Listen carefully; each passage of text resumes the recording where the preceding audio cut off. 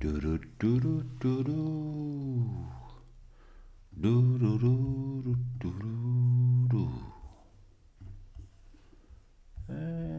Bush.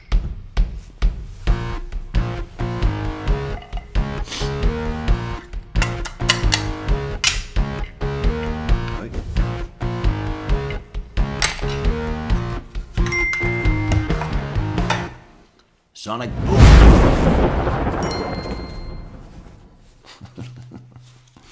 Oh, greetings, California, Oregon, Washington, British Columbia, and Baja.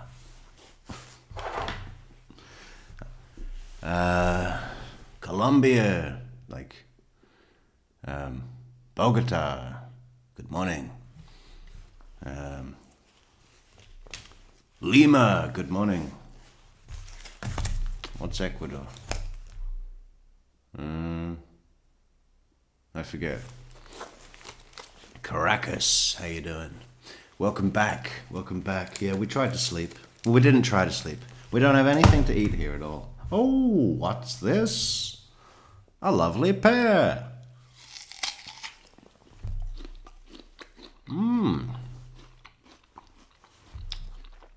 It's nice and firm. Anyway. Apologies. I need to put one of these moderators in charge of my timekeeping, don't I? Who's it going to be? Maybe it should be Christina, because Christina is the real reason that I'm here right now. I woke up. I looked at my phone. I said, oh, it's just about time to start that live. Oh, no. We're 5 hours late. I looked through some messages, and Christina had been nice enough to share with me some of her own findings about the Grant Amato case, which I was surprised. I was surprised, Christina, that you hadn't heard of the case. Fuck!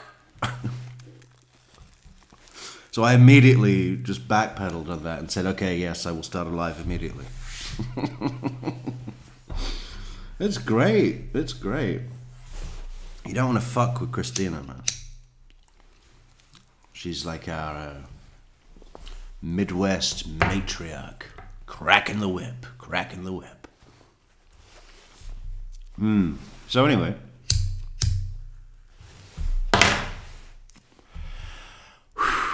We will be starting a live Grant Amato Part 2. How about that? We did Part 1 yesterday, and now we're moving forward. We're moving forward to Part 2. That's great.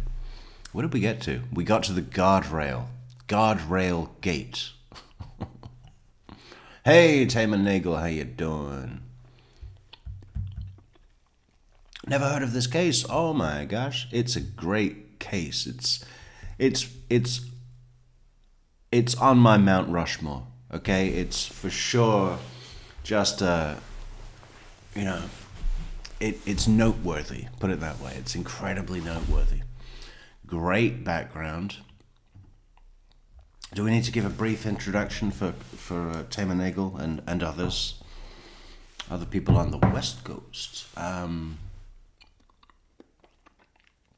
So Grant Amato got fired from his nursing job because he was stealing prenaprenol, the same drug used to kill Michael Jackson.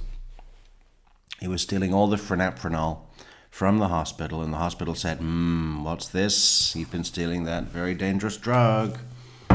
And we don't know what he was doing with the drug. He said that he was administering it to patients that didn't look, quote unquote, adequately relaxed.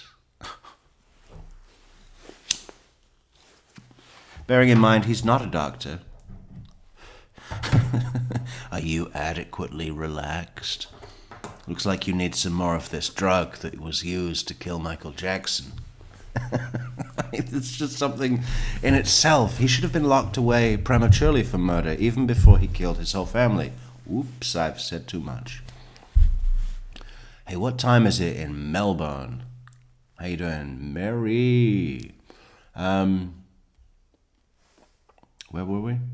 So he lost the job, and he was in trouble with the law, grand larceny of the third degree or something like that, grand theft.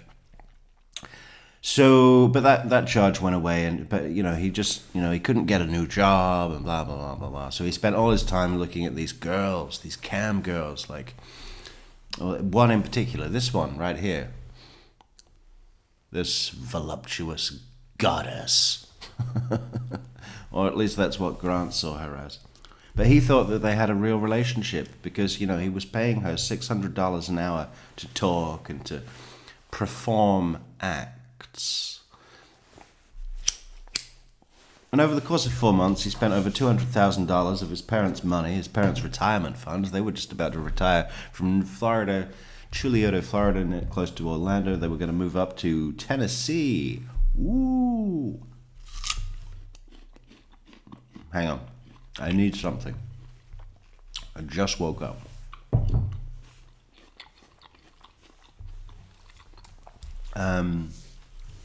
So they said, you shouldn't have stolen all our money, and we're going to have to send you to a sexual rehabilitation online addiction clinic. That's just what you don't want to hear, right? There was like an intervention, all the family sitting around, and they sat him down and they said, Grant, you're going to the sexual rehabilitation online addiction clinic. Oh my God. Anyway, he went there and left early, and they conned them all to think he didn't have a problem, and then he came back, and there were conditions. He was allowed to live in the house, and they weren't going to call the cops, but there were conditions. One of the conditions, number one, and it was in that position for a reason, is do not talk to that Bulgarian cam model that you sent all of our money to so you could watch her flicking the bean on the webcam, okay? That's a very expensive wank. Why don't you just watch free porn, man, if you want? Or don't. You've got an imagination in that giant fucking dinosaur egg of a head of yours, right? We had a lot of fun last night calling his head all sorts of names. We had, of course, melon came up, but also Christmas ham, defrosted chicken breast. He's 29 years old and his head looks like that. Yeah, so feel free if anyone comes up with some new concepts for Grant Amato's head. We'll have a look at that too. What else are we doing? Yeah, so he wasn't allowed to have any internet, and then, he was tricking his mom. He was saying, Mom, I love her, because Grant Amato, he didn't think that this was a service relationship, He thought they were in love and meant to be together. So he was crying to his mother, Mom, I love her. Please let me send her a private tweet on your phone. His mother gave in. His dad found out, went fucking ballistic, said, get out of my fucking house. You're gone. You're out. You're history. Motherfucker, you've ruined my life. Ah! And so Grant killed his entire family. His very, very supportive, caring, family. Michelle, how you doing? We're so late. I'm sorry. If it wasn't for Christina, where is Christina? There she is, our matriarch in the Midwest, cracking the whip.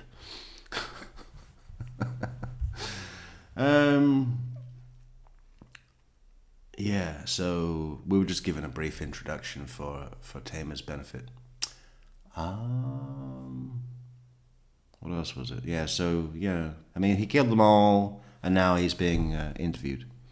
He killed them all, and the first thing he did was steal his brother's credit card, drive to a Publix parking lot so he could get on their free Wi-Fi, because all of his devices had been confiscated, and, the dad was like, I'm taking your tablet, and I'm taking your phone, and you're not getting any service on the phone because you sent our $200,000 to that Bulgarian girl. So he drove to the Publix, connected to their Wi-Fi, paid $600 to speak to this lady for an hour so that he could jerk off in the parking lot and then sleep in his car before the next day waking up and putting on his suit in the Publix parking lot and going to a job interview. And what time did he get to that job interview? 9 a.m., 9 in the morning. What time was the job interview scheduled to take place? 10 o'clock. I would never, ever walk into a job interview an hour early. 15 minutes is too much. You know. You basically want to go straight in. 5-10 minutes, okay. 15 minutes, too much. An hour, fuck off. You're not getting the job based on the fact that you arrived an hour early and we had to let you sit in our lobby and stare at your head. Fucking dick. So, yeah, he went to a hotel, he went to a DoubleTree. He's like got no money and he's like, yeah, no, I thought I'd better get somewhere to stay. So I went to a nice mid-range price hotel. And then in the morning, I thought, wow, gee, I'm hungry. I know, I'll go to Panera, where I can get a panini for $14.95 and a coffee for $7. Is it that much money? I always think of Panera as being, kind of upmarket. It doesn't exist in Europe. But it does exist in Canada. And, their toasted raisin bagels are better than the ones in Tim Hortons. Sorry, I gotta say it. Hey, can I get one of those buttered, toasted raisin cinnamon bagels? Because I really like those. God, I wish I had one right now. But all I have is this friendly pear.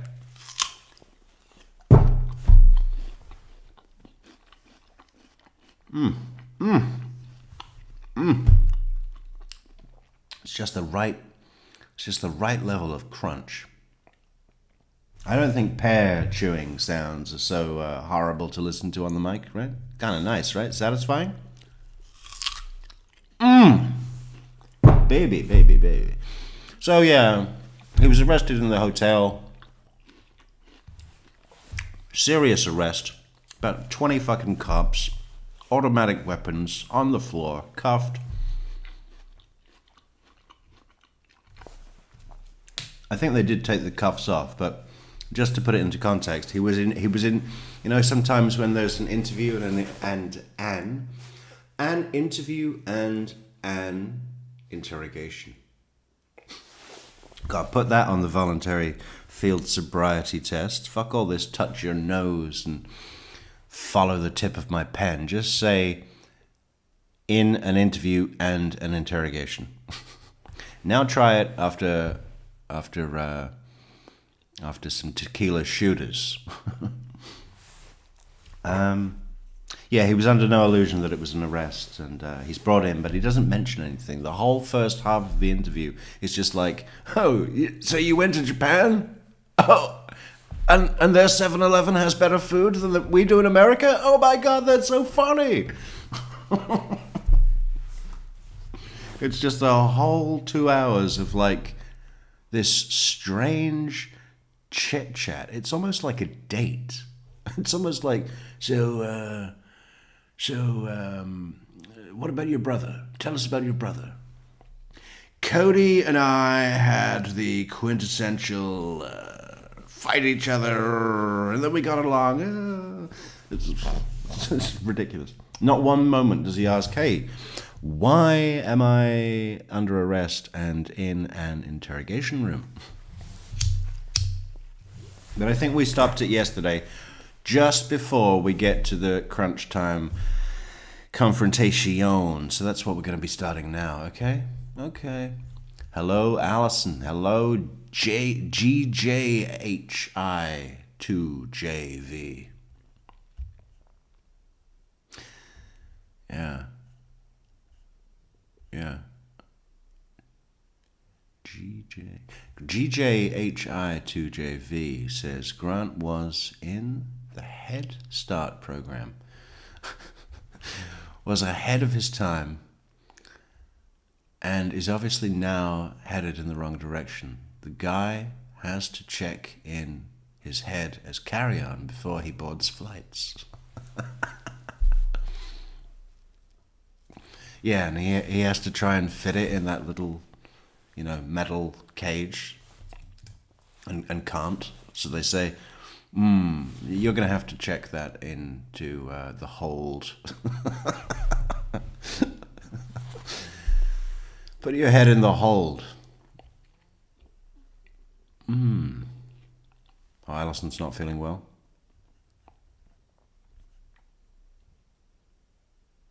Not feeling well this morning, nauseous. Help. Okay, I tell you what you need to do.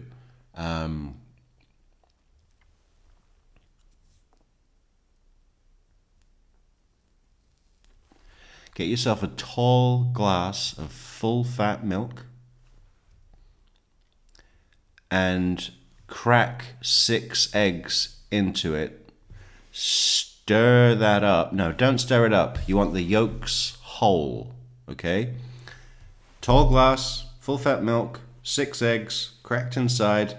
Just down that shit all the way, everything, and feel each yolk go one, one, one, one, right down your gullet, and you'll feel a million times better, trust me.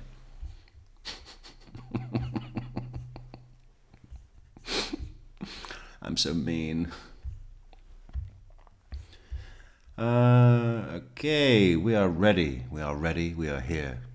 How many people have we got in chat? Do we have more than 4? That'll do, baby. Oh, 18. Well, yeah, okay. We are late. It's my fault. Oh! Links. Support the channel on buymeacoffee.com/True Crime Metrix. PayPal links in the description. Social network links in the description. And other links. Fantastic links. Great links. Close. Close. Play. Nobody else in the room. Nobody else in the room. Rented in your name. Rented in my name. Okay. You come out and do what? You come out of the room today. Pinto, another West Coast. How you doing, Pinto? Go where? Where are you going? I was going to go down because I had like one more bottle of water in my car, and I had just finished eating like just a little granola bar thing, so I was like, I'm just going to go down and get my bottle of water. And you found what when you go outside? All the police officers, brother, yeah. Okay. Thanks so much, Pinto, for getting us started early with that lemon super sticker. Good job, Pinto. Real quick, do you know if there was a password on the iPad prior to your dad taking it? Yeah, but it was just...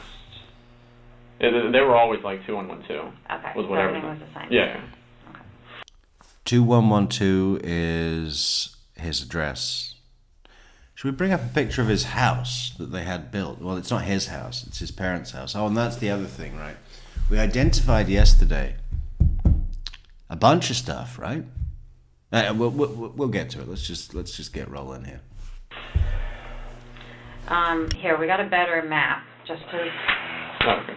And I can't see that, so... Okay. I'm blind. Like Mills. Oh. But I am going to have to explain the map. Okay, so he killed his mother, he killed his father, he killed his brother.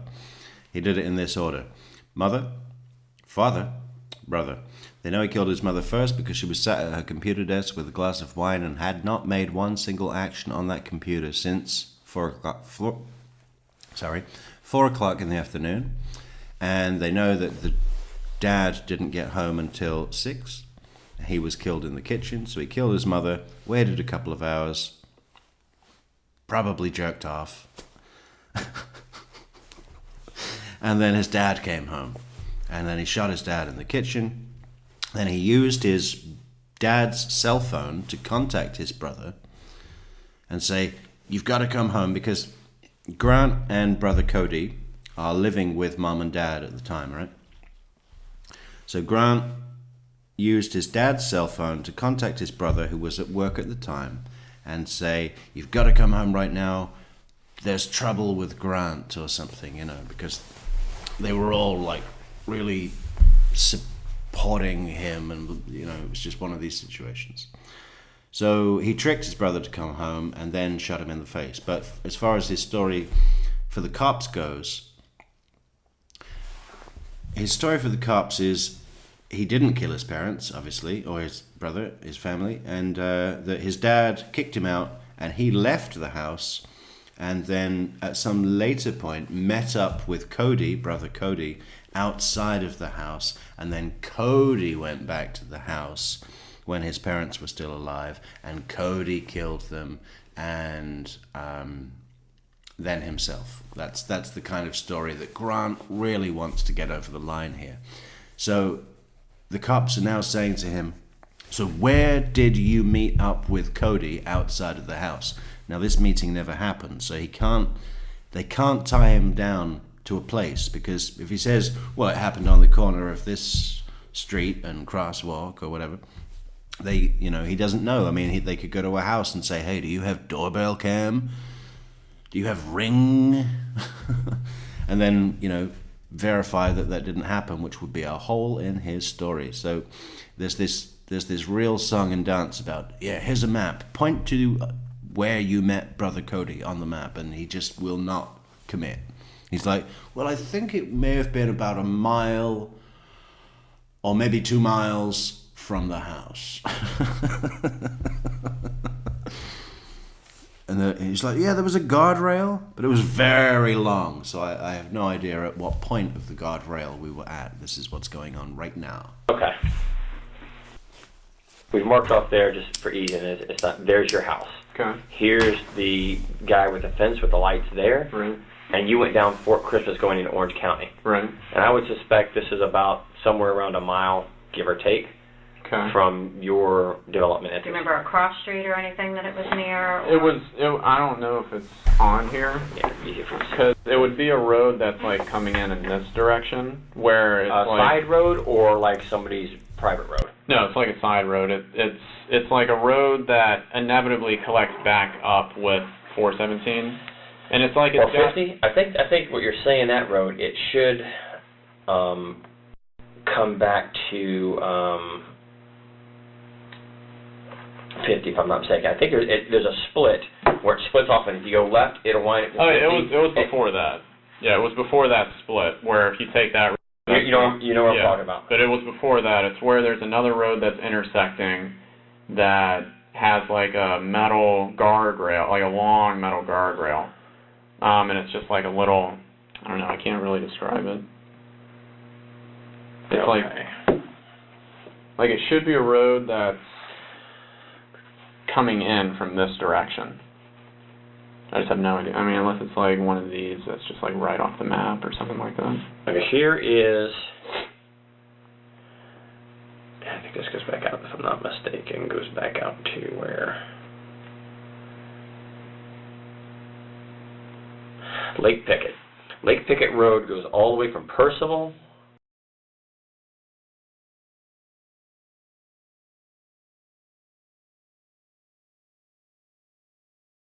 Absolutely, Michelle, that is totally fine. We're all going to fall asleep together today. It comes out and crosses Trulia Road 419. It goes back through some new developments, winds its way around, and kind of looks like that. Does that look about right? Fort Christmas, before that road comes in, it's a good road. Yeah. There's a stop sign that way, so probably you think right around there before you get back into the Bithlow proper area. Yeah. Could that have been it? Like right around it here? was close to that. Was there a church right there? The Catholic Diocese of Orlando has got some property there? No, I mean, all that I can remember is just like because right the here, fields and all that because stuff. right here, I know it's kind of hard to see, is where you live at. Right.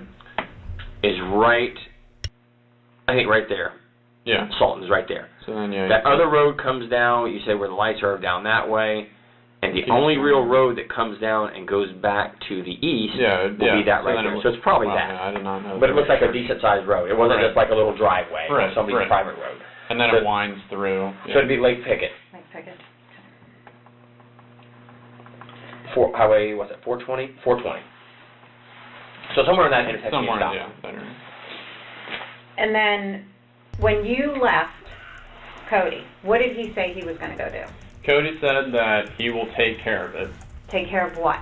Just the situation that was at hand with whatever he had been updated with from my mom. Did he tell you what he was updated? He had told me the reason why, like, I'd been kicked out. But he really didn't give me that much dialogue, like, about that situation. You know, he was miffed a little bit because, you know, he had just gotten off work and now he has to go deal with this.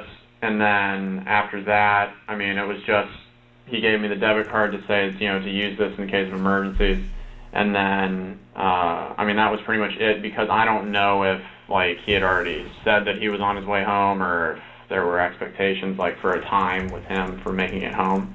But what was your demeanor? Like, what did Cody see you as? Like, were you like, scared? upset? Yeah, I was scared because, I mean, like I said, it's the first time that I had been out of the house, you know. So you were scared of what? Being on your own? Right. Or did your father say or do anything to scare you? He had threatened me that if I stepped foot back on his property, not the house, but if I stepped foot back on his property, that he would kill me. And, like, He said those specific words? Yes. Did you tell that to Cody? That your father told you that? No, I didn't. So you're afraid of him. Oh, yeah. You are actually afraid that he could kill you. Yeah, and it's also because, like, in the past, like, 2 weeks before I got kicked out, my dad was going through, like, a lot of episodes where he was losing his temper a lot, yelling a lot, especially when me and Cody weren't at the house. And, Who's he yelling at? my mom. He was losing his temper a lot. Yeah. Well, maybe that's because he was about to retire and, you know, go up to Tennessee. They had a house all set up, you know, nice place, remote location, surrounded by trees, fantastic views, a deck, you know. We've got the money, we've been saving, we've put it away, and now, look, our fucking alien head of a son has stolen it all and sent it to an online stripper. So that means we can't retire, and I'm going to have to continue my work for another decade. And then on top of it all, the property in Tennessee has got a hog problem, right? These hogs are coming in, tearing up the lawn, fucking ruining the stone walkway, and like, you know, they really wanted to get up there and focus on some fencing, or so. While they're continuing to live in Florida, their property up in Tennessee, this dream place, the place where they're going to live until they die, right, is being torn apart bit by bit every day by these wild hogs. So yeah, I guess he was a bit on edge, the dad, right? So was he being violent to your mom? Yeah, like, I think Physically or just emotionally? both. Put his hands on her. He had bruised her left arm by grabbing it. You know, both is such a tell as well, especially to a question like that, right? Physically or just emotionally? Both. You know, that is such a lie. It's so fucking obvious. And, you know, Grant over here, despite the size of that, you know, the cranium that he keeps, where he supposedly keeps a brain, he doesn't know. Why? Because he's just never been anywhere in the world at all. He's never done anything. You know? He's like not even a teenager. He's like a 12-year-old boy, right? Like, I bet he gets home from work at age 29 and his mother says, "Do you want a PBJ? I fixed you a PBJ and a nice glass of milk." And then apparently she had said that on one of the nights that they were in the kitchen together, and then he was like throwing food at her and then banged her head against the wall a couple times. So and I'm not, let me speak bad of your dad, but he's kind of a violent guy.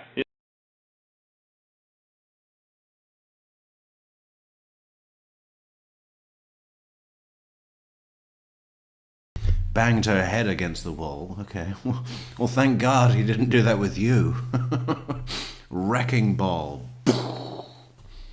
Yeah, I mean... You have a reason to be afraid of him. And then the thing that I was getting to was that apparently my mom was so scared at one point, because it had been a while since he had been like this, that she had taken like a couple or a number of voice memos on her phone whenever he would like come in and then start, like she knew that, you know, something like he was going to start to get upset. And that on multiple occasions, he had told her that basically if I fuck up, sorry for the language, but if I screw up, he's going to kill me, and then he's going to kill her. He said those specific Because words. he blames everything that happens negatively with me and with Jason, not with Cody, but with me and Jason on her, because we're her favorites. So you have a reasonable belief in your mind that your dad could hurt you. Yes. He could hurt your mom. Yes. He could maybe hurt Jason. Yes. He's a violent guy. I'm sorry, I've been this a long time. He sounds like a violent guy. Yeah. Quick to lose his temper with you over minuscule stuff. Minuscule stuff, yeah. I get the point he's upset about the amount of money. I do get that. Right. But physically, he's abusive. Yes. And it's kind of embarrassing as you're an adult male right now. He's been abusive of you for years, has he not? Yeah. I mean, more mentally over the course. But it has been to the point where you as a 29-year-old male, right, 29? 29. That you're afraid that your father could kill you. Yeah. And I mean, again, it's like, you know, at the house, I mean, I have like no access to anything. So I mean, it's literally just like me, and you know, I told you, access to anything. You mean what? Like, you know, anything to defend myself. You know, like I the guns in the sold house? all my guns. You sold it. Does Cody have guns in the house? He does, but they're like locked up somewhere. Dad have guns in the house? Again, yeah, but they're locked up somewhere. And you don't have access to them? I don't even have a house key. I don't have a house key. I don't have any keys to the... I don't even have a house key. Again, that wasn't the question. And you don't have access to them? I don't even have a house key. You know. The doors inside the house, all I had was my car key. That's all that he gave me. And that night when you argued with your father and he said he grabbed your shirt and pulled you off the couch, did he do anything else to you physically? No, he didn't like pursue it anymore. He was just... Did you tell Cody that he acted that way towards you? No, I didn't. Cody had no idea that there was a heated, physical, just the argument that you needed to get out because you were talking to this girl. Right. Okay. We've come and talked to you. Okay. You rode up here voluntarily with us to talk to us. Why do you think we're having this conversation? Okay, that is the first major question of the confrontation. You came here voluntarily to talk to us. Why do you think we're having this conversation? We are 2 hours and 12 minutes into the interview. I honestly don't know, but I'm pretty freaked out at this point because, you know, it's, I mean, I know, like, how the situation was when I left, and, you know, I thought that it was weird to begin with that I hadn't gotten any communication whatsoever. I mean, like I had told you, my brother, Cody, the last time when I was away from the house, that he was the one who outreached to me via email, because, again, I didn't have my phone or anything like that. So, I mean, I thought that it was weird, but I had just been kind of putting it out of my mind, thinking, okay, you had to go to work, or they're busy, or something. When you were in your room, the hotel room, hanging out, watching TV? No, I didn't turn on the TV. I had on just like music in the background, just kind of help me go to sleep. Are you sure about that? Because the hotel, it's weird, and I didn't know this. I used to travel a lot for work. They can tell, because of the TV, every channel you've been on when the TV gets turned off. Because I guess they have a problem. Yeah, I guess they have a problem with people stealing from that. Oh, wow. So those things are well monitored. Even though it looks like a cheap Yeah. Generic I TV. never even touched the TV remote. Gotcha. I didn't turn on that TV at all. I was just using my service to like watch YouTube initially, and then I You were checked. still using the surface to check things. Right. So yeah. there'll be a history of everywhere you went on it. Right. Yeah. Okay. As a child, we're told the truth always is the best thing to do. Correct? As a child, we're told the truth is always the best thing to do. I don't even think that makes sense. The truth is always the best thing to do? Anyway, no, we're about to enter the honesty loop, and we're going to be here for a while, guys. This Detective Danny, the lead detective in the room, he gets into this thing about truth, about honesty, and you know, it's a really interesting version of pressure tactics. You know, it's hard sell. I would love, just fucking love, to walk onto a used car, what do you call that? You walk into a used car dealership and start, you know, looking around and going around the forecourt and checking out all the stuff, and just have Detective Danny come out and start asking me questions. Good morning. Anything I can help you with today? You know, and just listen to his pitch, because I would probably buy about fucking 6 cars from this guy. He's amazing. He's one of those detectives where, you know, if the whole cop thing doesn't work out, go into sales. You would be a genius at sales, okay? Most detectives would be, right? And this is a really interesting thing. A good detective is a good salesman, right? 100%. Look at Jim Smith. Look at here's another great example. I mean, there's lots of great examples of detectives that are awesome. General Isom, on the other hand, big problem. You know, that guy could phone me up bro, and say, I'm gonna fucking fuck up whoever the fuck is fucking with me. Hey, Pinto, thank you so much for those cups of coffee on buymeacoffee.com. We have to read out a message. We have to read me a message. Pinto says, Franklin, at least we don't have full turkeys for heads. At least we don't have full turkeys for heads. There, see, there is something to be grateful for. Absolutely, right? And it's kind of funny, because you've called me Franklin, which is, of course, is the name on a $100 bill. And who's on a 50? You know. Yeah, it's this guy. That keeps happening to me. It keeps happening. These little weird coincidences. You know, the other day when we watched Levante Lazar, and it just happened to be November 6th, the interview. The interview was recorded on November 6th, 2018, right? And just by total fluke, we watched it all together on November 6th. I didn't know that. I had no idea what date that was, the interview, until it said on the screen. And yesterday, when we started watching Grant Amato, it was also funny because, and this is a little bit different, right? This is a little bit different.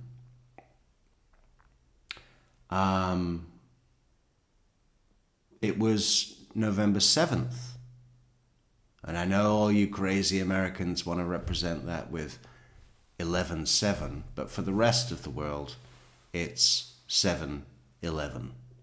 And what was the store in Japan where Grant, he was too afraid, when he went to Japan with his brother and his brother paid for everything, he said that they were too afraid to go into any of the restaurants and eat food because they didn't speak Japanese.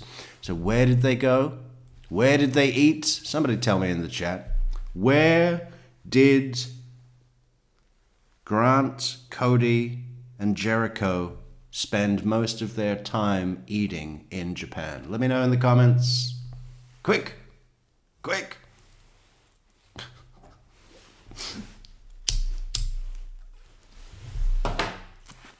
Nobody remembers. It's 7-Eleven, which came up yesterday on 7-Eleven. And now Pinto's here calling me Franklin, which always makes me think of money.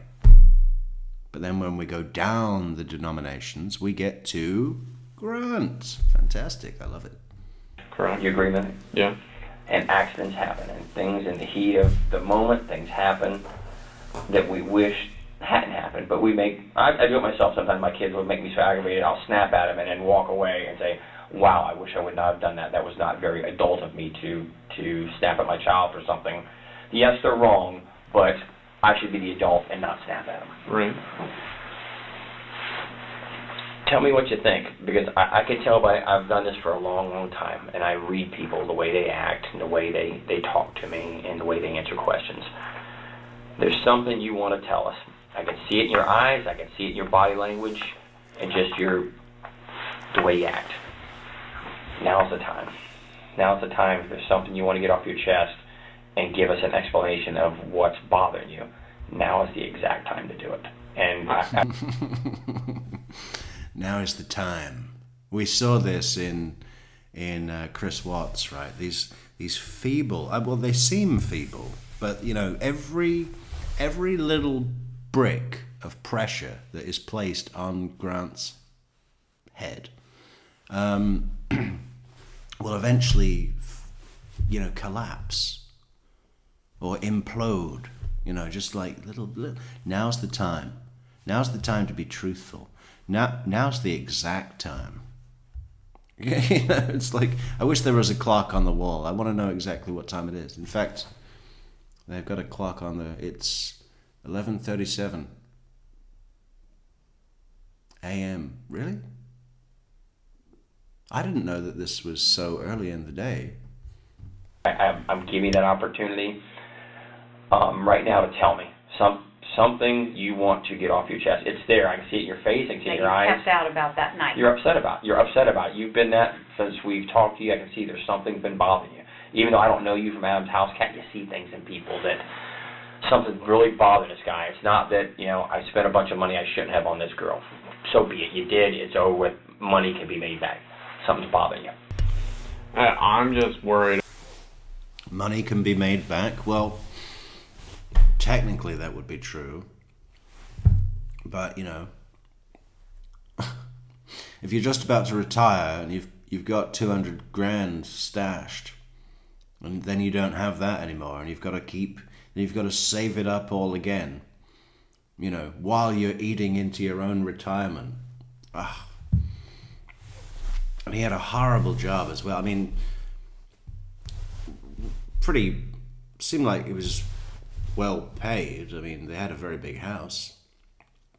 But the dad's job was kind of working in a call center for pharmaceutical call center. So if a pharmacist would phone up and say, well, how much of this drug should I administer to this patient for this or something? You know, he'd say, okay, well, you want to give him a 20 milligrams or whatever. But now he's just going to have to sit in that call center for the next decade, saving up. And every day he's there is a day that he doesn't, or he shouldn't have needed to be there. They were set, they were ready to go, they were going up to Tennessee. About what is all transpiring from this. I think at this point right now, to be honest with you, Grant, you know what it is. It's in your eyes. Your eyes is the view to your soul, and it's in your eyes.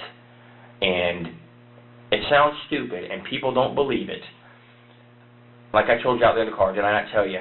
You may not like what I say, but I'm going to tell you the truth. I'm going to tell you the truth every time, because I can walk in front of anybody in God and say, I don't care, I told him the truth. And we usually know answers before we ask it. Right. Me and Eva knew everything before we asked you the questions.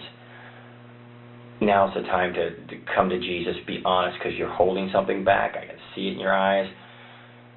People don't believe that the police will help you, but we are actually here to help you with issues you may have.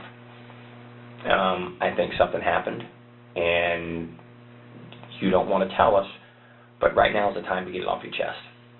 And I really wish you would, because it will make you feel better in the end. I genuinely don't have anything else that I can say about the night or the periods of time afterwards. There's only one opportunity to make that good impression, and if we've done something we shouldn't have done, you fess up to it. You caught your hand in a cookie jar, you do it. Now, is there anything else that happened at the house that you didn't tell us, that you've left out or we haven't asked you, that would be of importance? Or during the time that you drove around for those few hours, did you ever really go back to the house that you haven't told us about? Something that happened that caused you to defend yourself. No, because again, it's like I didn't have any means to defend myself. I mean, I didn't. Well, and something that I'll say that's pretty unusual. We don't really see this a lot, but Grant is extremely resistant to the pressure that's building in front of him. I can't think of, another defendant when they're in, we see it all the time when a defendant will be in there and not respond to the accusations, right? Kind of not even acknowledge them. Want to stay away from confrontation. If the cops give them an out to just talk about fucking their trip to Japan and how they were on the weightlifting team in high school, they'll talk about that all day. We see that all the time, right? But one thing that is quite rare about this interview is that when it does come to the confrontation, and now we're going to start talking. You remember Chandler Alderson when he's in there going, well, I think I went to a Quick Trip, and I got a coffee, and I wanted to try the Kruger Gold, and it was a free one, I believe, because I used my dad's loyalty card. He's talking for an hour and a half about nothing. And then when it comes down to, okay, now we're going to start talking about your parents and what really happened. I think your parents didn't make it to the cabin, and you already know. He freaks out. Lawyer.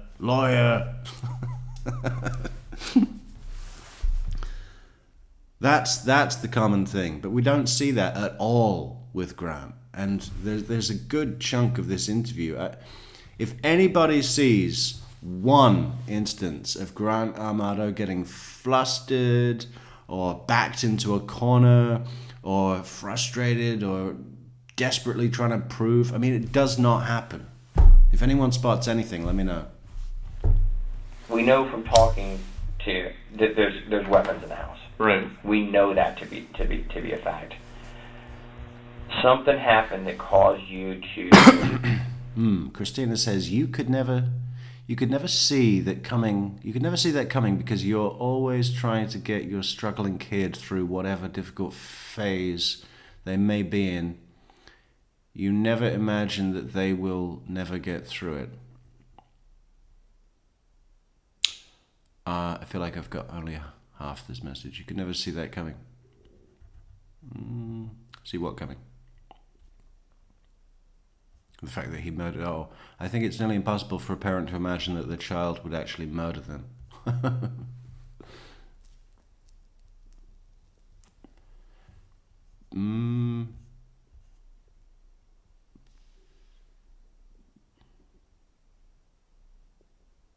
I don't think it's impossible. I think we've seen a number of cases where I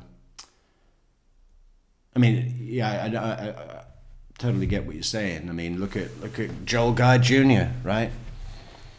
Joel Guy Jr. I would cover the Joel Guy Jr. case, but I cannot allow myself to ever hear that dog again. That I don't even want to think about it. That dog so upset and stressed because he was left in the room with no food or water, and all of his his Joel Guy Jr. had murdered his parents, cut up their bodies, put them in huge tanks of acid to dissolve dismembered bodies, put his mother's head in a fucking stock pot on the stove, boiling, simmering away. I mean, just the amount of stress that poor dog was under. I never want to hear it again. I'm not going to cover the case, but it's very similar to this. She never saw it coming. Defend yourself. Whether you had anything or not, you found something to defend yourself with. I can't tell you everything. I'm not going to tell you everything. But something happened. Whether your dad blew up on you, threatened you, physically harmed you, or hurt you, something happened that caused an altercation. And I didn't do anything at the house besides get my stuff together and take it out to my car. And that's, I mean, I didn't, besides that one thing that I told you guys where I was going down the road to come back maybe, besides that, I mean, I didn't. So you saw nothing that was out of the ordinary? No. In the Fort Christmas area or 419 area? No, I mean. Did you even get up to the Lake Mills Fort Christmas area where that guy's blinking lights are? No. When I came back, I didn't come up to there. There is, and you're better at electronics than I am. I'm gonna go ahead and admit that. There's a digital footprint, and there's ways to see things that we know that don't make sense. Even though your phone may not have service, there's still issues with the phone. Right. And it was on you the entire time Yeah. when you left the house Yeah. until you were in touch with law enforcement? I can track places you've been, and I know where you have been, and I know what time you've been there. And what everything you're telling me isn't just copacetic and doesn't add up. Because there's what I think, what you think, what she thinks, and then there's things that are hard facts that you can't manipulate. Right. You know what I'm saying? I think something happened at the house based on my knowledge right now, and you're afraid to say it. You're afraid to come back and say that I was a victim, I was hurt, I had something that happened there that I don't want you to tell because it's something maybe embarrassing or not good, but I know a lot more than I can let on right now. And things you're not telling me, I can't help you if you won't let me help you. So where's the missing piece? What have we missed here? I mean, when I had come back that other time, I crossed in front of the dude's fence, the red blinking lights ones. What time was that? I can't remember. That was Friday during the day when you said you were going to come back. Right. Yeah. Okay. But it was after you did your interview. Correct. Okay. Yeah. If you did that, you would have seen something, and there would be something out of the ordinary that you would have seen. If you passed that, you passed something out of the ordinary. What was it? I saw like a news van, and then I don't think there might have been like a cop car. There was like traffic being. Human nature. Human nature. What do people do when I go back to my old neighborhoods? And I've lived a couple places in Central Florida in the 23 years I've been here. I see something major going on. I get on my phone or I get on my computer. I wonder what's happened by my neighborhood. And look. Did that even spark your attention? There's a digital footprint of where I went on my phone. This right here phone, they can tell me I looked at these maps on my phone because it's on there. Right. The memory's there. You can't delete it. You can't. You came back to the neighborhood. You saw some things that are really out of the ordinary. Right. And I don't believe for a second that you thought that I'm not going to look what's going on. What happened to my neighborhood? I mean, I didn't search it up on anything, on any of the devices that I have. Did you search it somewhere else? At Remember, like I said, I know things that you don't know, and honesty will get you all the things I could do for you. Be honest, I can't deal with someone who lies to me, right. but I'll deal with someone and help them till the end, no matter what. Believe it or not, that's just me, and she'll tell you. It's what it is. I'm going to be honest with you. I'm going to say if I can do. I'll help you to the end, Grant. Okay. That's just me. I'm here to help you into jail forever, and of a major.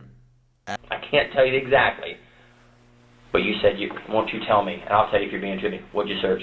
On when I had gone to the Panera, I searched for like top stories, Oviedo or Chuliota or something like. I said this the other day when we were looking at the Levente Lazar case, and he was on his way home after killing his mother in California and then driving all the way to fucking Indiana where he lives. On a 60-hour drive, he pulled over and searched Levente Lazar, suspect mother murder, Grover Beach. But Grant, really making use of that giant, brilliant brain of his in that head, is just searching top stories, right? That's all you need to search. It's gonna come up. Fucking Chandler Hollison, body found Wisconsin, woman's body found Wisconsin, Wisconsin dismembered body found. Just put Windsor DeForest top stories, and if someone has found a human leg, it will probably be on there. It will probably be covered by that umbrella search term. Top stories, Windsor. And found what? And then I saw that there was, it was like just the initial, like it had like a video, but I didn't listen to the video, but it had just an initial thing of that there was shootings in Salton Circle. But it didn't say like the address or who was involved. It was just like this is the preliminary. Was that on one of the news stations? What was the site you searched? I honestly can't remember. I think it was one of the Weshes, but. And you saw the story because we've seen the same stories. You've seen the story because there's a thing that will tell me how long of the time you spent on that. Right. You saw what happened. Yeah, I was on there for like 20 seconds. Well, what was your thoughts when you reviewed that story? I was freaking out, and I was just like blank. I didn't know. That's not him responding to getting backed into a corner. That's he's trying to be consistent with someone who doesn't know. He's not flustered about it. He's going, oh my God, my mother. I mean, that's. I'm talking about when someone is feeling so pressured that they start to lose their shit, like Chris Watts. This is something that I would never do at all in a million years. I never touched that wife. His distancing language is so funny. Those kids are the light of my life. Over there, those ones that I'm pointing at across the room, those kids. I never touched those kids or that wife. What else does he say? Those kids are the light of my life. Kids, spouse, family, home, job. That's your lifeline. That's your lifeline. Those kids are my lifeline. I was at the house. It was like a ghost town. And I wanted that knock at the door. I wanted that knock. I wanted that knock at the door, and I wanted the kids to run in and barrel rush me, crack my head open. I don't care. No, I missed that. No, I do miss that. I miss them throwing chicken nuggets at me, and I miss telling them, hey, you better eat that or you're not going to get your snack. I miss, letting them watch Bubba Guppies on their Minnie Mouse couch. Okay? No, I do miss that. It was a ghost town and a whirlwind. Okay? Right now, we've got canine units. The Frederick Police Department, they've been on point, seeing if they can get a scent. I always imagine when the canine units came from Frederick PD, did they meet Dieter, the dachshund? Because Dieter knew exactly what was going on. He was trying to tell the police. He was saying, it was him! It was him! I was here, it was him! Don't leave me alone with him! So when the fucking proper police dog comes in, does he see Dieter and go, hey, we need to take a statement? Put this dog in the back of an unmarked. He's got something to tell us. Hello, you heard me talking about dogs, and now you want to come and say hello to your public. Say hello, public. They all come to see Soap. If anyone would like to buy Soap a coffee, please go to buymeacoffee.com, buysoapacoffee.com, and /True Crime Soap Tricks. Embarrassed to talk about. But we need to know exactly what happened because, like Danny said, we can place you there at certain times. And so we need to know what happened before you left that house because you didn't leave with everything being okay. I honestly, I don't have anything else that I can really say. I mean, I don't know. Do you even know why law enforcement got involved? Like what brought us to that home? No, You just said it. You know something bad happened there. Out of your voice, not mine. I have not told you anything what's happened there. Something bad happened. You're here with us for a couple hours. You admit that you've looked at a site and seen something bad happen because the video is not of just a general area. It's of a specific location, correct? Yeah, I saw like a driveway or something. Whose driveway did you say? I don't know. I saw like there was like a gate. There was a gate, and then I saw like that there was like two cars, but then I didn't see anything past that. Okay. Well, is that driveway and gate your home? I honestly did not fixate on it for like a long period of time. I saw like the one with an actual like gate. You've been here with us.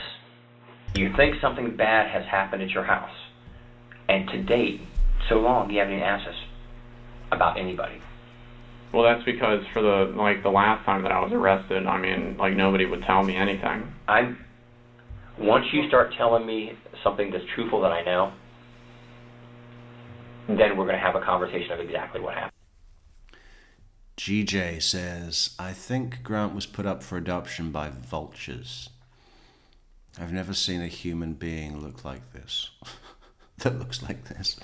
Yeah. No, he could play a vulture, couldn't he? In a school play. Like, what's that? Is it a Disney movie? Which movie are the vultures in?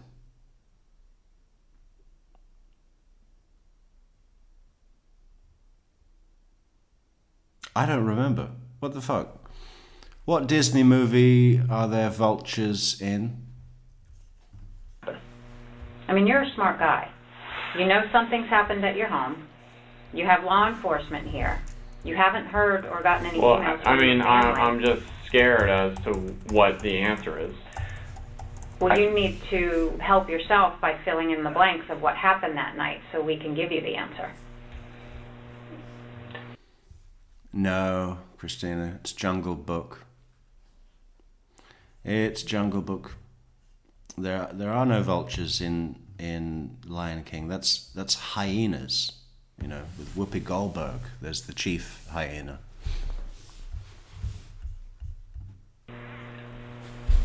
Did anything more happen with you and your father besides him grabbing you up from the couch and yelling at you and kicking you out? Anything at all? Did he harm you, hit you? No. Draw any weapons on you? No. Okay, we're just going to pull up a picture of the Disney vultures from the Jungle Book, because I think we've found, if the prison ever puts on a production, even the pasture, the only problem is that they kind of have too much hair. Oh, here's one with no hair.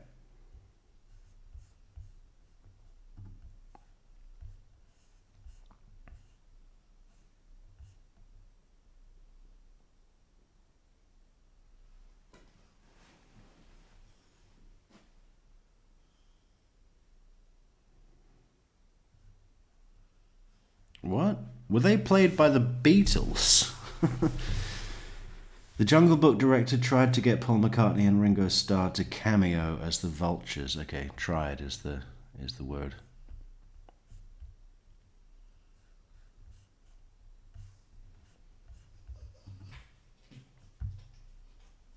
Save image.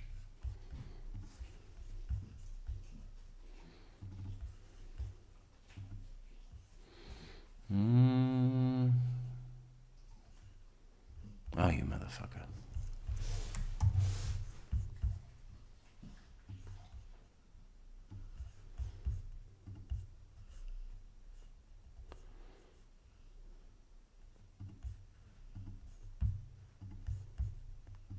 Yeah, there.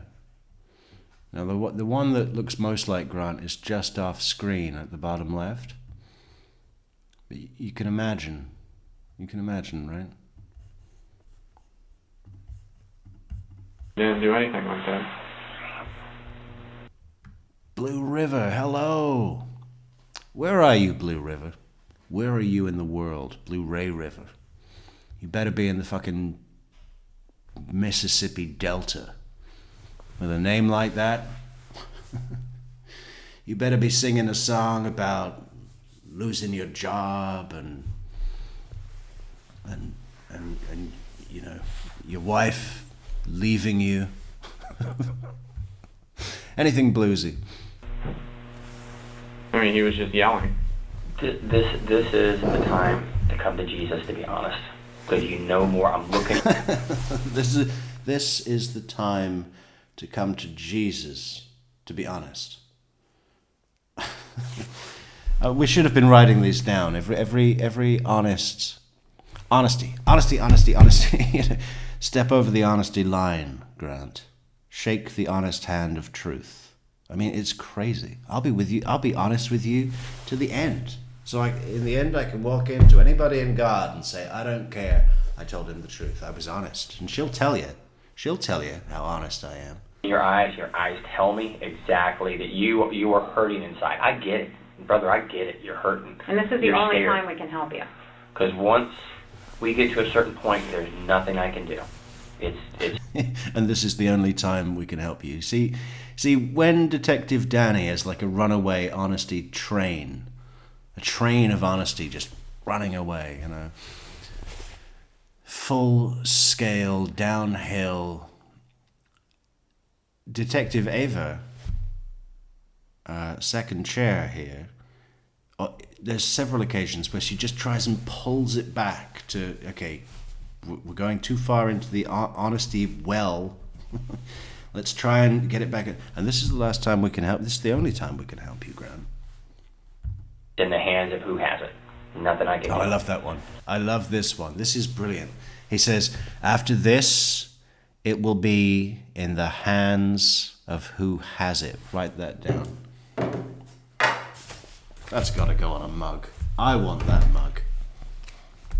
After this, it will be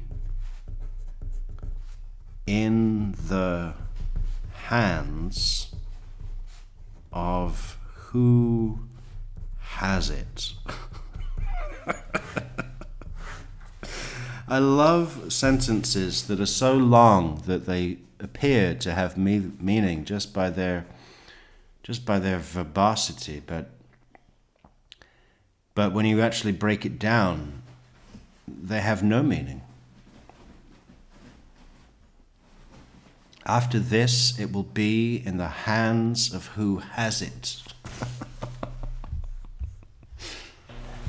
Honesty is always the best policy.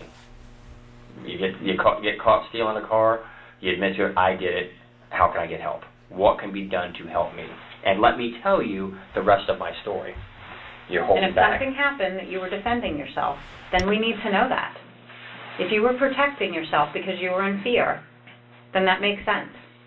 But we need to know exactly what happened for you to protect yourself. You can't minimize this. Once, a wise man told me one time, once a bomb goes off, you can't defuse it. You can't. That's already out there. You needed a wise man to tell you that? A wise man told me one time that once a bomb goes off, you can't defuse it.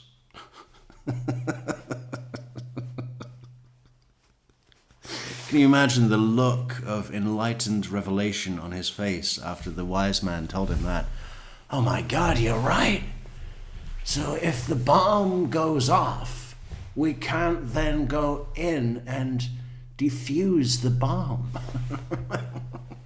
A wise man told me one time that after a bomb goes off, you can't defuse it. Now is the point to say, how do I put Band-Aids on myself to minimize the injuries I have? And we're giving you that opportunity. I want to give you that opportunity. I don't think you're a bad guy at all. I really don't. I think you're going through a very stressful and emotional time right now with being out of work and just dealing with all the problems with the arrest. You're probably not used to depending on somebody to pay all your bills. So now you have to do mom and dad or have to give you money. Cody's having to give you money. And there's a significant debt to people. $200,000, I don't know what I'd do. I mean, mortgage, yeah, I get it, or something like that, or a medical bill for my child, yeah, I get it. But talking to some girl, in Bulgaria, you hit it right on the head. You were embarrassed about it, and you have nothing to be embarrassed about. And that. you said you had a connection with her. Sure. And here it is, man. Yeah, I had a connection with her. I had a real nice connection with her. A bank account connection. Big money, baby. You said you had a connection with her, right? You love her. You love Sylvie. Where's Sylvie? Let's just bring her up a second. This is who he believed that they had a connection.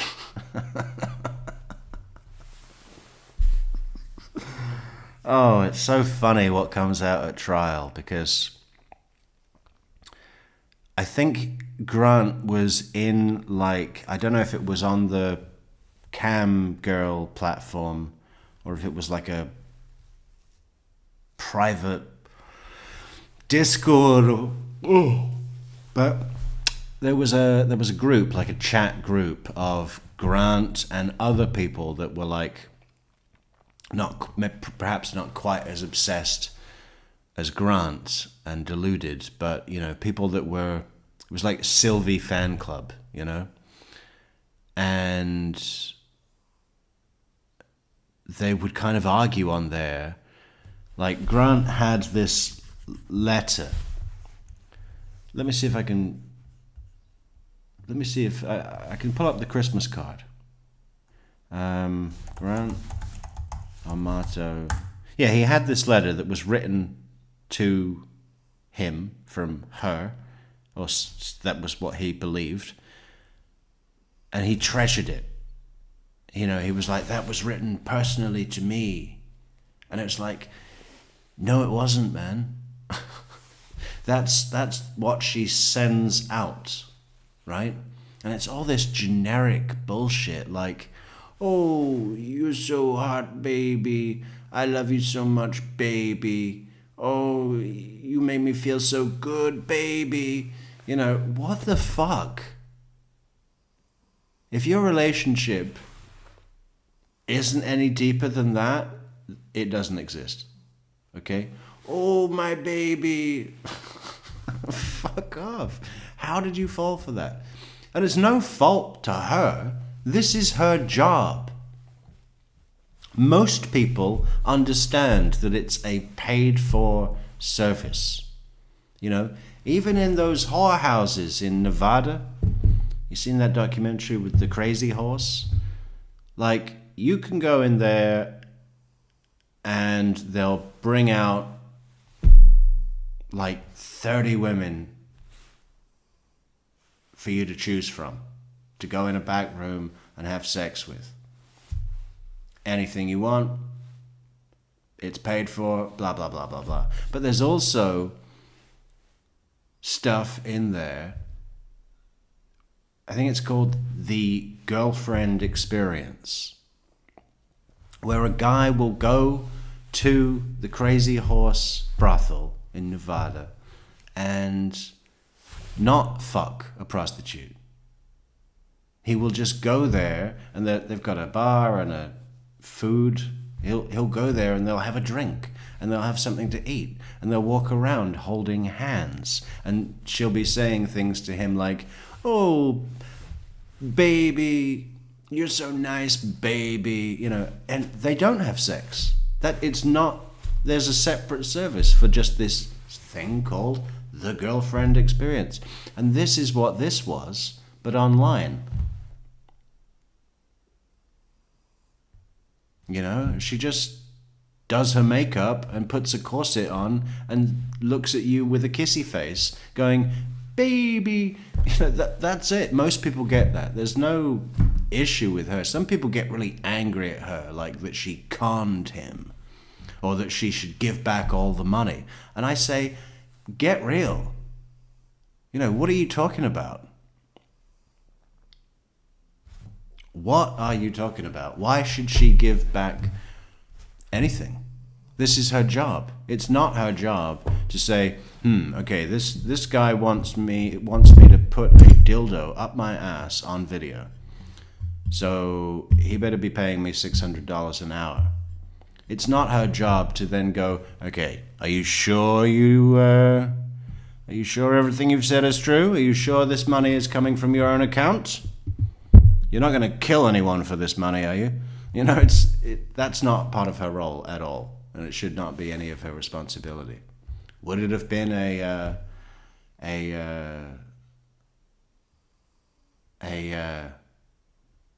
gesture that I'm sure people would have, you know, given her credit for or something if she'd have made a statement or made a donation to some kind of charity that prevents these rare tragedies from happening. Sure, I'm sure people would have looked fondly upon that, but that's her choice, and there's fucking zero obligation. I help you. She won't help you. You gotta come to me with the truth now, because I already know the truth. I do. Here's the thing. Celia Triolo says she made big bucks. Good on her. Well, you know, we said this yesterday, but it may not even be her enterprise.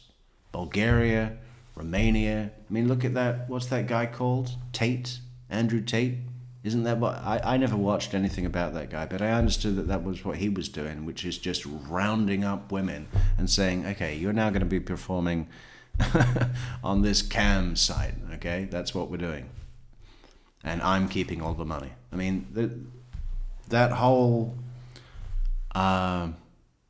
area, Montenegro, Romania, Croatia, Bulgaria, Serbia, Albania. There's a lot of that in that little pocket above Greece. The Balkans, right? The Balkans love to round up women, make them perform, and take the money, you know, by some like virtual pimp. Here's a chance you can shake your head no. And It's the same in Amsterdam. You know, you can walk around Amsterdam and the red light district is full of prostitutes in their little rooms, looking out the rooms, and it's just like, you know, just in terms of getting in to that room for the workers, that's a very competitive market. Without a backer managing that, good luck, because you'll be squeezed out. You need a backer. You know, it's not exactly a pimp, I guess, because it is legal. But, you know, there's a lot of exploitation. You know, just as there is in fucking Houston or something on the streets, but in a different way. You know, I think it's pretty rare for those prostitutes in Amsterdam to be like actually managing their own enterprise, you know, and taking all that money. I don't. Maybe that happens a small percentage of the time, but I really don't think, in general, no. say, I don't know, you do know. And I know you know, she knows you know. There's a reason you didn't go back to the house. There's a reason why you haven't tried to reach out. I mean, it's odd you haven't heard from anybody. Yeah, I mean, it's like it's words that, like, I can't think of to even say. But I'm assuming that, oh, fuck. you know, Sorry. when you see that there is a shooting somewhere and it has to do with my family. Thank you, Blu-ray River, for letting us know the thumbnail was up. Your family has no known enemy. I gotta get a coffee. I'll be right back. Support the channel on buymeacoffee.com/True Crime Metrix. Links in the description. PayPal. Nobody has a problem. Nobody. Right. Continue what you were saying. You said when you. But I mean, that's like I don't.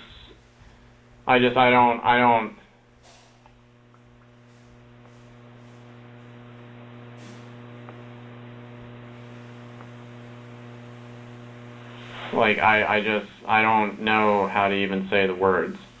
Well, give me a roundabout what you're thinking. That somebody in my family's dead. And how does that make you feel if you're thinking that? I have absolutely no ability to comprehend the words, because, like I said, I've been there for my whole entire life, and even though there's been struggles and everything like that, there hasn't ever been any issues. There's never been the struggles or the issues like happened Thursday. Never for you. I believe you 100%. I believe it's never been like that. But something happened Thursday unlike anything you've ever experienced in 29 years of your life. Never. And maybe you felt that was rock bottom for you. You were getting kicked out of the house. Your father gave you an ultimatum. I mean, that's, you know, you're already dealing with the debt, and, you know, now you have to stop talking to this girl, and now you're being kicked out of the home. I mean, that's, I can understand how you would feel.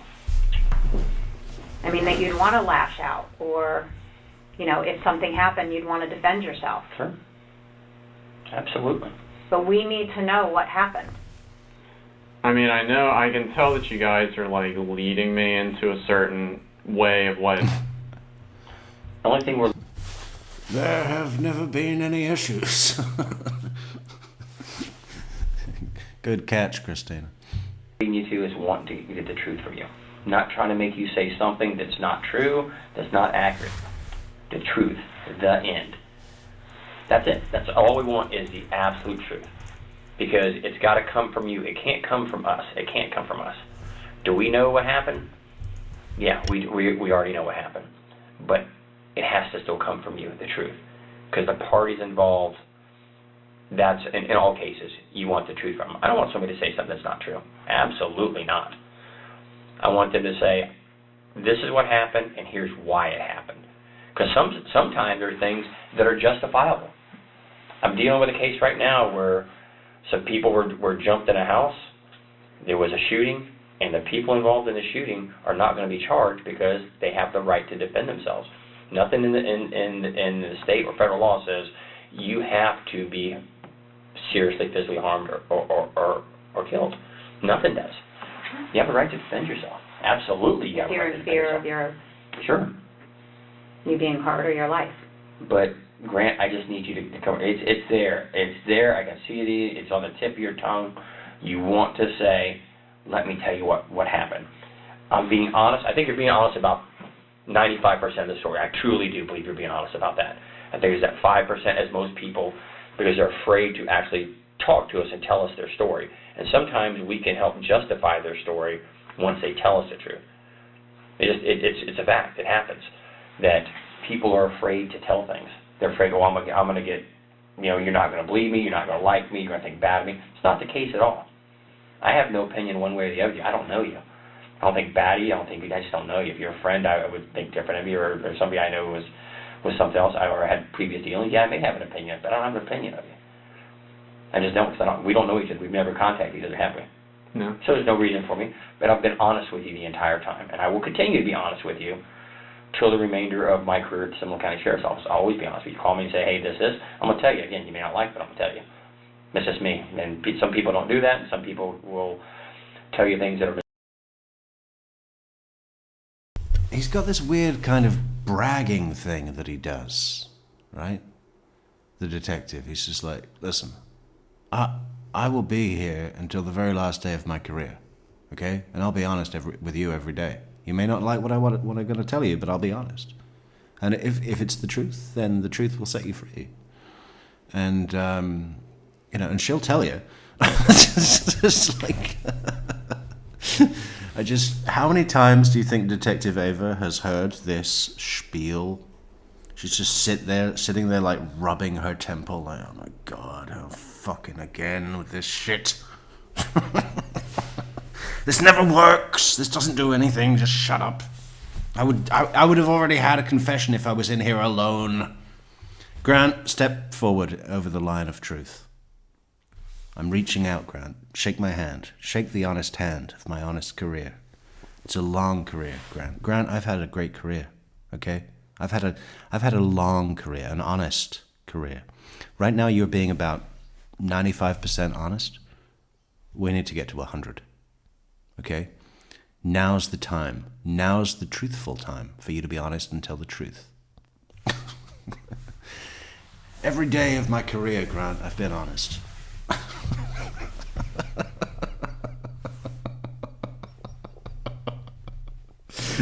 I do really like the detective. I mean, just in comedy value, he's great. But he's also like ADHD or something. Even his posture, I know that posture.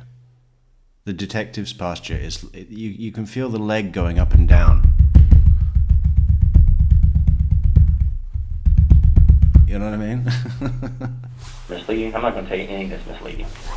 Because that's my word. That's my integrity. That's my character. Now's the time, my friend. I want to help you. She wants to help you. And I'm telling you, I'm going to help you. Anything I can do within my power to be honest with you. I'm going to. That's it. But I got to have the truth from you. I can't get it from somebody else. I can't get it from her. I can't get it from other people I work with. It's got to come from you. I already know. I'm telling you, I already know. I got a couple more years. I'll retire. I'm going to take my career with me and be happy with what I've done because I've been honest with everybody. I'm asking you to be honest with me. What did he just say? I want to help you. I mean, apart from the times maybe being...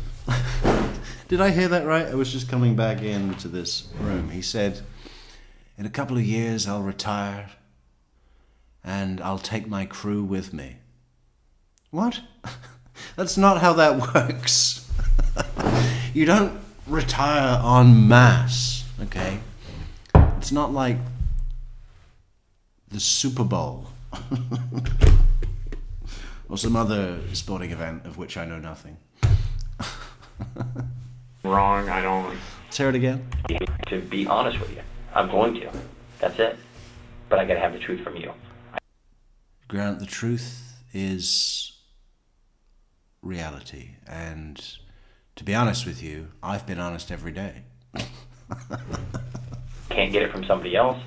I can't get it from her. I can't get it from other people I work with. It's got to come from you.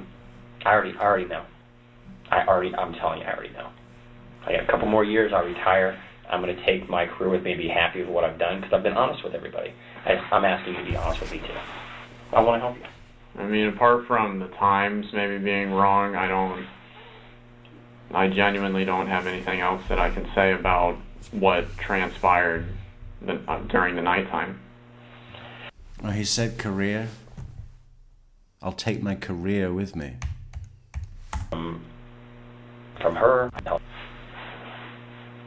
now's the time, my friend. I know each other. We've never contacted each other, have we? No. So there's no reason for me. But I've been honest with you the entire time, and I will continue to be honest with you till the remainder of my career at the Seminole County Sheriff's Office. I'll always be honest with you. Call me and say, hey, this is. I'm going to tell you. Again, you may not like it, but I'm going to tell you. That's just me. And some people don't do that, and some people will tell you things that are misleading. I'm not going to tell you anything that's misleading because that's my word. That's my integrity. That's my character. Now's the time, my friend. I want to help you. She wants to help you. And I'm telling you, I'm going to help you. Anything I can do within. The text that he just got on his phone, do you think it's someone, his boss saying, okay, fucking end this now. Stop talking about your honest career. We warned you. We said one more time and you're fired, okay? This never works. This hasn't worked once. And you're wasting police time. In my power to be honest with you. I'm going to. That's it. But I got to have the truth from you. I can't get it from somebody else. I can't get it from her. I can't get it from other people I work with. It's got to come from you. I already know. I'm telling you, I already know. I got a couple more years. I'll retire. I'm going to take my career with me and be happy with what I've done because I've been honest with everybody. I'm asking you to be honest with me too. I want to help you. I mean, apart from the times maybe being wrong, I genuinely don't have anything else that I can say about what transpired during the nighttime. So when you left your house, everybody was fine. Yeah. And when you left Cody, I missed it. Conqueror fear too. Can I just call you Conky? Conky says that he said career, not crew. Conky, I'm just going to take your word for it because I missed it twice now. Everything was fine. well, we got called to the house because Cody didn't show up to work. Oh. So law enforcement goes over there, and can you tell us what we found?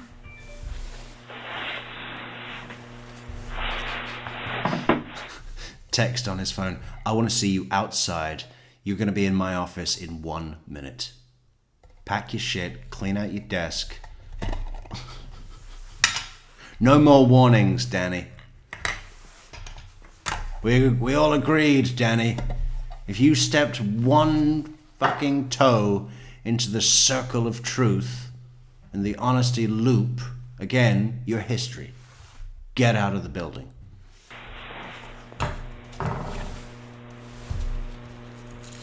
What do you think we found when law enforcement arrived at your home?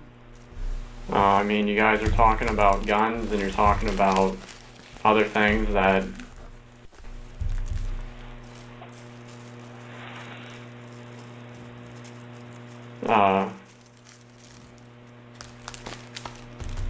and then the website and everything that something happened to him. Who's him? Cody.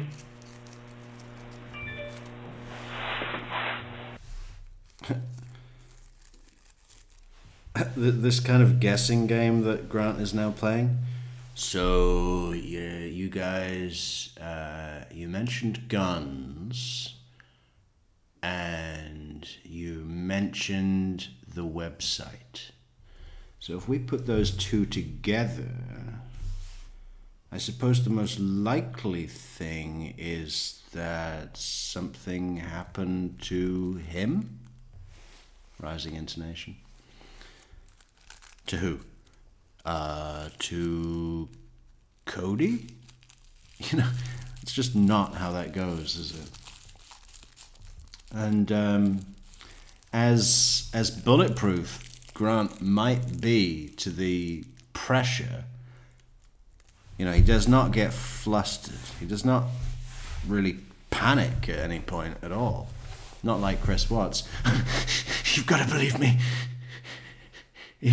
I'm a very good person, and I never touched that wife. Yeah, he doesn't panic, but it's not to say he does a good job at all. We're going to be showing you all somebody that did a very good job for the most part. Up in North Dakota, where I didn't even know that they had crime. What the hell? How are we? Who's gonna watch that? Yeah, we've got a great case to cover from fucking Fargo, North Dakota.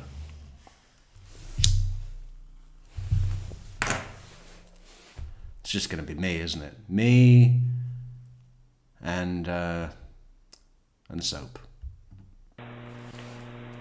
Did you do anything to Cody? No. Did you do anything to your mother? No. Did you do anything to your father? No.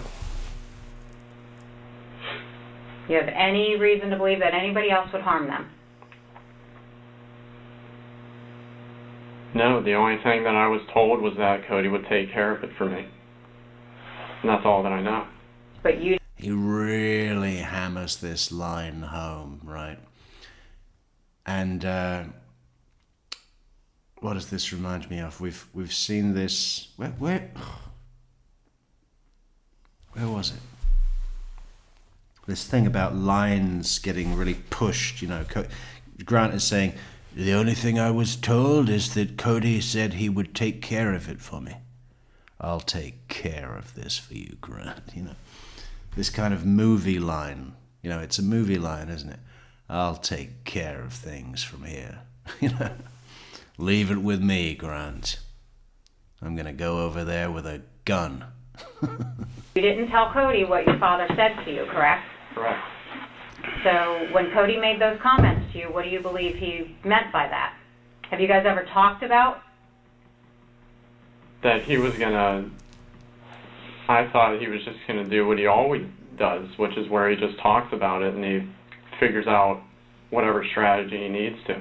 So if anything happened in the home to bring law enforcement there, what would you think happened?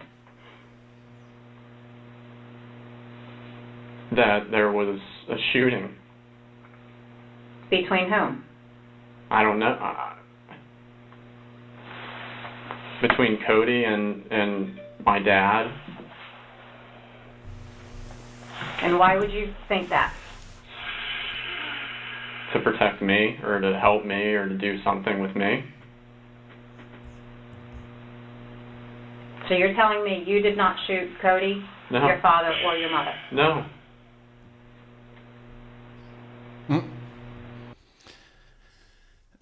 Well, you know, the implicit premise is that all three of them have been shot dead, and he doesn't question that at all, does he? So you're telling me that you didn't shoot Cody? You know, he's already said, someone in my family is dead. There was a shooting. Cody, blah, blah, blah. You know, we've spoken about Cody, but now the Detective Ava has said, so you're telling me that you didn't shoot your mother, you didn't shoot your father, and you didn't shoot your brother. So, you know, there's no like, what? What are you, they're all dead? Who shot who? Nothing. I mean, I don't know, like, what more I can say. Well, when law enforcement arrived, that's what they found. So you're the only outstanding child. You're the one that's been having problems with your dad. You're the one that we haven't been able to find for 2 days. Do you understand now why we would be questioning you about this? Yeah, but I mean, I wouldn't, like, I mean, I wouldn't be saying like all like I don't know the way to. I don't know like what to even say. We're trying to see if there's anything else that you've left out during the night from when you first came home and confronted your father, or when he confronted you until the time you left, that you've not told us. There was nothing.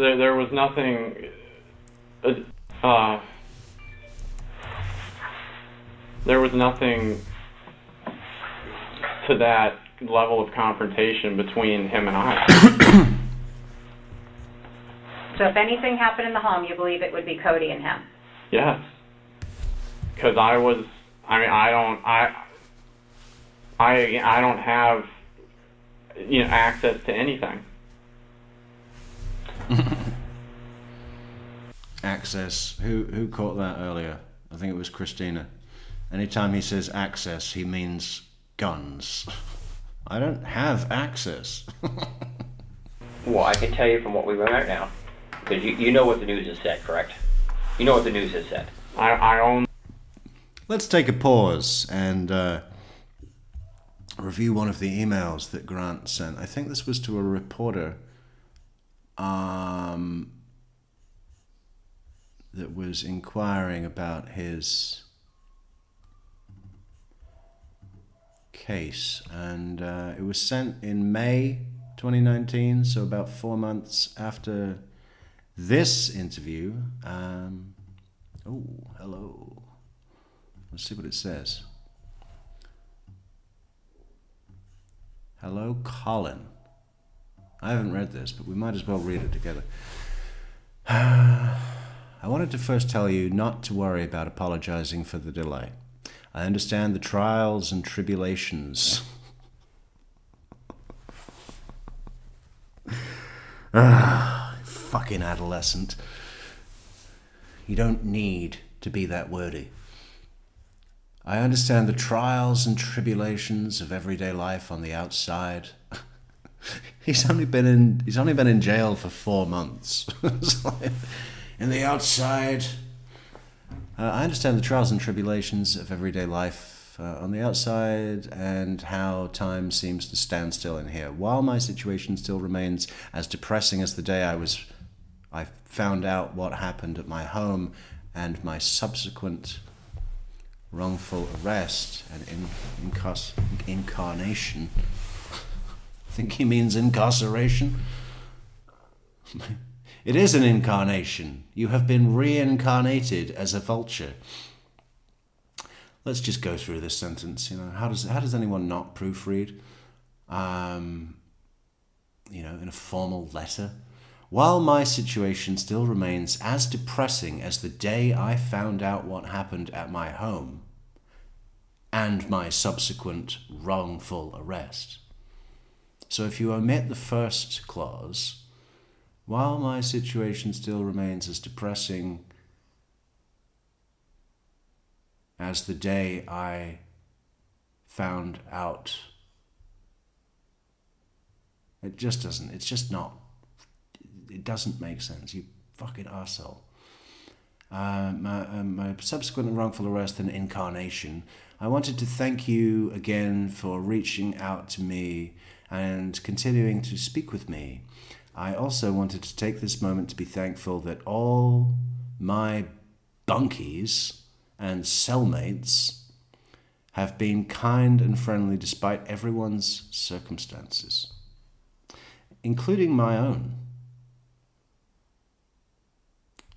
No capitalization needed on the letter I. With regards to my bond status, I'm...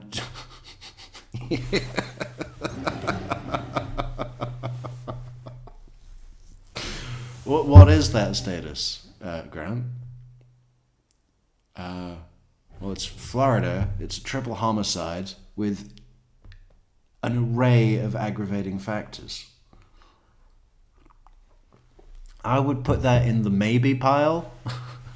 With regards to my bond status, I am still looking to try and procure the funds or post it by collateral From who? Your only family, you've murdered them all, and before you did that, you stole all their money and sent it to a stripper in Bulgaria. With regard to my bond status, I am still looking to try and procure the funds or post it by collateral. Post it by collateral. What is meaning a surety, right? Is the word. But it seems to be rather difficult when you don't have contacts on the outside. It seems to be my half-brother's mission to make my life that much harder by not believing me, communicating with me, or helping me. Fucking poor you, motherfucker. You've just murdered his mother, and it's not his birth father, but he was raised, you know, we're just going to call him mom and dad. You murdered his mom and dad and his brother, and you've also taken yourself out of his life. You might as well be dead. I mean, you've killed his entire family, basically. And you are now saying that it seems to be my half-brother's mission to make my life that much harder by not believing me, communicating with me, or helping me. Well, the ironic thing is that he did help you be spared the death penalty by that Hail Mary last-minute testimony in the closing stages of your the penalty phase of your trial, where he said to the jury, "I still love my brother, and I don't want him to die." That's what tied it off for the jury, because without that, I think they'd have voted death for sure. The goddamn prosecutor that delivered the closing argument in the penalty phase was fire and brimstone, baby. That was scathing. It was. I was thinking about this the other day. I think we should do a top 10. I think that'll be great for the algorithm, right? People like a top 10, or at least a top 5. Top 10 or 5 most scathing prosecution closing arguments, because there's a bunch of good ones, right? But I'd never quite seen one so, spitfire. God, fucking sob story. It seems to be my half-brother's mission to make my life that much harder by not believing me, communicating with me, or helping me. Semicolon. Even after I was blessed with a very high bond, I wonder how he got a bond. You know, we hear this all the time. There's no bond in Florida for a murder charge unless you have an Arthur hearing, right? And with an Arthur hearing, you've got to show that you are not at a risk to the community, that you won't. The decision to provide me with a bond was decided because...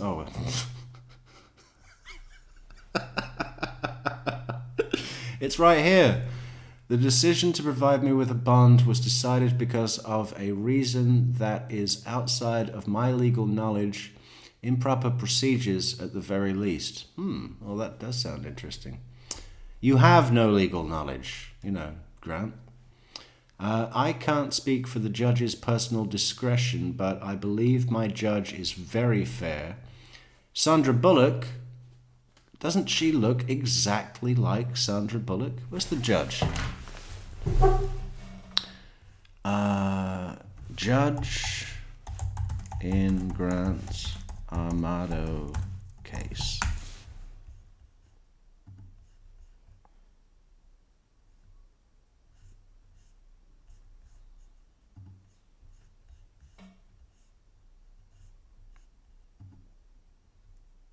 Well, that's not the best Sandra Bullock looking picture.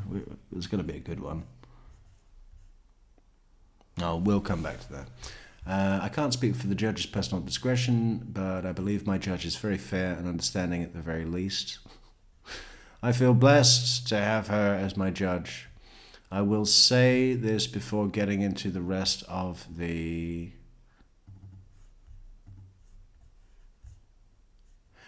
I really can't stand the fact that he doesn't use paragraphs at all. That's horrible. At this time, and this is after 6 years, thousands of shows and thousands of hours logged in this hobby. As I stated, my brother Cody and I would watch almost every new series that came out each season, 4 seasons per year, and roughly 30 series per season. It's episodes, you fucking spaz. Okay, let me settle this right now. Let's say Breaking Bad. Breaking Bad as a whole is a series. It's separated into seasons. Within seasons, you have episodes. You'd think he'd at least know that. Each ranging from 13 to 26 episodes, and we watched countless series and movies that were previously released. Cody had such a knowledge and passion for anime that I fell in love with it with him. That's a very strange thing to say, isn't it? Cody had such a knowledge and passion for anime that I fell in love with it with him.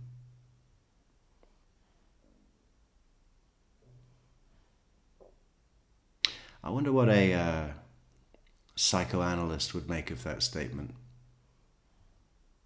Because all you've got to do is remove with it for it to read, remove the 2 words with it for it to read, Cody had such a knowledge and passion for anime that I fell in love with him.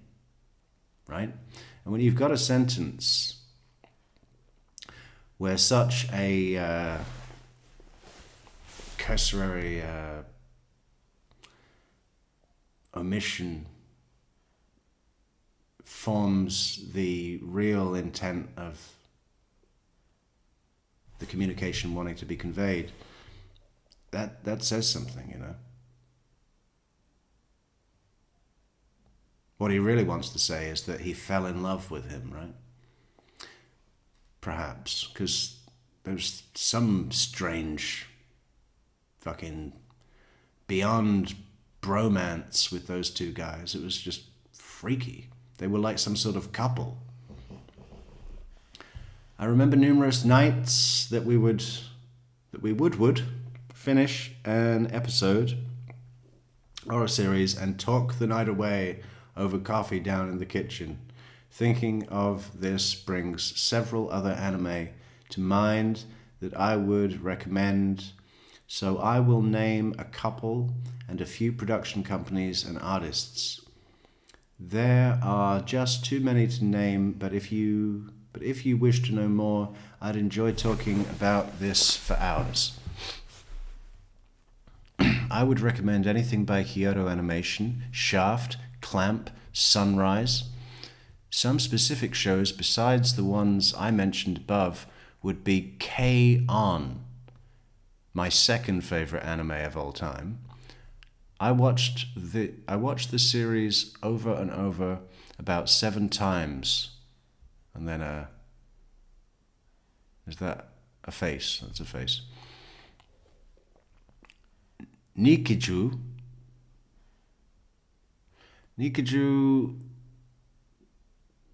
FMA Brotherhood, 10 centimeters per second. Makes me cry every time. Why? 10 centimeters per second.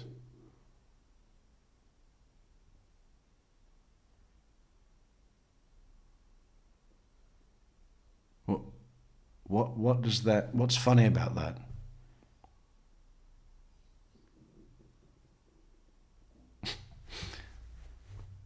That it's actually expressing a slow speed, but it sounds like that it's fast or what? Yeah, he went 10 centimeters per second. Or is it a dick thing? Hunter x Hunter, Gundam, Seed, Destiny, God's Memo Pad. I mean, this is a lot of... These are just animation companies, right? I mean, what are we supposed to be? And just so many more. I love anime so much. I have been to Japan. I actually just went with Cody from December 1st, 2018. Wow, it was only about 5 weeks. What's the date of the interview?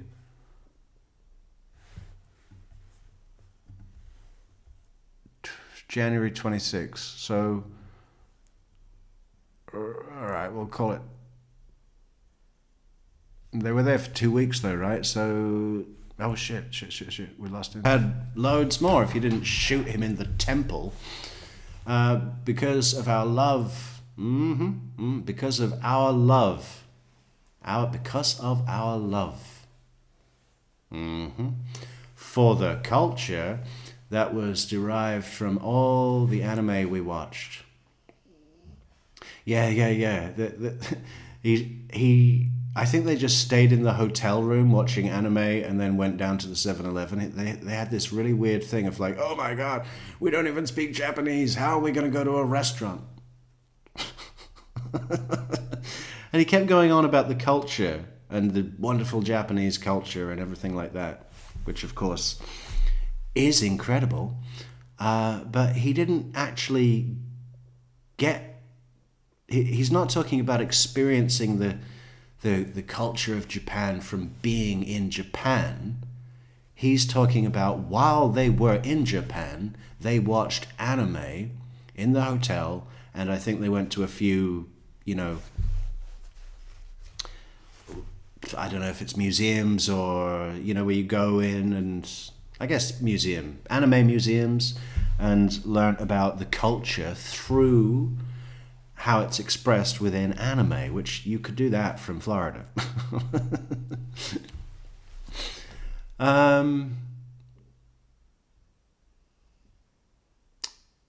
Because of all the anime we watched, it was a dream of ours to go to Japan and experience this wonderful culture. I don't think that your statements were naive. I thought the same things. I even distinctly remember turning to Cody as we were walking through Tokyo, Kyoto, Shinjuku, etc., and saying there is not a single piece of trash on the sidewalk.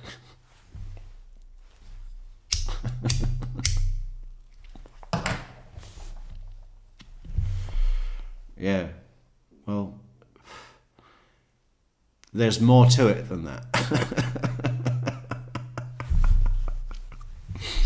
Plus, did you notice that no one eats while walking? Well, that's common everywhere, apart from, America maybe, I don't know. Is that a big thing in America? Is everyone walking around eating? And that there are no trash cans besides at the vending machines and Seven and I. Lol. We went to so many places while we were there and stayed in so many beautiful ryokans. Ryokans. What is that? I'm usually pretty good at that, but I don't know what that one is. Ryokans. A type of traditional Japanese inn typically features tatami matted rooms. Oh, nice. Nice. I love that thing in Japan where the floor area of a property is not expressed in square feet. It's expressed in how many tatami mats you can fit on the floor, laid out. You know, that's so cool. How big is the apartment? It's 25 tatami mats.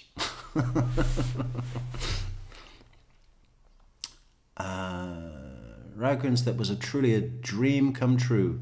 We even made a deal to make it an annual thing. Yeah, he was going to pay every year. While we were by no means fluent in the language, well, I'll say, being as that you were too fucking pussy scared to go and order some sushi, which is the exact same word in English. In the language, we adopted the honor and respect of the society while we were there. What, you were shy. You're a little pussy shy boy. I remember when we arrived back in the States that I was still bowing. You weren't bowing. Your head, the weight of your head made your back, give way. And saying, "Excuse me and I'm sorry" in Japanese. This is such a load of bullshit. Yeah.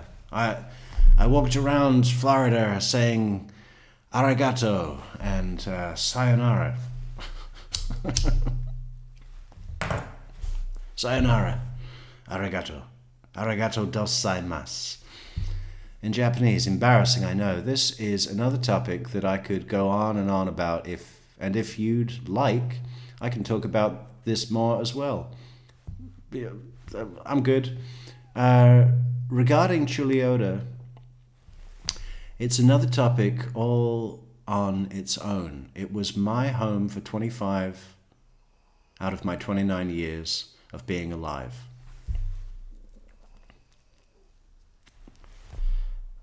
Just say most of your life.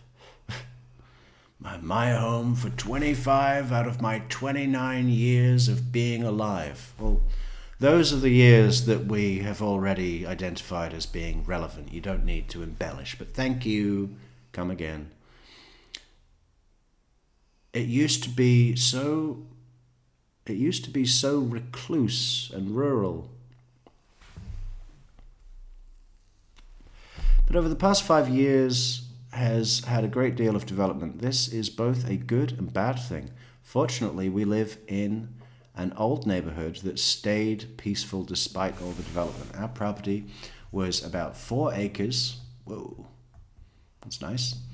And it started with hundreds of beautiful pine and oak trees and palmettos. It was almost like a forest. Then Hurricane Charlie came around and tore down so many trees. Fortunately, that home never sustained any damage after all the years of hurricanes. The people there weren't what I would call eccentric, but elitist. I think you're a little bit elitist as well, Grant. And a massive elitist baby. They are a proud community that doesn't want to change and be a part of all the development. All the development, I hate that too, when you take the last 3 words of a sentence and the next sentence start with those 3 words. They are a proud community that doesn't want to change and be part of all the development. All the development brought many stores and commodities to our rural world.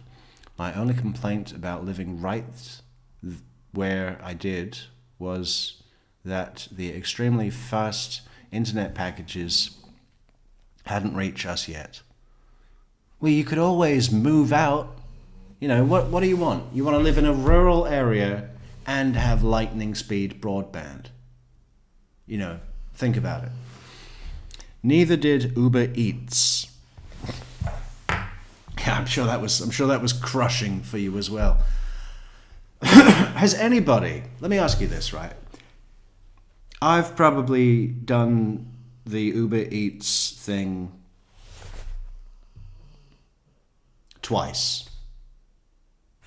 You know, I am not somebody that enjoys having food delivered on a fucking motorcycle. You know, I don't trust anything about that.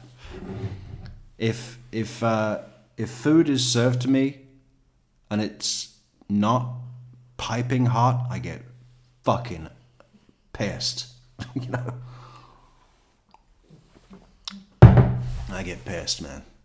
Yeah. Has anybody had a good experience with Uber Eats? This concept of just going onto a website or an app or something and going, oh yeah, what about this one? This one looks good. We could get some vine leaves and some baba ganoush and some maybe the feta, the Greek salad. And then they bring it, and it's in these little fucking containers. I have never understood the draw of that. I did get sucked in the mid-90s when Domino's Pizza was on the up, right? Coming up, they were fucking sponsoring The Simpsons, and every Simpsons episode, the beginning and end commercial was Domino's Pizza. And pizza delivery hadn't really become a thing in England at all at that stage. It was just coming. And I thought that it looked great. Actually, no, that's not even true, because I didn't eat pizza until I was like 13. When was I 13? In 2000. Well, maybe it was 2000. I don't know. Anyway, I was a child and I thought it looked cool, but I would never do it now. I would never order a fucking pizza to be delivered. Why? Because it's going to be shit.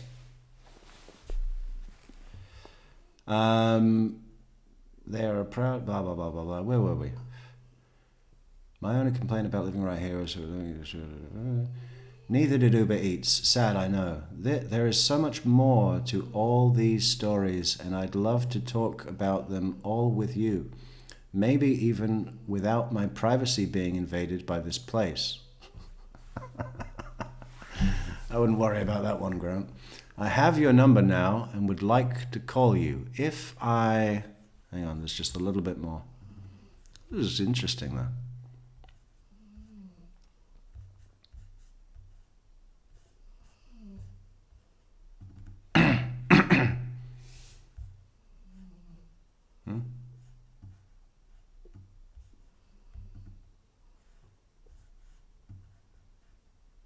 Where's it gone?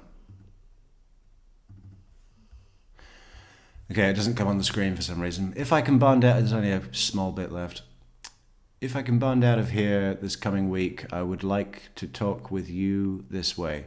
If you happen to know any millionaires who would like to post my bond, yeah, they're lining up. If you happen to know any millionaires that would like to post my bond, I'd be eternally grateful. Yeah, I bet. And I'd give exclusive rights to you for my story. Sadly, I know that this is not a fairy tale world, but I figured I'd still throw it out there just in case you do. Thank you again for everything, and I look forward to our next conversation and the depth they will keep going into. Which depth was that, Grant? This was this very bad email. I have nothing to hide in this world. Oh yeah? Then why were you telling Sylvie that you were a Twitch millionaire and you had matching BMWs with your brother and that you had bought your parents' mansion and that blah blah blah blah blah blah blah? I mean, why didn't you tell her that you're and always wearing your hat? Why didn't you tell her that you're a 29-year-old balding, disgraced ex-medical nurse that stole all the phenephrine that killed Michael Jackson and can't get a job, and you just, What? I have nothing to hide in this world. I loved my family more than anything, and Sylvie was a beautiful and new addition to that love. Wow. Listen to this. I loved my family more than anything, and Sylvie was a beautiful and new addition to that love. I mean, with that sentence, which is a very unusual way to express whatever it is he's trying to, he's actually reforming her as to be a family member. Right? I loved my family. You know, new addition to that love means new addition to my family, to the love I had for my family. She's now part of the family. Okay, does she know? Did you tell her that? I loved my family more than anything, and Sylvie was a beautiful and new addition to that love. I miss everyone and everything, and not being able to talk with anyone in my life has been so hard. Yeah, I guess everyone's having a hard time, you know. I'd love to hear about your time in Japan and your wife and life and job as well, if you wish. Sincerely, Grant Amato. Wow. Okay. This is really interesting. Anyway, sorry for the distraction. Let's go to the comments. I had to full screen that, so I missed all the comments. Is Allison feeling better? Just fine now. Okay, good. Haven't seen Gundam Seed in years. Creepy stuff. Something was off a long time ago with him. Imo. Absolutely. He's the bad seed. He's the Gundam Seed. You know, this kid didn't go off the rails. This kid didn't get off the track. He was born freaky weird. There was an interesting video on YouTube that Grant and Cody filmed in Japan. They stayed in beautiful accommodations, and it looks like they had at least a bit more experience than we first realized. Yeah, no, I've seen them do the tea ceremony and all that. I mean, but, you know, everything that they did was paid for tourist options, you know, which, I mean, that's not how I travel anywhere. Blue River says, I'm surprised that this crime did not incite a mass panic attack on how anime is bad, evil, and it'll influence kids into being violent, blah, blah, blah. That's an interesting point. Should we start that as a campaign? You know, I say that jokingly, but sometimes if someone did start that as a campaign, it would get a following, right? If I started focusing on demonizing anime in relation to this case, which, you know, obviously is not my belief, but if I were just interested in followers, that would be a way to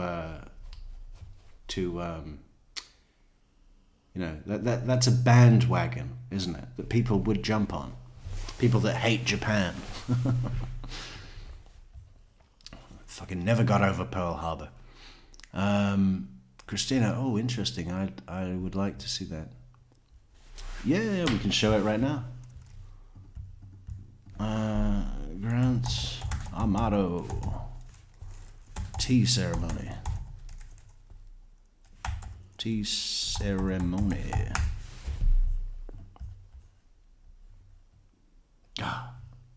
I'll do a collection next show. We'll go to Japan with Grant and Cody. Hey, mixed green alien. Yo, yo, yo. Good to see you.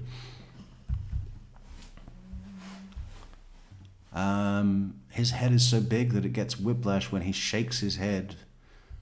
Or nods. Yes, Uber Eats when your spouse has the car. Yeah. Yeah, well, I suppose that is to be considered if you live remotely. But then that's just more time for the food to get cold. I'm in Queens, New York. No need for Uber Eats. I could live in fucking Anchorage or Juneau, and I still wouldn't do it. No, I have never done Uber Eats. Good. I'm glad. I'm glad that we're all part of the same family. I order. I order quite regularly, but it's not like dining out. Obviously. Okay. Well, fair enough. Fair enough. Fair enough. Once I was delivered a puny container of chicken teriyaki donburi. I was disappointed because their portions are huge when dining in. That was DoorDash. He is balding at 25. Well, he's 29 here, but, you know, it looks like it's been heading south for some time, right? I mean,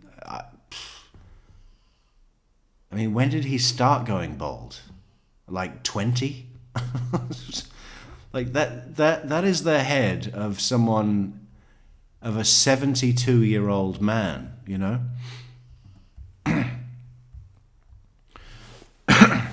Does Sylvie realize this? Yeah, I thought that was... she was a beautiful and new addition to that love. Did you tell her? Flat screen lover. There was a moment where there was a bit of mass hysteria over anime. Yeah, it's like a false flag operation though, wasn't it? Probably in high school, at least 15. Oh my God, can you imagine? Okay, we're up with the comments. Oh hey, we didn't create a goal at the chat. We should create a goal. But now we're 2 hours and 20 in. Well, we've missed that fucking opportunity. But don't panic, because if you do want to support the show, you can head over to PayPal. You can head over to buymeacoffee.com/True Crime Metrix and support the show, because the better the support, the better the show. Right? You see how that works? I only know that first story that I saw, and then I didn't look again. And what did the first story say?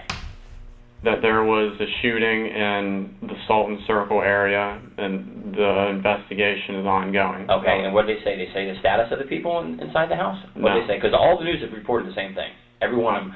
The sheriff has held a press conference. The sheriff has provided information to the media. And it's known what has happened in the home. All that I saw was literally like the paragraph, and then the last sentence was there's an investigation ongoing, and then I didn't. You saw more, because at Panera, when you said you pulled it up, they had more information then. They had more information than just there's been a shooting. There's a lot more information was given. It was all over the news by that time. The new news reported exactly what had happened. We know that Cody didn't shoot your dad. We know Cody didn't shoot your mom. We know Cody didn't shoot himself. There's something. And you still haven't asked us the condition of them or anything. That's because I don't know what the normal proceedings are, but The normal proceedings are for you to be honest about what happened. And then we help you understand everything that's going to go on from here on out, of what our responsibilities are. And we don't believe you're being honest. We feel that you are leaving something out about what happened in that home. And the evidence tells us what happened in the home. But you need to fill in the blanks. Here's my hand for honesty. Here it is. We're here to help you through this, and you're not going to like something here in just a minute, and I know it's going to hurt you, but you're leaving things out. You've got to take that step and cross over and say, okay, I have to tell you. You'd probably rather tell us what happened before Eva opens that up. You probably want to tell us and save yourself some grief by saying, here, let me tell you. Here's what happened that night that I wasn't completely honest about. Because honestly, Grant, I believe you've been honest about a very lot of things. I really do. Because I can account for your day. I can account for your night. We have a couple very small holes. 95% of the story I already know. That's why you're here with us.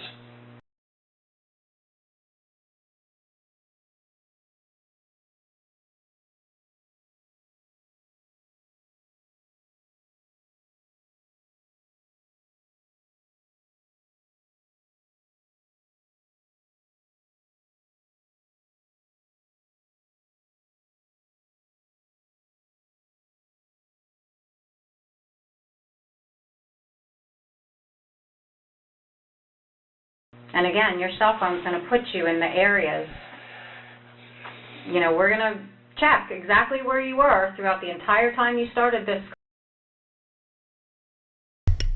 God, I was on mute. I was just saying that I had to screenshot this comment from Blu-ray.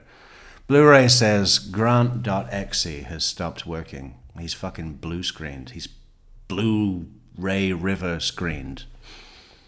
Yeah, no, I love that. You didn't just make that up. You grabbed that from somewhere. You've got that in the pocket. You can pull that out at a moment's notice, Blu-ray. Grant.exe has stopped working. I love that. I have a screenshot and I'm stealing it. That's going to be my thing. And Detective Ava, bless her, you know, every time that Detective Danny wants to go, I believe that you've been honest, and then there's this little bit over here. Step over the line, the truth line, Grant. Every time he goes into that, Detective Ava, bless her effort for tries just to pull it back. You know, she starts going on about, and look, your cell phone, the cell phone's going to show where you were. And, you know, we've got a dossier here. You want to see what's inside? You know, she's trying to bring it back to facts, to demonstratives, to probative value, and all of the things that we normally see in an interrogation. How long do you think it's going to be? How long do you think it's going to be before Detective Danny just says the word honest again? I bet it's going to happen within the next 11 seconds. Okay, we're going to put a timer. I can't put it on the screen, unfortunately, but where is our timer? Stopwatch. There we go. 11 seconds. I'm going to press play and start at the same time. Let's see how close we get. 1, 2, 3. Conversation. No. So if you went back to the house and did something, or how long you were there, we're going to know. No, I mean, I never did anything like that. Just things like, look, remember I saw my digital footprint? Yeah. E-Pass tells me where you went. We have a thing called LPRs, license plate readers, in different places all over everywhere. And every time your car passes, or any car, I have somebody, one of our Intel girls, guys put into thing, hey, as this tag went by there, yep, has it been in a certain place? Yep. It tells me exactly where you went. Man, I'm telling you. I know it's hard to trust the police. I know people don't trust the police. You got to give me the chance to trust me. You have to. I already know. I know what happened. All right. He said trust, but not honesty. I know. 95% of the story. I know what happened. And so do you. And it's in your face. It's in your emotions. It's in your body language that something is severely, from the minute I met you in the hotel, severely bothering you. And you knew why we were there the minute we came to see you. You knew why we were there. You knew it. And you knew what I was going to tell you at some point during the course of the day, what was going to happen. You already know, because you checked on it. I know you've checked on it. There's a way to tell. I said the best thing about the internet and electronics, they tell a story. And they tell how many times things have been looked at, what's been looked at, and how long you spent there. Sheriff can tell me every website I've ever been on this iPhone. Every one. And how long I was there for. Every meme I made up to send to somebody something funny as a joke, they can see it. I'm here to help you, man. I'm here to help you get through all this. I am an honest guy. I'm going to be honest. Hey! Okay, 1 minute 43. Which is probably the biggest break that we've had. Should we do a counter? Should we do a special episode where we just put a big fucking number counter on the screen and just see? I might do that. I'd like to do more things like that. You know, statistics. That's what Metrix is supposed to be about, right? We've fallen away from that. Hey, you know what? We've got to get that website back up. Because then we can do some real good shit. Let's do a goal for the website. I had to shut down that server a couple of months ago because, well, you know, we were so busy with the fucking Adelson case. And then the subsequent depression. You know, the in-studio fucking horrific depression that inevitably followed that fucking bunch of chickens. Just fucking, oh, God. And we've got Courtney Clenny coming up, haven't we? I hope that, you know, I think because I have less personal investment in Courtney Clenny's case, you know, I don't particularly care. I'm going to be a lot less offended by the climate of, you know, what do you call it? The fucking mob mentality. Oh, God. Just to think of it now. I'm rubbing my temples. Fucking hell, that was a nightmare. Anyway, we should get back to that website. That before we had a channel, that's what we were building. And we've still got all of the development notes. Let's do it. We can open it up to the wider community. You know, we're going to have a head office in Seattle, Albuquerque, Denver, Chicago, maybe even New York City. Be sure to help us with our goal website. When it's all said and done, I'm going to be honest to the very last day that I deal with you. And then when this investigation continues, I'll go on to the next person and be honest with them. But I got to have you step over that little bit of line. Basically, we got a line here. And you know, you're so close to wanting to step over that line. You have come all the way from the back side of that table over to here. And now you're right about right here that you want to do it, but you're scared. I get that, my man. I get you're scared. But something happened there that kicked us off unlike anything that ever happened in your life to get to where we are today. And I just need you to tell me exactly what happened. Here's your brother, the guy who's always looked out for you, correct? Paid for your trip to Japan, paid bills. Your dad and your brother have paid $200,000 of this video chat, whatever, with the not the virtual, but the girl in Bulgaria. Dad's pissed about the cost. I'm sure I'd be upset too. $200,000. Think of the car you could have for $200,000, or paid off college debt or whatever. Some girl in Bulgaria got basically your college debt. Now I'm sure your brother and dad may have been as happy if you'd take that $100,000 and paid off that program. But there's a lot of pressure on you. I get it. I need you to step over, man. You're right there. You're right there at the end, ready to go. We're ready to take the information from you and move forward. We're there. I just need you to take that last step over and say, all right, let me tell you what else. I've been honest about the vast majority of this, but let me tell you what actually happened that night. It's there. When you're talking about the phones, because I'm illiterate when it comes to phones and Wi-Fi and all that.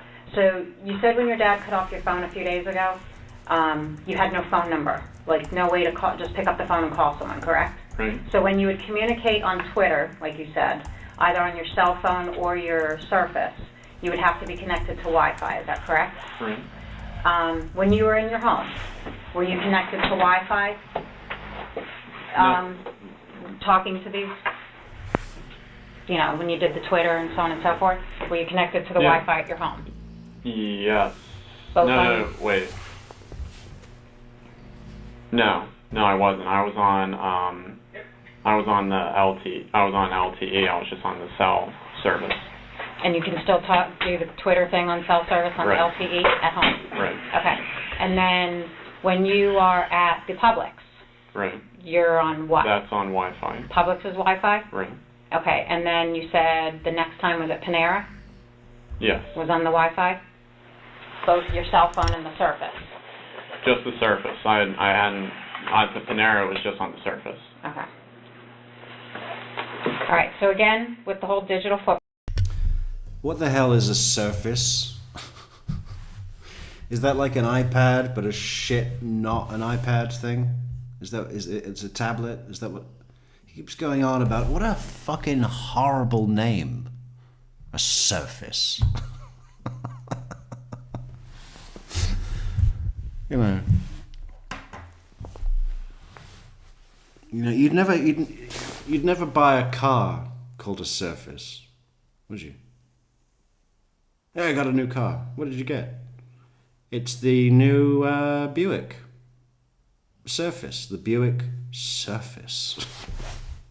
Print like Danny's talking. Boom! Sonic Boom. Blu-ray River in with the super chat already. Blu-ray. Thank you so much for the support, helping us with our goal at the top of the chat. That's awesome, Blu-ray. Blu-ray says, I don't have 15K like Grant, but take my money. Thank you, Blu-ray. About. You know that we will know exactly where you were at every time that you connected to Wi-Fi and how long you were connected to the Wi-Fi. You understand that? Yes. Okay. So when you drive away from the Publix or you're driving away from Panera, we will know all of that. And every hot spot you hit along the way, it's going to ding. It's going to make that connection, even just for a brief second. And I'm very familiar with that area out there. I used to live out at 419 and 50, and I know just about where every hot spot is along the way. So it's going to be boom, boom, boom, boom, boom. I want to help you, man. I really do. But you've got to take that little step and. Okay, so a Microsoft Surface, it's Surface, like a flat surface.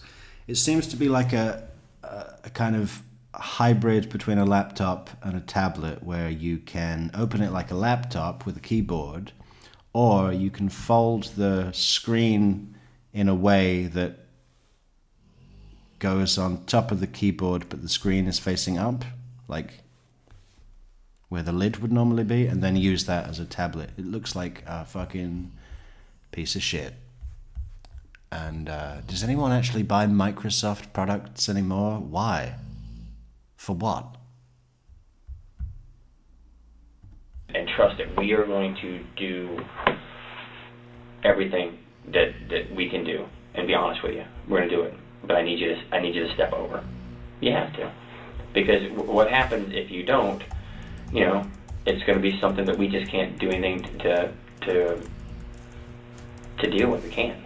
Honestly, I've talked to people. I talked to a guy that was responsible for a lot of bad stuff in South America, and we sat down over a course of a month, and he finally admitted to some horrific things. And felt a lot better about it, right? Because he trusted us. Because he realized, the typical thing, the police, all they do is lie to you, or whatever. No, I'm not like that. I know she ain't either. I just want the truth. I want the truth to be told, no matter which way it is. And you will feel so much better. We're talking about your family here. So you telling us anything that we're missing, you're going to feel a lot better by telling us the truth. Guaranteed. It's hard to take that leap of faith. It is. It's like jumping out of an airplane with a parachute. Yeah, if the parachute works the way it's supposed to, it's going to be okay. But do I accept? This guy, what did he say earlier? A wise man once told me, Grant, that after a bomb goes off, you can't defuse it. And now he's like, it's just like jumping out of a plane, Grant. It's like jumping out of a plane, and hey, if the parachute works, you're good. But if it doesn't, you're dead. A wise man once told me, Grant, that if you jump out of a plane and your parachute doesn't open, you're in trouble. The first time I take it, I just got to take it. You got to take that. You got to take that leap of faith with us. I can only do so much with honesty. Honesty. So what are you not telling us? What happened at that home that you know?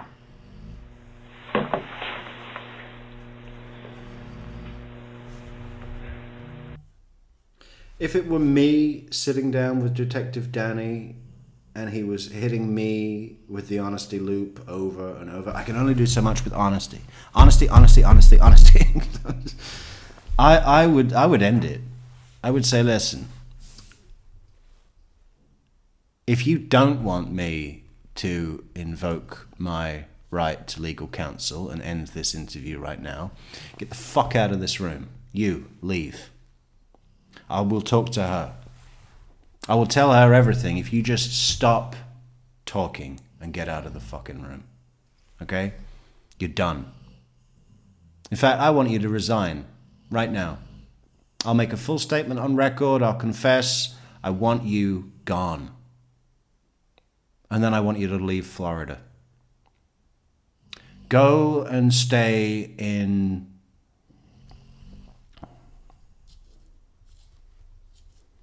I want you to move to Des Moines, Iowa. Far away. Don't come back. It's on the tip. Grant, I know you want to tell us. It's on the tip of your tongue. It's right there. It's that bad taste you want to get out, to get it off your chest and out of your head. But you got to do it. I can't make you say it. I need you to say it, so then we can move forward with the truth. Like I said, we're at 95, we're probably close to getting 97, 98% truth, but that last step you got to take, you got to tell us.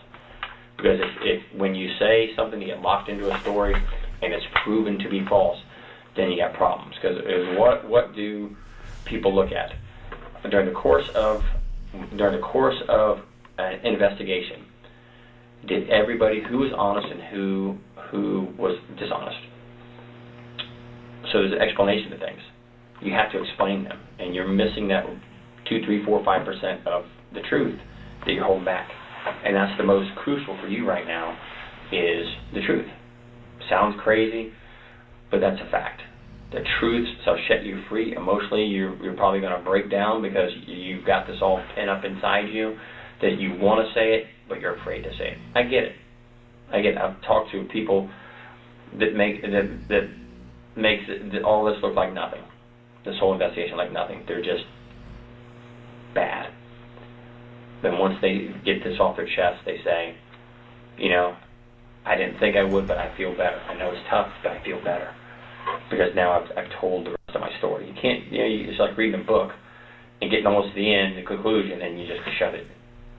You got to open up. You got to open up to me, man. I'm here to take that information from you, to get you over this hump, to a little peace in your mind. You'll never have peace without saying, here, let me tell you. This is exactly what happened. And I already know. I'll be honest with you, I already know.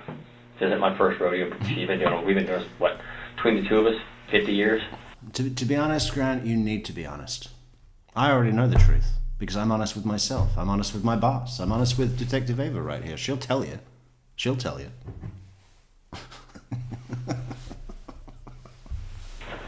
Over 50 years. Married. Over 50 years. I've seen So it. what is it you need to tell us that we're missing? Step over. I mean, the only thing that I know is just that, I left the house later than what I had said. Jimmy. Did you leave the house with your brother Cody looking like that? Oh. Or did you leave the house with your father? Fucking hell, we've just kicked up a gear here, haven't we? Okay, who said this earlier? I think it was what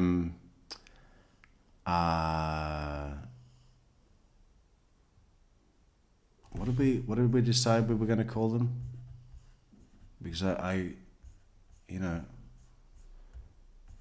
love reading words and then pronouncing them, but when they're real, when they're when they're real. This one I don't remember because it's where is it? Who was it? What was that crazy name? It was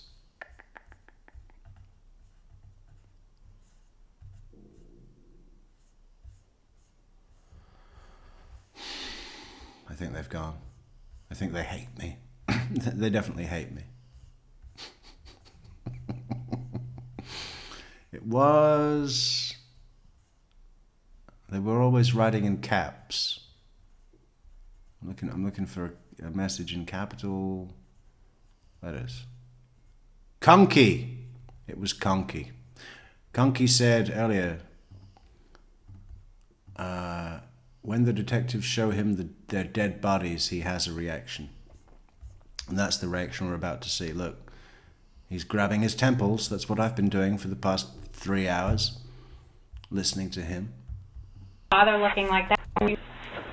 Over 50 years. Buried. Over 50 years. I've seen it. So what is it you need to tell us that we're missing? Step over.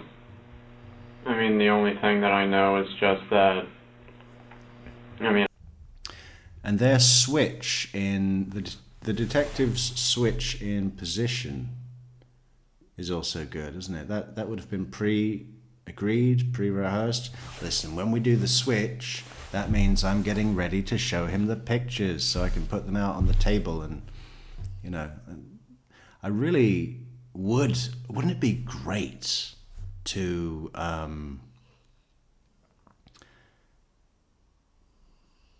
watching all these interrogation videos and stuff, we see what happens in the room. I want to see what happens when they go out the room and they're being told things by the investigation and the people that are watching this on the live video.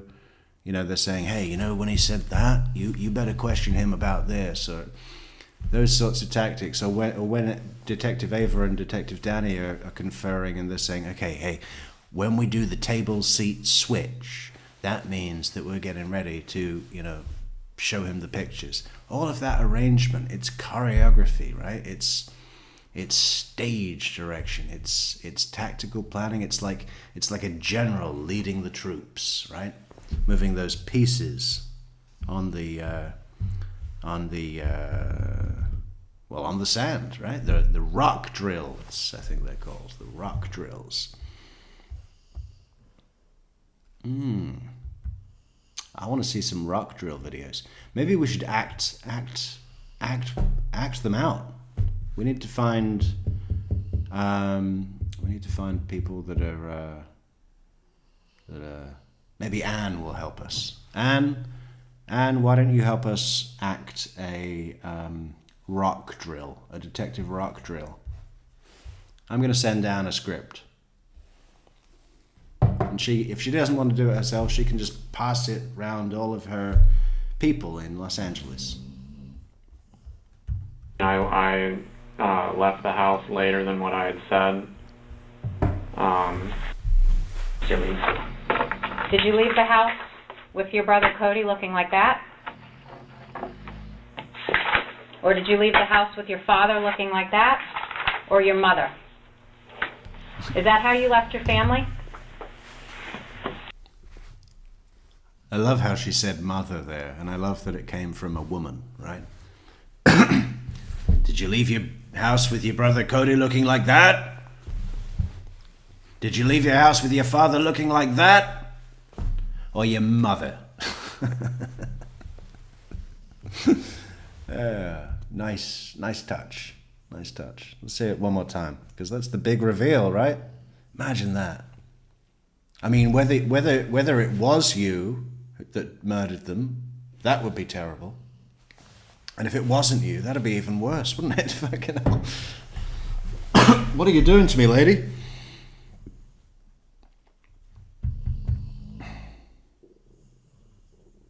I wonder what those pictures look like.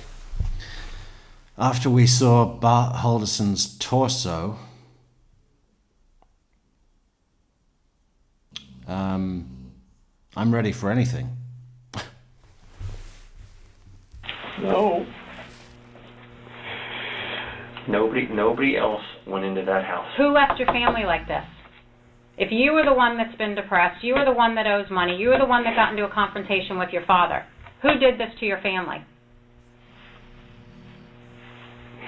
If you were trying to defend yourself or something else happened, we need to know now to help you. So tell us what happened, Grant. We're here to listen to you. Grant, you need the truth. We're here to make this right. You got to tell the truth. It's on the tip of your tongue, my man. I get that. It's Did your tough. father go after you and you try to protect yourself? No, I didn't do any of this.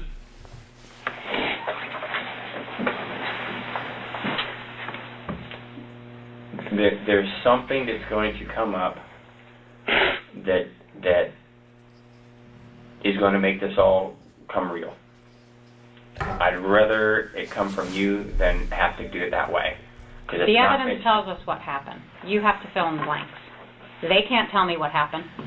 Fact, I know. She never held a gun. She didn't have a gun that night.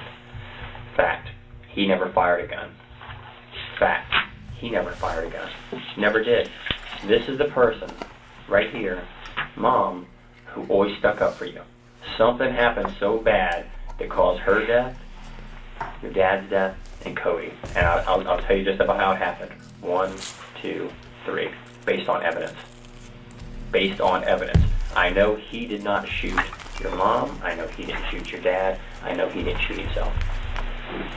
And I know from video surveillance camera in the neighborhood, nobody else came to that house. I know I can account for everybody that went to the house.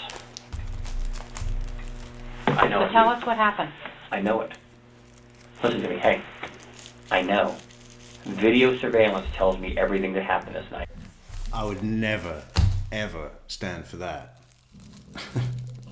Get your fucking hand off my shoulder before I break it, okay? Like, do not. Oh man, that's. No. Of course, we're not going to hear that from Grant, are we? I'm telling you, of people that you'd be surprised who in your neighborhood has video. And I know that there's only 4 people at this house. I actually think they didn't have a lot of video, you know. This was just a little touch early. Not by much, but it was also kind of a remote-ish, you know. It wasn't like the Chandler Halderson case where we basically showed the entire crime made up of doorbell camera footage. Video from across the lake, you know. Oh look, there's the burning fire that he had all night that we can see in the window. Oh, and yeah, there's the explosion. They actually didn't have that much video of this. There was someone who heard the gunshots, but you know they didn't identify them as gunshots. They said, "Well, we heard something pop." They thought it could have been someone working with power tool or something, you know. So I was really disappointed when I first got told that guns don't sound anything like what they do in the movies. They actually sound really pretty shit. During this time. 1, 2, 3, 4. Tell me. You got to tell me, man. You got to tell me. Get over that hoop. The video. If you're sitting there saying no. Get over that hoop, Grant. Hey, Detective Danny, it's not a hoop. It's a loop. The hoopy loop. The hula hoop. No, and video shows something else. Guess what? Big problem. Because it will wind up later on that you can't get any help from anybody. A lot of this, what people make decisions on, is honesty. Was somebody honest? Of course you're going to be somewhat dishonest at some point. We get that. We understand that. But at some point when you... Fucking brutal that they've just left the pictures out on the table all lined up in front of his face. You can just sort of see this feigned crease in his brow, his furrows of worry as he glares. I mean, I'd either be looking at them, the pictures, or demanding that they be turned over, put away. You have that come to Jesus Deborah time Rockhill. that now I need to. Deborah, welcome back to the Rock Hill. We're going to be doing a rock drill soon. We're going to be doing a rock drill. I think we need at least, I think it'll be good to do, we need a pair of detectives that have been in the interrogation room, and then a boss on the outside, and 2 or 3, what do you call it? The team on the outside. We need at least 4. So it's a 6-person short movie, or 1-act play. We're doing a 1-act play called Rock Drill of the Rock Drill of. We need a catchy name. Come on, what's it going to be? The Rock Drill of.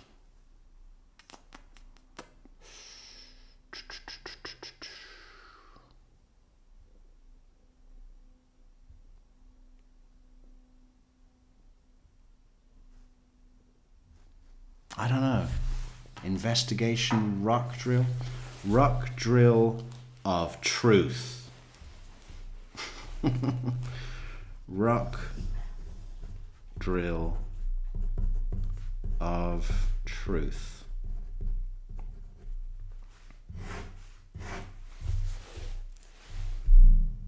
It's a maybe for me. It's a maybe. I think it'll work best as a 1-act play, right? Live theater performance, matinee. I think it's going to be great.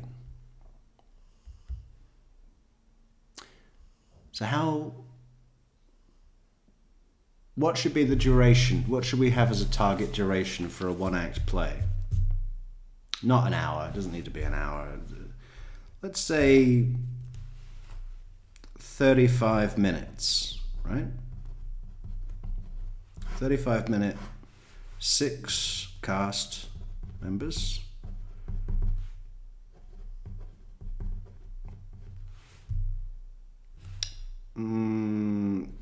Two women, 4 guys. I think that'll work best. We'll have 1 woman and 1 man as the detectives in the room. They come out, and then yeah, that works. That's perfect. Okay, that'll be a good experiment. Now I need to really, I got to tell you what happened. This is it. Video tells me everything I need to know about this from the neighborhood. And you're the only one left to tell us. I know it's hard to look at me, Grant. Look at my eyes. I know it's tough, man. I do. It's a tough thing to say, but we know what caused things at your house that night to become so bad that we're this. He's violent. We know that. He's got a gun on. We get it. Cody just probably went around with a gun because he normally did. He walked in the house and was shot the minute he walked in the house. The minute he walked in. We see trajectory. We find the projectile.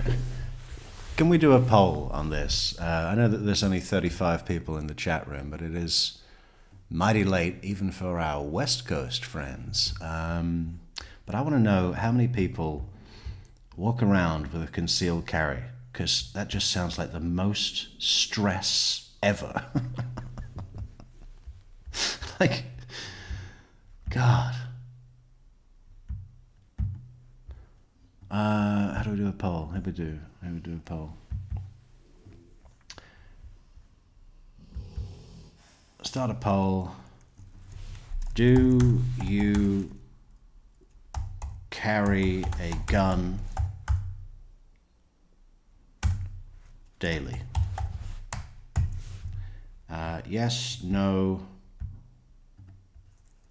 and sometimes.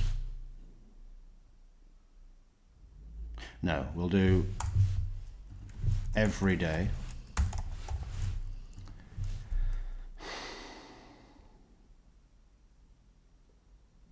Most days. Some days. Never. Every day, most days, some days, never. Do you carry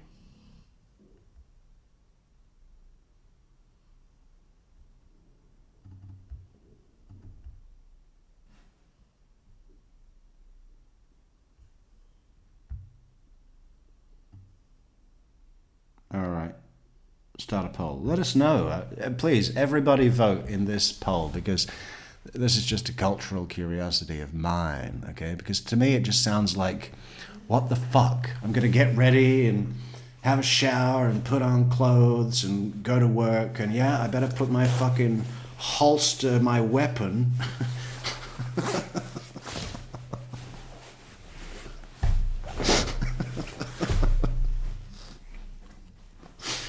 on my person, yeah. Where do you work? Oh, the hospital. It just sounds like, man, if you're going around your life thinking, I might have to defend my life today. I better have 15 little friends and one in the chamber to save my life. This just sounds like, you know, it sounds like just really fucking stressful. I can't imagine that. And, you know, it's just not something that's in my fucking world at all. Yeah.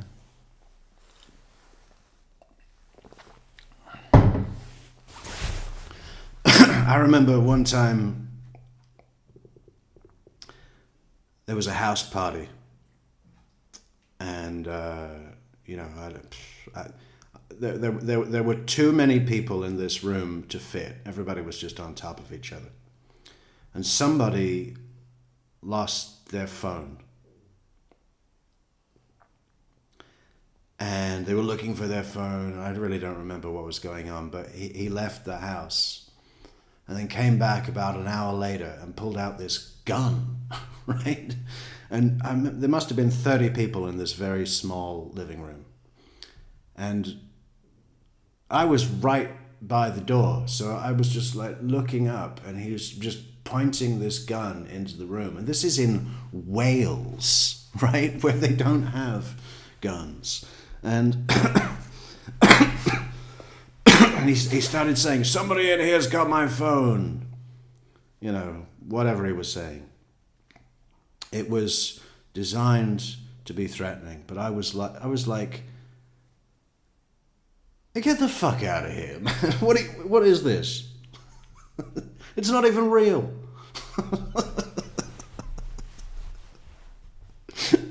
Oh, that was funny. And it wasn't. It was just some fucking replica. I mean, you could see that the barrel was not a hole. But some people in the room were really fucking freaked out. I think some people put their hands up.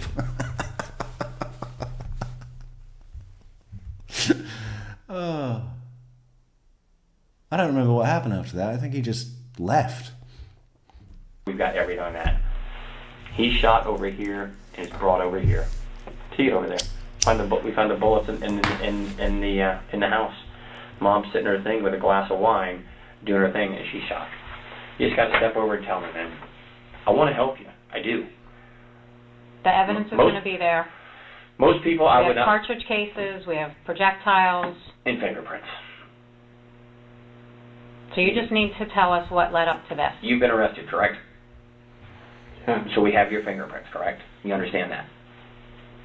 Physical evidence is something I can't manipulate. It's either it's there or it's not there.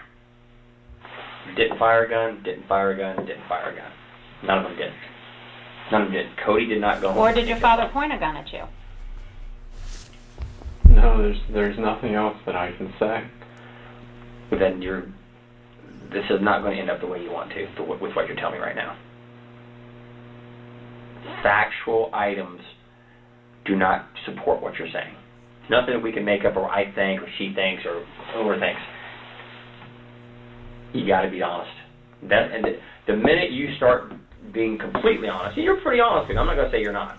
The minute you tell us what happened to get this thing, you've got to be honest. The minute you start being completely honest, and you're pretty honest, here is the second that we start moving forward with healing. You say you can't something, yes you can. There's something that you have done that proves different. I'm telling you. I don't know how else I can't make it any clearer. There's something there. Just tell me. Tell me. Your emotions, your demeanor, your body language, your eyes tell me everything I need to see about you. You want to tell me in the worst way. You want to get this pain off your chest. Do it. Come forward. Tell the truth. It's like going to church and doing your confessional. When I go to church, a few times I go a year, and I get up there and ask for forgiveness, I feel 100% better for all the crappy things I've done and didn't do what I should have done throughout the course of the year. Short with my coworkers. Who do you think did this? I don't know. I don't have the answer.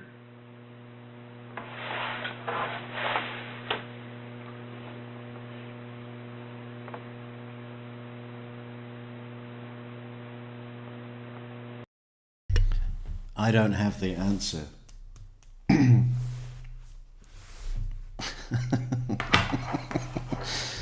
I don't have the answer. Meaning what? I can't think of a believable story confronted with this evidence. Now that I see that, you know, Cody clearly didn't shoot himself. I mean, what a fucking dipshit. This is another thing. To the 12% of voters, or 11% of voters that do carry a gun every day, you'll love this. So Grant, when he shot his dad in the kitchen, to make it look like that it was a shootout, Grant went and put a belt holster on his dad,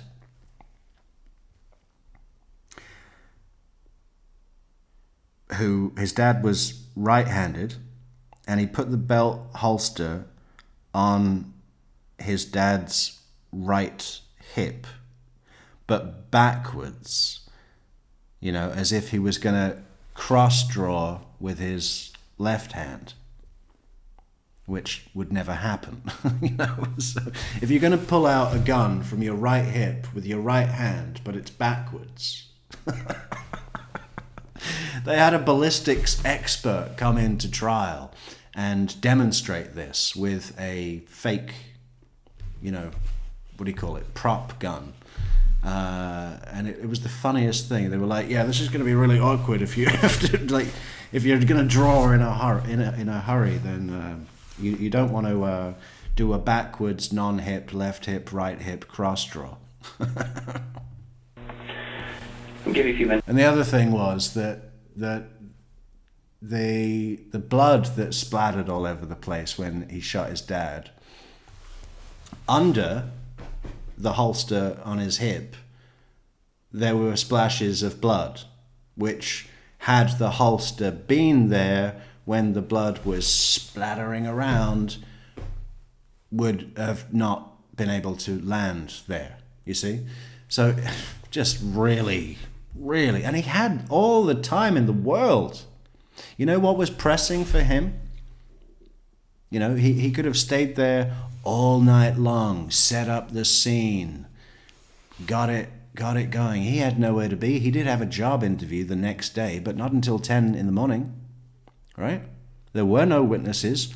It's not like there's a neighbor close by. He could have stayed there all night long and set up the scene. No, he didn't. Why not? Because he had to steal his brother's credit card and go to the Publix parking lot, send Sylvie $600 to talk to him for an hour and fucking, you know, touch himself. So think about this, and think about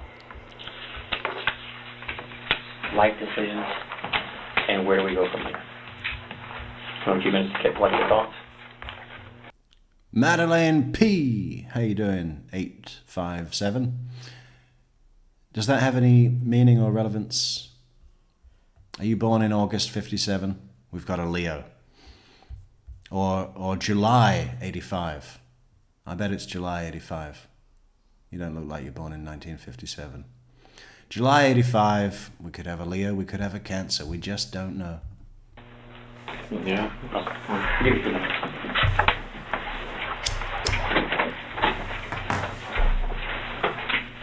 Do you need a drink or anything, Grant? No. Okay.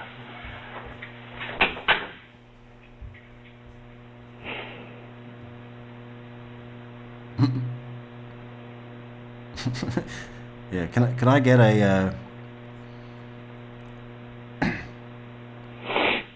the way he was holding his head there reminds me of, you know, when a ship is in port and they rest the bow on the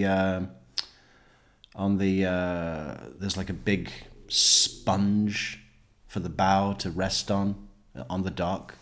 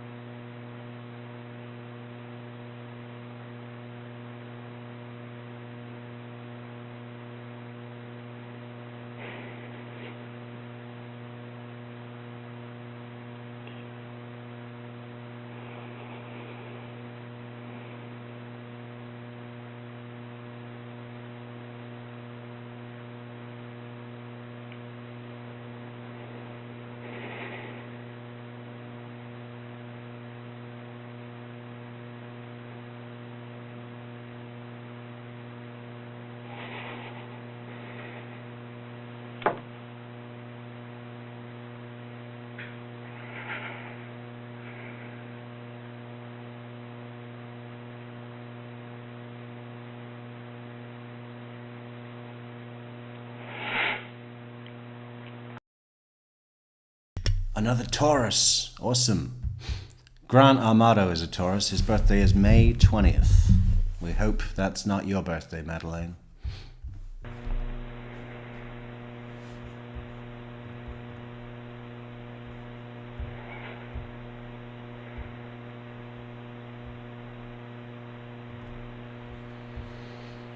Should we skip? Let's skip. See if he touches his crotch. If you touch your crotch, Grant, you're going in cuffs. Don't touch those tissues. I know what you're thinking. You disgust me, you fucking...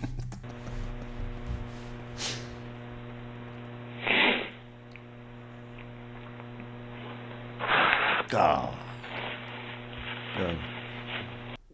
You could tell, you could feel the muscle memory in his wrist, you know. The old familiar tissue tug.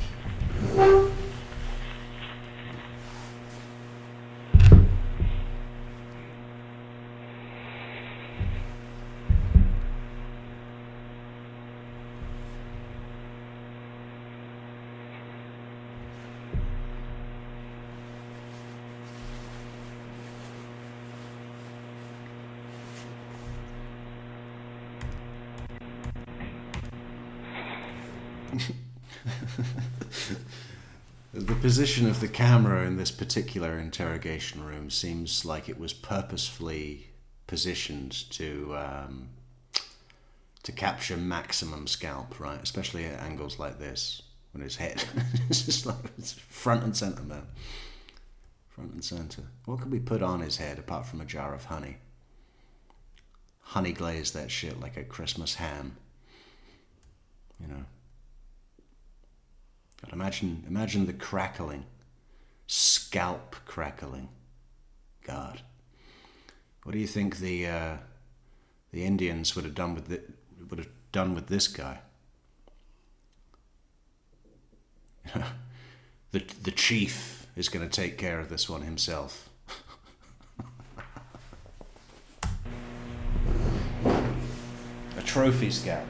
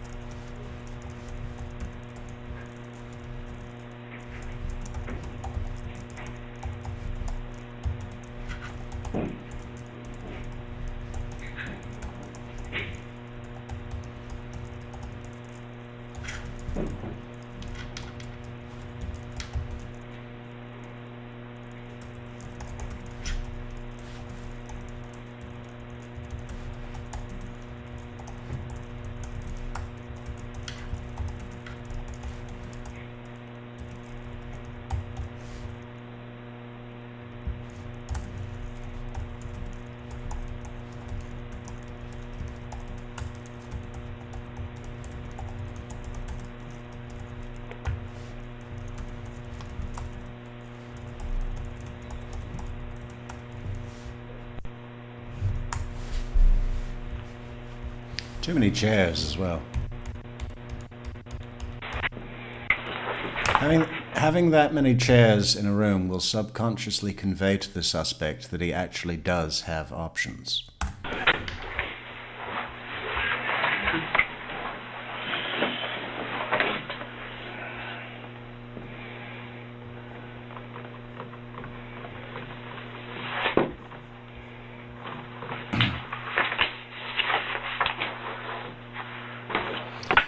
Interesting tactic. So they just came into the room and didn't say anything. Let's do a timer. How long before they go and say anything? Reset. Get ready.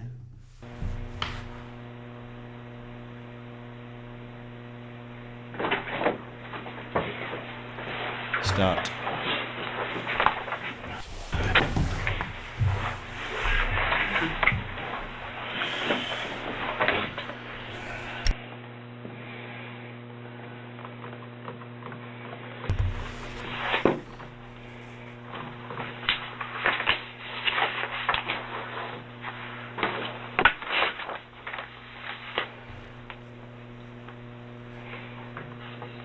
It's another sales tactic. Variation of the Ben Franklin close. Shut up and close.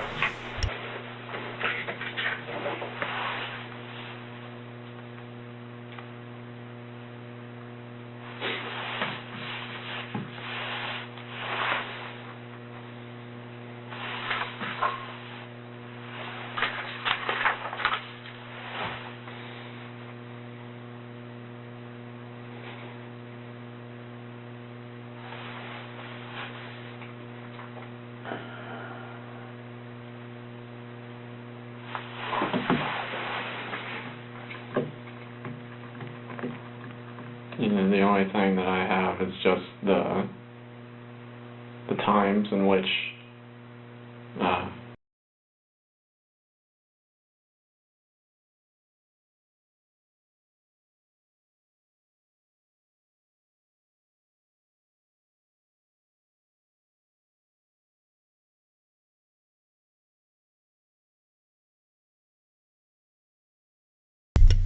Shit, fucking mute button, sorry. 2 minutes 49 before Grant said anything. So, yeah, they've come in, they've laid out the photographs, and the test is, how long is Grant going to let this silence continue until until he says anything at all? And you know what I'd have done if I was put in that situation? I'd have turned my fucking chair around, got into that corner, and put my head in my hands. Hey, look, Louise Rosendal, or maybe it's Luisero Sendel. Luisero sounds like a cool name, doesn't it? Is that a real name? Luisero. Thank you, Luisero. Loves the channel. Good. We love you too. So I don't remember the exact time when I actually left, but I had left later than what I had said. So you were home when Cody got home? Yes. Tell us about that. What time did he get home? Whoa. Why did he come home? That's a big change. I was home when Cody got home. Okay, well. I mean, he got home at, I think, like 10:30. I still think that's when he got home. It was like at around 10:30. I don't know why he was able to leave early. And what was going on at the house when he arrived? My dad and my mom were arguing, and then I was still just packing up all my stuff, or gathering the things that I could gather. And then when Cody got home, he rest with my dad, and then I was still kind of just staying out of it and doing my own thing. And then the end result was still the end result, and then I had... And then, so is it true that you still met Cody up the block, or was that... No. So you didn't meet him up the No. block? So why did you tell us that? I don't know. Alright, so then, now let's start from the time you and your father started having the argument. About 6:30, you said, when he got home? Yeah. Tell us exactly what happened from that time on. Even what was said.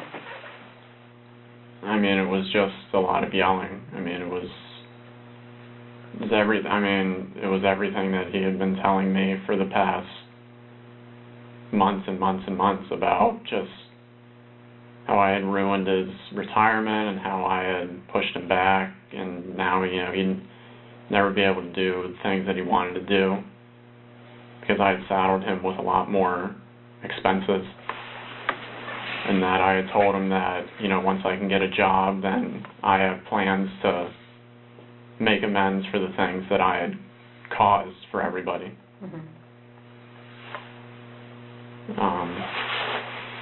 And he's yelling. Yeah. He's heated. Are you yelling back at him? No, I never yelled at my dad. And are you sitting on the couch downstairs, like you said? I was in the living room, yeah.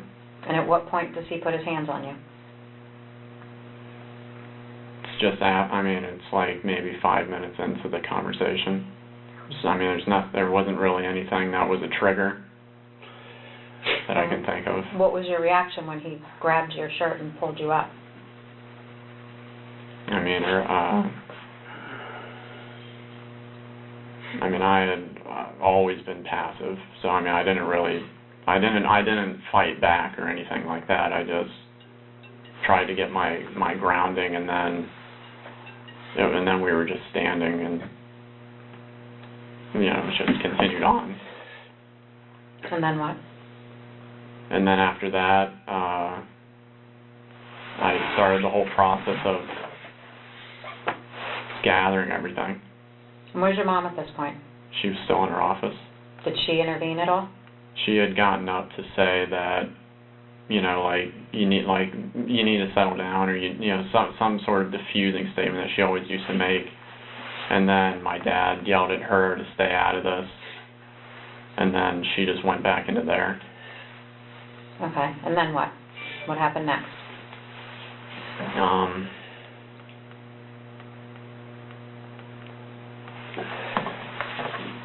I mean, then it was just a lot of yelling and confrontation between me and Dad, but there wasn't anything more physical about it. And like I said, I was just going up and about, getting my stuff and taking it out to my car and getting back whatever I could gather. And what did your dad do while you were doing that? He was just following me around. Just making sure you were gathering your stuff to get out? My possessions and not taking anything of his. And how long did that go on before Cody shows up? I mean, that was like for 4 hours or something like that. So you did that for 3 hours? Yeah. Gathering your stuff? And dealing with Dad, and because it wasn't just like he wouldn't pack up those 2 little bags you brought. Was 3 hours? Yeah, he wouldn't just. I mean, I went onto my computer to back up some stuff onto like some. Yeah, no. Now we're discussing what he did in the house for 3 hours to pack 2 little bags with, a few electronic devices and, like a few clothes. For context, I could clear my entire apartment in an hour.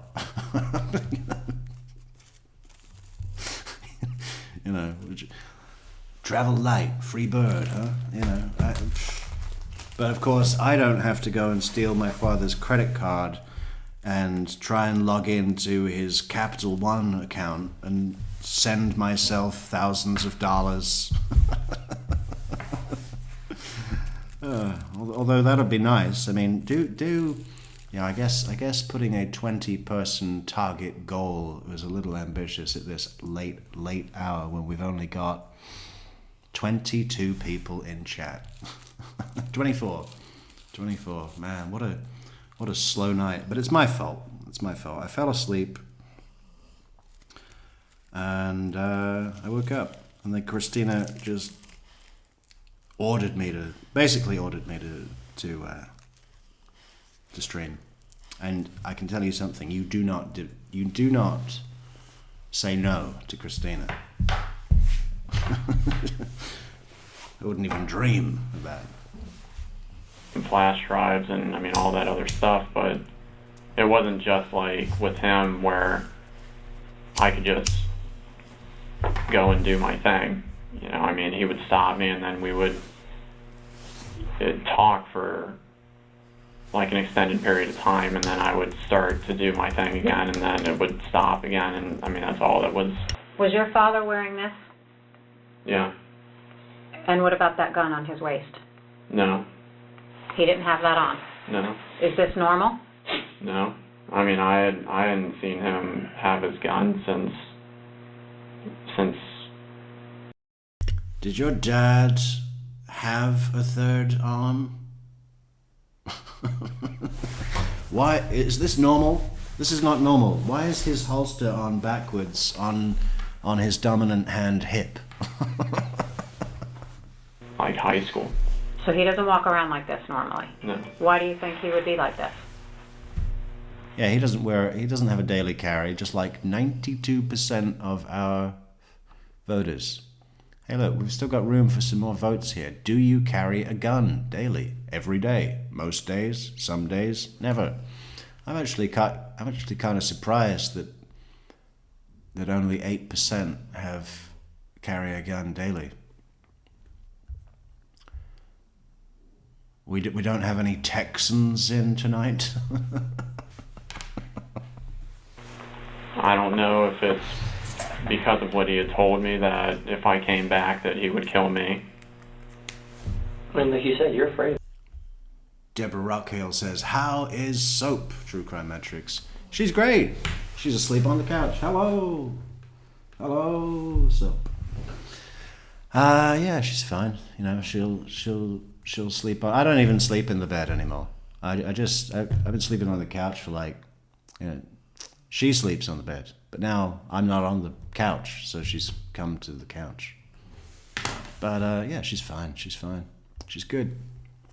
We should put some more Soap videos out soon. You know, she's the real star of the show.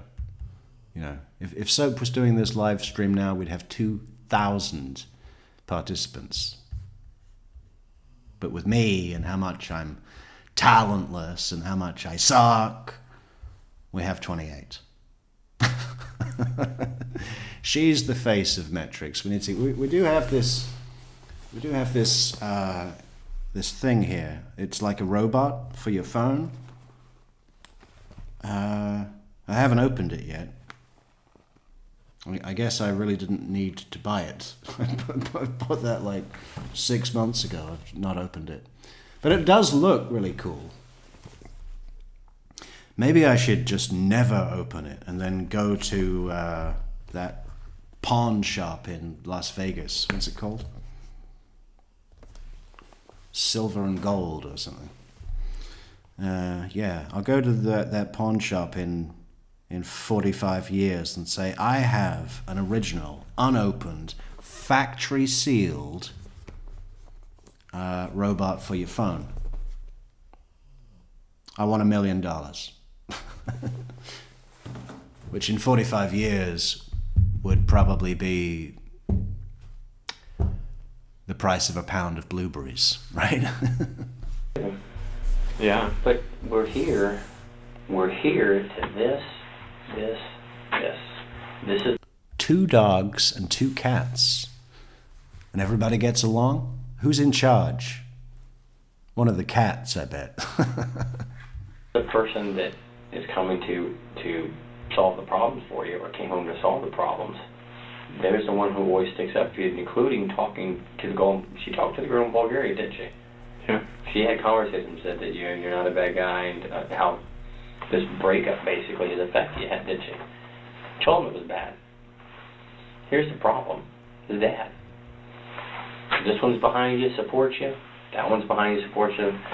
This one, I'm sure, cares about you, but is upset because, like you said, you have ruined his plans for retirement, so he can't retire because of the financial loss. How much money did Cody give you? Can you imagine that?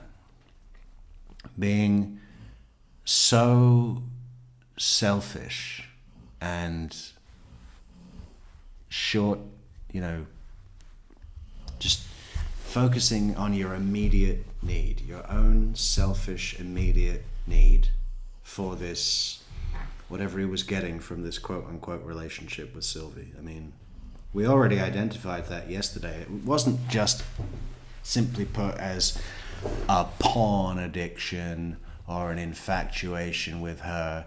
What he was actually getting out of his activity was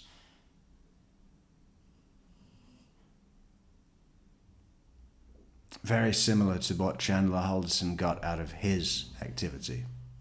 And I think most people still look at the Chandler Halderson case and go, oh yeah, well, you know, he loved playing video games. He was obsessed with the game, Tarkov the game. But when we identified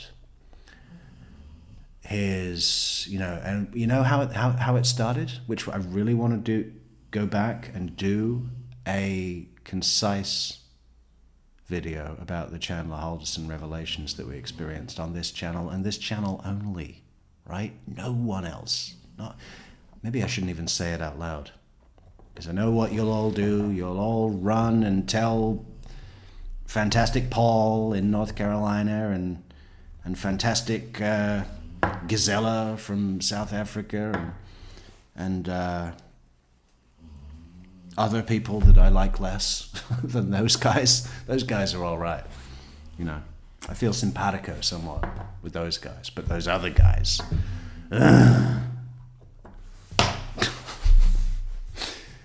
The swim team hoodie that he wore to his interrogation, that started the ball rolling, where we realized that video games were so much less of a part. Yeah, he liked playing them and was obsessed and blah, blah, blah, blah, blah, but the drive... Oh, we're going to lose this monitor. The drive behind it was it's backwards, right? It wasn't he wanted to play the video games, so had to create a lie life in order to get that carrot that he wanted, right? That video game carrot. It was the other way around. He needed to portray his grandiose self. Elon Musk, American family, degree, solar engineering, photovoltaic engineering, or whatever it was. All the rest of it, the dive team, the fucking, not the dive team, the scuba diving Department of Natural Resources team that he volunteered for, apparently, which he did not. You know, Dade County Sheriff's Department don't even have one. They don't even have or was it the Milwaukee? But whichever it was, there isn't one. So who are you volunteering for? What do you mean you're on call? You know, so he needed that. That was the carrot. And because he needed that carrot, he had all this time, which he filled up with video games. And then through the character portrayal within the game, he was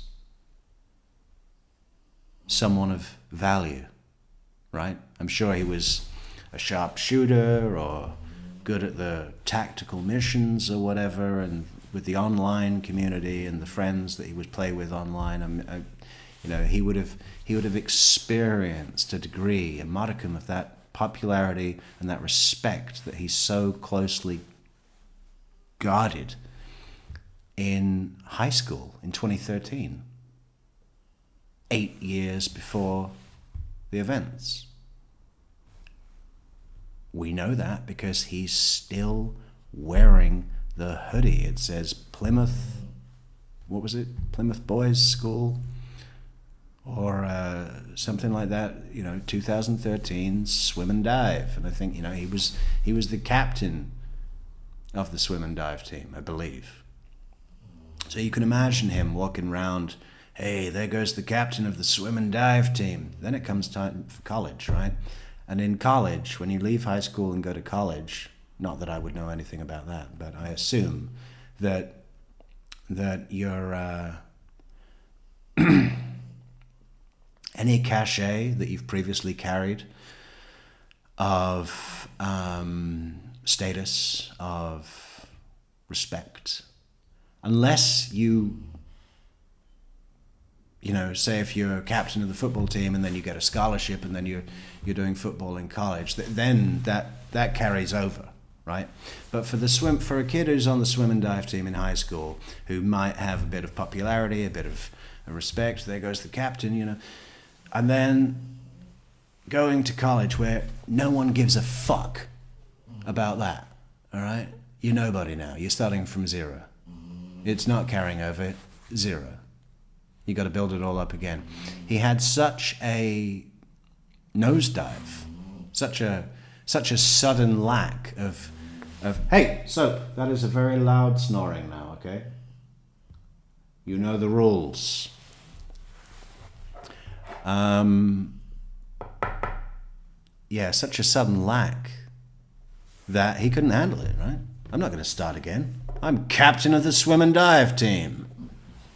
So he left the dorms, went back home, then dropped out completely. And realized that, you know, of course, his parents and his...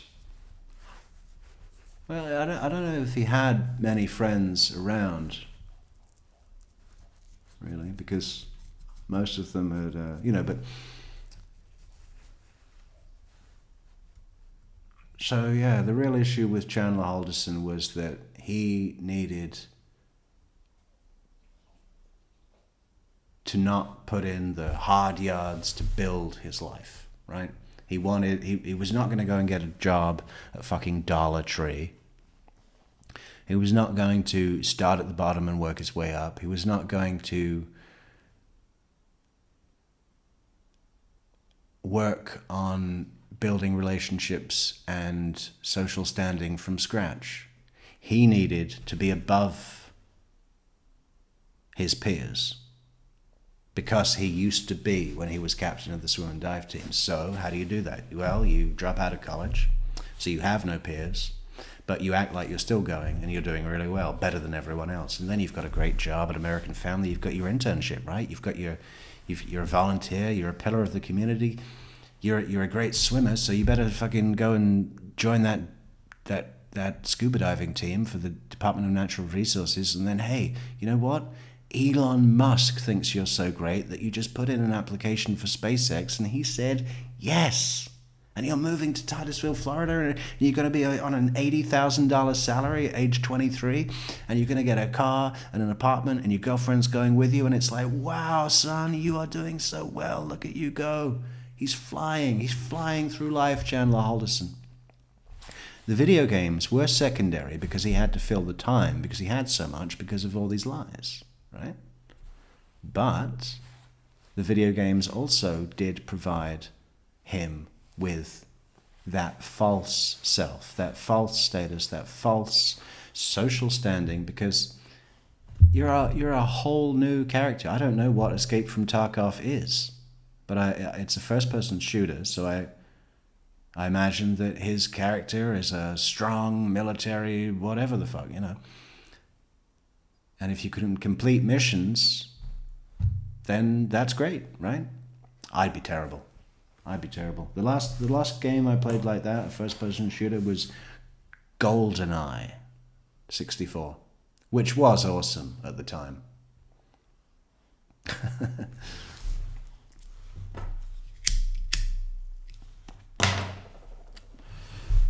But with Grant, let's bring it back to Grant. Grant's thing is not that he's a porn addict, is not that he genuinely believed that Sylvie loved him. He made himself believe that. Why? Because that was, you know, if you're paying someone to be a sycophant to you, to agree with everything you say, and just look at you with a kissy face and go, my poor baby. Oh, you make me feel so good, baby. You know, if that's what you're spending $600 an hour, and what you're actually getting from it is the validation of your false self. Of course, his family, you know, the way that Chandler and Grant differ is that Grant didn't attempt to do this portrayal within the real world, right? It was only through Sylvie, which in some ways is more sensible, but in other ways less sensible. Why is it less sensible? It's less sensible because if your lie life can only be, and what you're getting at, those little fucking dopamine hits that you're getting when you have made yourself believe that someone is believing your fake lie life, right? And all it's costing you is $600 an hour. The isolation that is inevitable, the duality of being a fucking loser in the real world and everyone knowing it and everyone pitying you,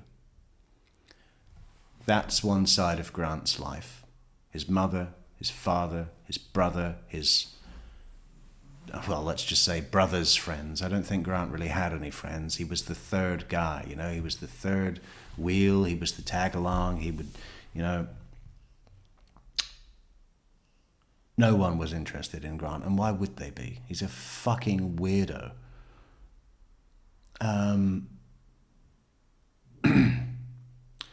So, on the one side of his life, he's a loser, everyone knows it. And on the other side of his life, Sylvie, I pay her $600 an hour, and I get my dopamine hits from tricking myself into believing that someone else is believing my lie life, right? The danger is there's a split. There's this split. Chandler Halderson didn't have that in the same way. His split was only internal, external. And I think even his internal had started to become like, am I on the scuba diving team? I think he started to believe it himself, in a way. And the reason I think that is because the way his pity plays to the detectives, it's one thing to do a pity play to your helicopter mother, as she is referred to by Mitch, the surviving son.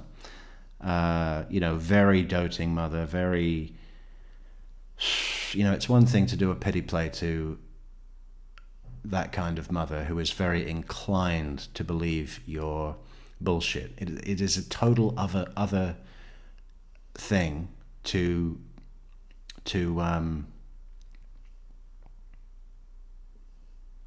think that is going to work on homicide detectives who are very inclined not to believe, that your legs are made of cheese and that the hit to your spine means that you'll need a colostomy bag down the road and blah, blah, blah. The reason I think he started to actually believe his own hype is that he misapplied, and massively in such a misguided way. Anybody would know that a detective is going to not believe the way that you're talking about your injury, so it could just be plain old desperation. He didn't have anything else, but I think he thought that it would work, and I think he thought that it would work because he'd begun to believe it himself, right? And I say that kind of like half-hearted, like not like actually believe that he had an accident and fell down the stairs, but had incorporated his lie into his life so much that it was impossible to split between. Grant had too much of a split, Chandler not enough. You see the difference? But they're very similar in terms of their actual motivations for these acts and these rabbit holes that they've climbed into and buried themselves in. But also similarly is a misconception, even with great, smart creators out there. I was listening to a bit of Godzilla's show the other day about Chandler's case, and she's nowhere even close to getting this. And that'd be an interesting thing to put out. You know, if I can put together a 20-minute presentation about the real motivations of Chandler Halderson, because I know that she's very passionate about that case, but I don't expect Gazilla to spend 4 hours watching this video to find these nuggets of truth in what is otherwise just a very, very long video. You know, she's very busy, very busy. But I think she deserves to know, because I'd love to hear what she thinks about what we have discovered here on Metrix, right? We're going to have to do it. We're going to have to do a concise, no more than 30 minutes. It's got to be... We'll send it to Paul, too, because, you know, Paul is great, smart, funny, but, you know, he's not got this. He doesn't know. And I think he'd totally agree. I think both of them would, because they're good like that. Other creators, you know, I don't even consider them people, to be honest. I mean, I'm really not interested. This is what matters. So that's what we got to do.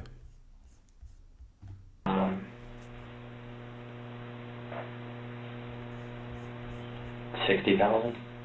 Yeah. I mean, yeah, I guess. Dad gave you how much? Like 100,000. Mom gave you how Oh, much? hang on. Let's go over the money. Yeah, no, he gave me $100,000 to invest in my Twitch streaming business. Yeah, advertising, getting my name out there. Listen, if you need $100,000 to advertise for that kind of business, you know how much we've spent on advertising at True Crime Metrix? 0. Never. And maybe we should. Maybe that'll be a good experiment. Should we do that? Should we recreate the goal? No one wants this goal at the moment, even though if you understood what is really going on with it, people would be fucking lining up. I'm gonna have to do another presentation about that. Let's do another goal for an experiment. What do we need? We need $250. That's what it costs. Can you believe? We'll start a goal. We'll start a goal right now. How should we do it? How should we break it down? We'll start a goal for... No. End goal. Remove goal. Okay. Remove. Then a new goal. Oh, fuck off. Yeah, remove. And now we need to do...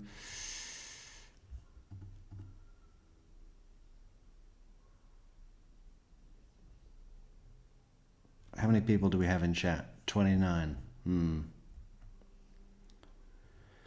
So if we did 10 super chats. No. 15. What's 250 divided by 15?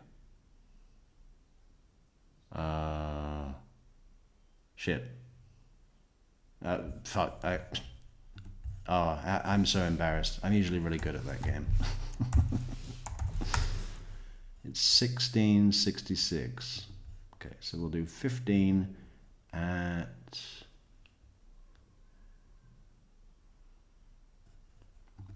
Let's just do 5. 5 at 50.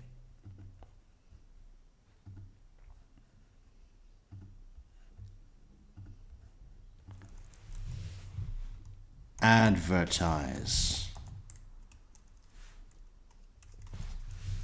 Is that spelt with a Z in the States? No, surely not. They can't be that stupid.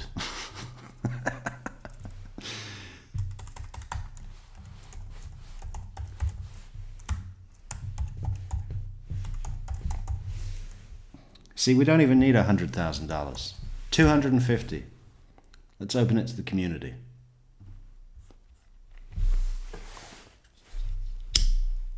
Hit us up with our goal at the top of the super chat, guys. That's, hey, Jano, S3U. What is Jano saying?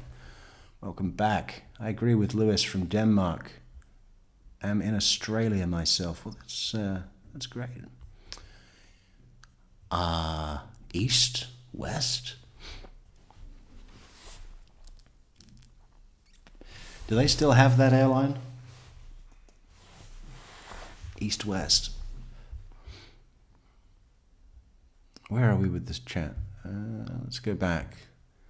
Because we're just about to discuss the money on Grant. Yeah. I have 2 dogs. Okay, we know. Luisero says, True Crime Metrix.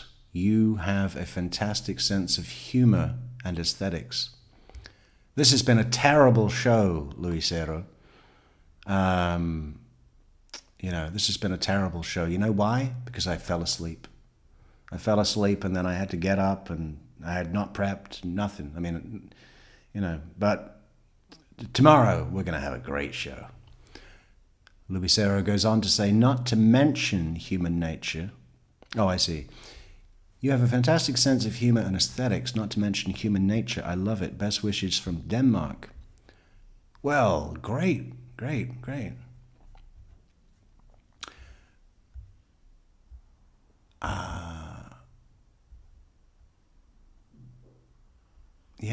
Yeah, I want to go to Denmark. I've never been to Denmark. I want to go to Copenhagen. I want to go to Christiania. I hear great things about Christiania. I agree with Louise from Denmark. I'm from Australia myself. Well, thank you, Jano. Jano. S. Everybody's saying hello. Lee. Fucking A, bro. I'm gonna fucking fuck up where the fuck you fucking with me. Boom! Sonic boom. Christine Schweinsberg. Thank you so much for the coffee on buymeacoffee.com/True Crime Metrix. That's also a great place to chip in to the advertising budget. I've always avoided it. I've been like, what do you mean it's $250 without any guaranteed results? Meanwhile, you've got Grant over here apparently claiming to have asked his father for $100,000 to invest in his Twitch streaming business. Christine Schweinsberg says 379263052013007.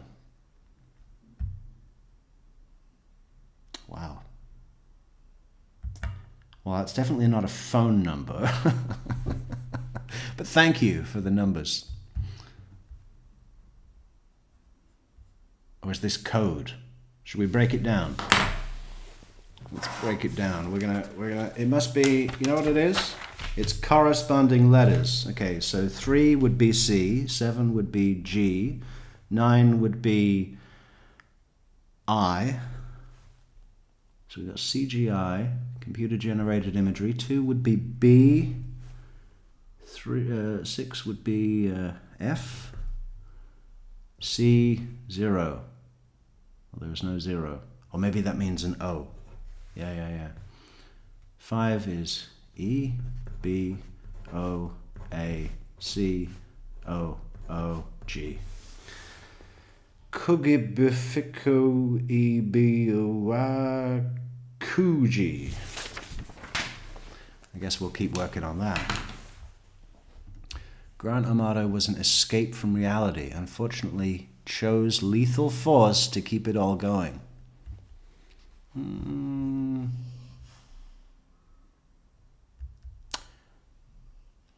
I disagree.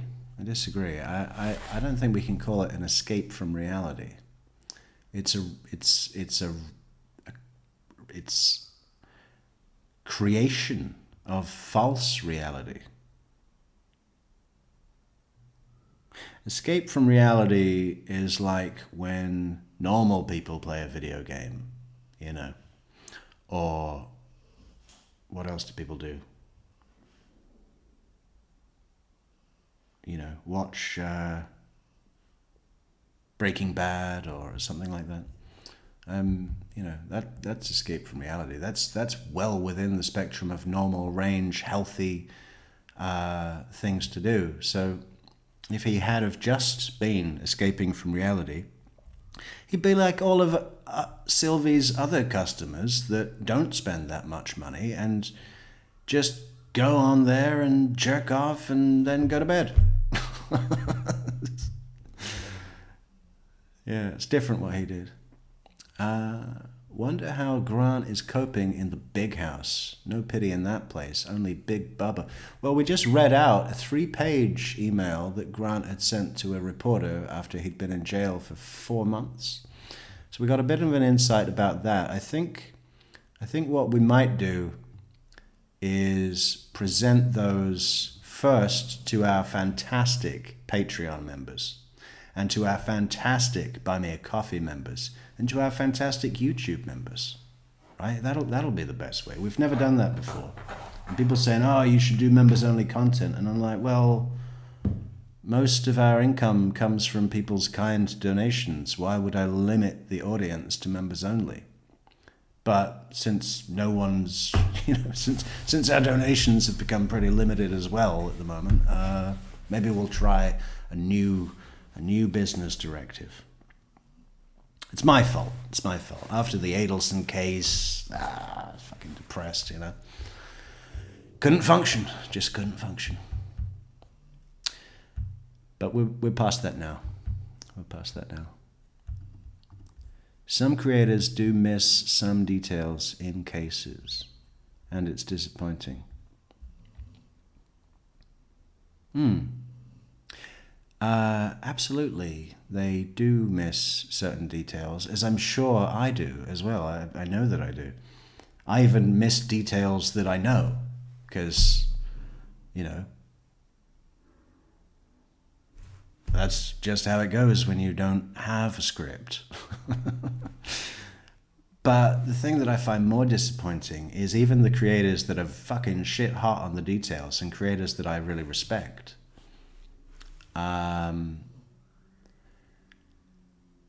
This is not an isolated thing. Here at True Crime Metrix, I don't know why, but I don't know if it's because of the audience or because of my own brilliance or what, but we definitely, with high regularity, spot things that are glaring that no one else sees at all. If we took the Adelson case, for example, and all of the fucking, all of the 80% of, the moron population that follow that fucking case and make assumptions just because the community have made assumptions and blah, blah, blah, blah, blah, blah, blah, fuck off. We've torn the shit out of that. And there's still people pushing false shit. And I ask, and the people that are pushing false shit about the Adelson case are still doing it under this absolute fucking horse shit virtue signaling of justice for the Markells. And I'm not saying that I don't care about justice for the Markells. Of course I care about justice for the Markells. But, the virtue signaling that is very common with some of the biggest channels that cover that case is a false economy. That's to attract the 80% of morons that want to get on a bandwagon, get into mob mentality. And the minute you get into mob mentality and start listening to what the mob wants, you're not a fucking creator that's worth anything in my book. Not at all. Zero. All you're doing is pandering to the masses. Pandering to the 80% portion of the mass following that are fucking, that don't know anything and don't really care. They just want to feel like they're on a journey with people, right? I've never done that. I've never felt that about anything in my life at all.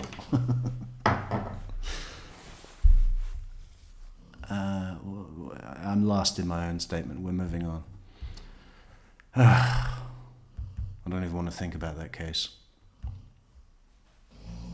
Oh, we were saying about some creators do miss details in cases, and it is disappointing. Yeah, I know, and we do too. And but what disappoints me more is even the good creators, even creators that are worthy of respect and that genuinely have a fucking drive and a good head and a fucking thing, they still don't get it. We get it. Most of the time. Jano says, True Crime Metrix needs to guest on the big name sites. Then the rest of the world will be subscribing like crazy. Well, you know, that's not a goal of mine, really. It's been nice to have the Jeff LeCasse video, you know. Paul showed it recently. We got some good we got some great response from that. STS went through it. We got some great response from that. Love Paul's channel. You know, I have to show Joel professional courtesy, of course, but it's not an area that I would be that I would expect to gain anything internally from being a guest. You know, I wouldn't learn anything, and it would probably leave a bad taste in my mouth. Yeah, it'd probably be good for business, but is that all that matters, or is our integrity more important? What we really need is a small audience with a few well-placed backers, generous, wealthy, and that see what we're really trying to do here, which is to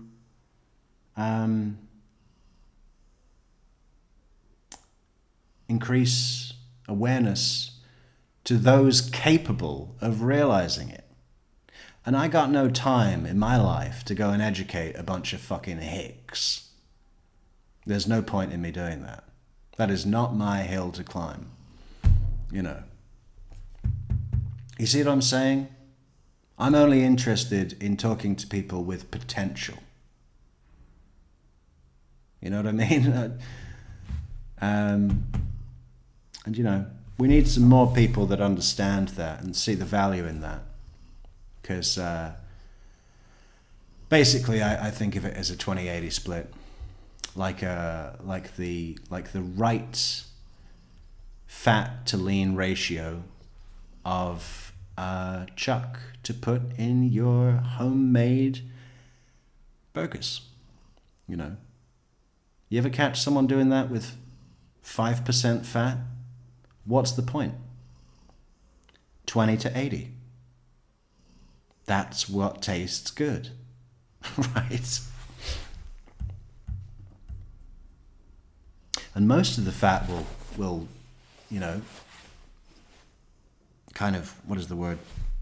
Melt, for want of a better word, out of the burger. But on that journey, as the heat goes into the burger and the fat renders, there we go, renders out, it's going to leave behind that juicy, that moisture. It's not like you're going to eat a burger and it's literally like you're eating 20% of the weight of it is pure fat. The fat has mostly gone out, but it's left behind that moist. You see? That's why. 80 to 20.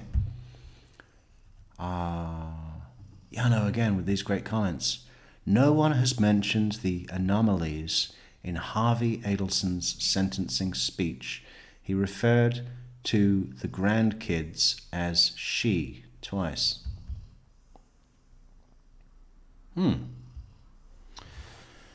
Okay. I wish we'd got to hear the whole thing of that. Sad that it got cut short. So we'll do that probably right after this show. We'll just go. It's a very short video for Harvey Adelson. Maybe we're going to do a 24-hour stream today. Need to count up for these lost hours, all this fucking month of anguish. What are we doing? Harvey Adelson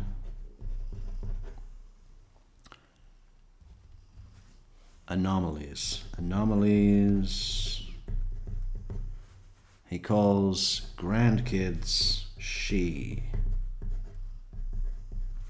etc. Yeah, thank you, Jano Yano. Mixed Green Alien says he knew he couldn't survive on the streets, so he chose prison. I often wonder this as well, like those kids in Broken Arrow, Oklahoma, that murdered everybody in their family. I think one survived, but it was horrific. And what are we saying? Yeah, I often wonder, do some of these guys go into prison because, especially the young kids? Chandler was another one I worried about. I'm not sure. And I don't know if it's subconscious or a conscious decision, but could it be that on some occasions people that are in the closet and, they want to suck cock, but they can't get over the social coming out, basically, for whatever reason. So do they commit a crime so that they don't have a choice? They will be going to prison where they will be forced to stay, and they will be sucking cock on the reg. Could there be some? I'm not saying in all cases. I'm sure that does happen occasionally, right? So if a young male wants to suck cock but can't come out of the closet because of whatever, have there been times where they have, for instance, killed their parents on some level, knowing that they will be going to a place where they will be, where the sucking of the cock can be justified as a forced act upon a heterosexual? Interesting. The kids from Broken Arrow, Oklahoma, I think that might be a good contender for that theory, for the older one of the brothers. The two brothers, you remember? I forget the names. You're right, integrity over quantity. Absolutely. I mean, otherwise, I would be doing something else. I could be a lot more successful than this if that were my prerogative. And it has been at past times in my life. Hey, there's a sucker born every minute, and you can take advantage of them all day long. I just decided that route in life didn't really make me happy, So I've chosen a different thing. But thank you for your insights, Jano Yano. Deborah says, a lot was brought to light about Harvey and his knowledge of and potential involvement. Okay, a lot was brought to light about Harvey and his knowledge of and potential involvement. Okay, so what do you mean brought to light? By his own statement or by something else? Because it's not clear what you're referring to. What was the bringer of light to this? And I don't, for me, I don't need anything to bring that any more into the light. You just have to look at the situation and go, okay, what are the chances that Donna and Charlie planned this all and carried it out for over the course of a full year without informing or letting on anything to Harvey Adelson, etc.? And don't forget Wendy's collusions as well. It's not possible. He clearly was in full knowledge and fully involved. Just not in such a stupid way as Charlie and Donna. You know, probably the two of us, you know, blah, blah, blah, blah, blah. There's no question about it. It's not something that really needs any light shone. But I don't believe that he's going to be arrested. I don't believe that's a priority. And the reason I think that, I mean, if Wendy wasn't an issue, or she had already been convicted, or it was proven that she wasn't involved in a fantasy, but you know, if Wendy wasn't on the table, no, Wendy is so much more important to the state, to the Markells. That's who, you know, I still think that the Markells would personally, if it were put to a vote, if they said Ruth, Phil, Shelley, there's two options. Right now, we've got Katie, Sigfredo, Louis, Charlie, Donna in jail, life sentences, all of them. We can either keep all of those people in prison forever, and Wendy goes free, and we never convict her, we never arrest her, or we arrest, convict Wendy, and she gets life in prison, but we have to let everyone else go. Just in this complete hypothetical scenario, I know what I'd be voting for if I was Ruth or Phil or Shelley. You know? Let's do another poll on that. I'm very curious to see what people will say about that. We're going to end this poll. So the results of the poll: do you carry a gun daily? 8% said every day. Wow. Seriously. And okay, well, great. Good for you. 0% say most days. 4% say some days. And 88% say never, which does surprise me. That's good. That's good, though. Thank you for sharing about your gun carrying. What is the word? All right, we start a new poll. What is it?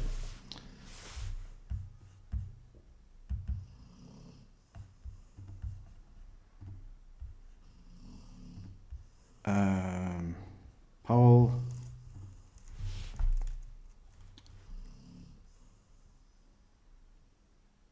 Would the Markells vote for ...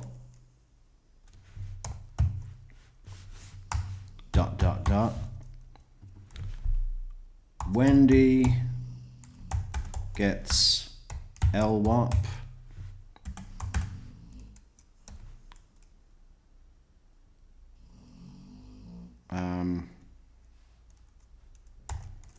Everyone else goes free, or Wendy never arrested, everyone else LWAP.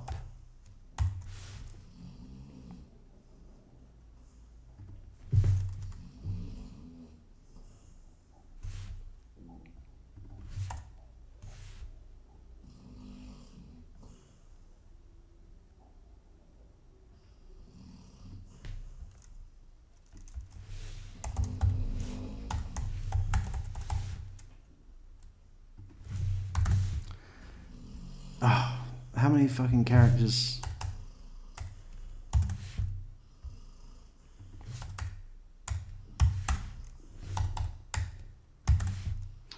Wendy gets LWAP, everyone else free. Wendy stays free. Everyone else LWAP. Right, well, hopefully that's not confusing. There's only a limited amount of characters, so yeah, that should. Yeah, I wonder if anyone's going to vote for option 2 here. Oh, I put just Mark L. Sorry about that. What else were we saying?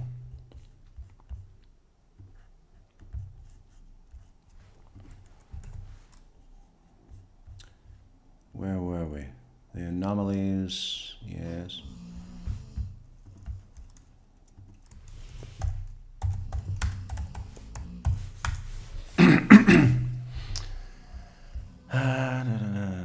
Great comments today, everybody. Great comments. You were spot on there, says Jano Yano. He put his foot in his mouth. Patricia Burns, welcome back, Patricia Burns. Burning down the house with Patricia Burns. Metrix, you don't need anybody else. I think your intelligence would scare them into negativity anyway. That's been happening to me my whole life. The time will defo come when this channel blows up and gets big. Sometimes it takes time. Well, I think it's, to do with shaping out the offering, I really enjoy doing the live presentations because it's nice to sit here with all of you and have a look at your comments and get the feedback in real time, etc. But we should definitely do more short form. There's some good experiments that I want to do around this Chandler Halderson thing for the benefit of sending it to creators worthy of respect that just haven't, I don't know if it's because they haven't had the time or what, but just haven't clocked it yet. But I think it'll be a popular change in format. Yeah, I think that's important.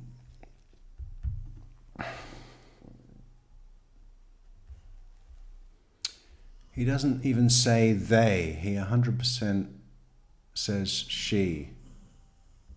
Like a malfunctioning robot.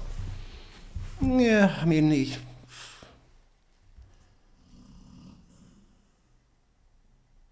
we need clusters. We'll go through it, Jano. We could put it on right now. I mean, should we interrupt the... It's really not long, is it? It's a couple of minutes. Let me see if we can do that. Misspeaking she over they.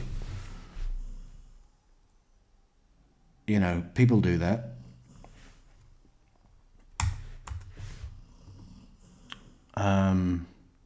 But if there are clusters of the same thing, what do we search for? Is it just up as an isolated thing, or do I have to go through a fucking 10-hour video? Harvey Adelson statement.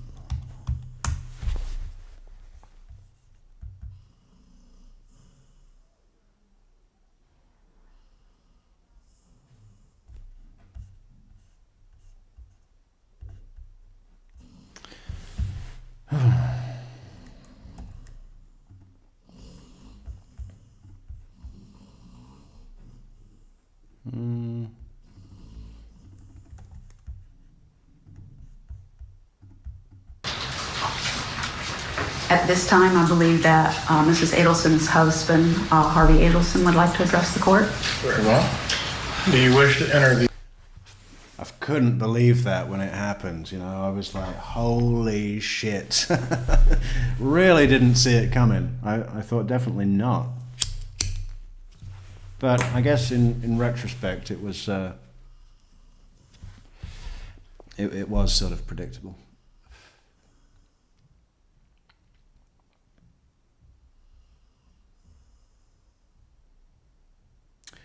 And if it did score him any points, he's not going to be able to make much use of them, is he? these letters into evidence? Yes, Judge. Does the state have...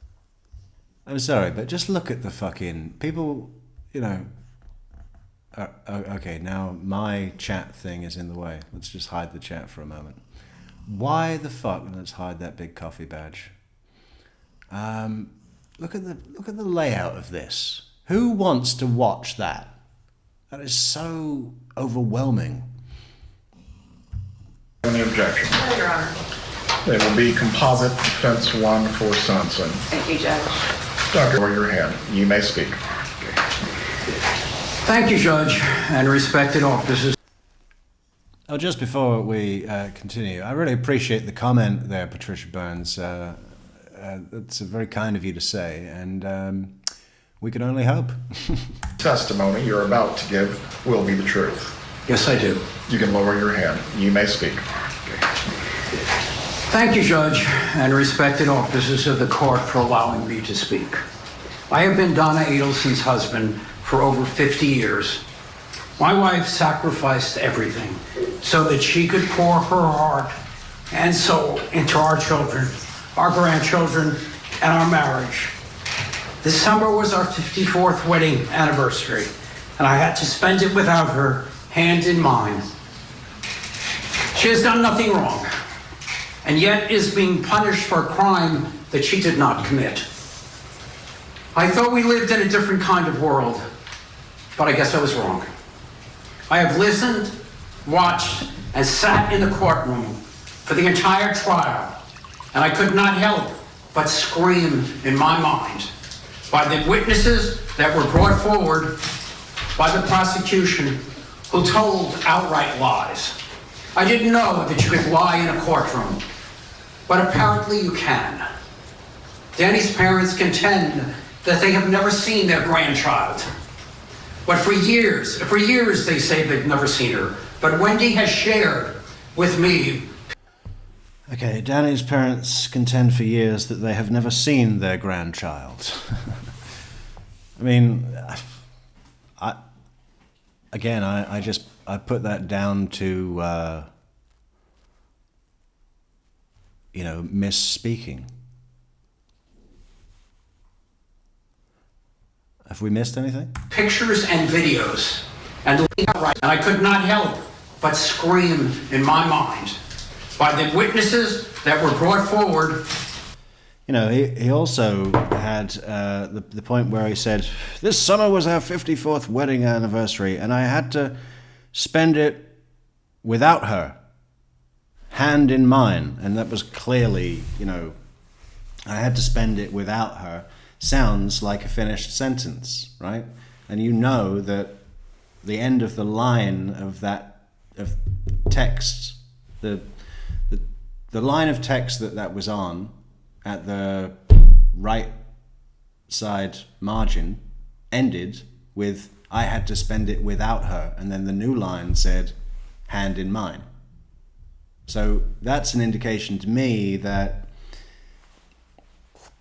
he's high emotion right now, and motor functions like reading and public speaking are somewhat depleted because of the high emotion, because of the anger, because of blah blah blah, all of these things, right? So that is clearly a matter of the sentence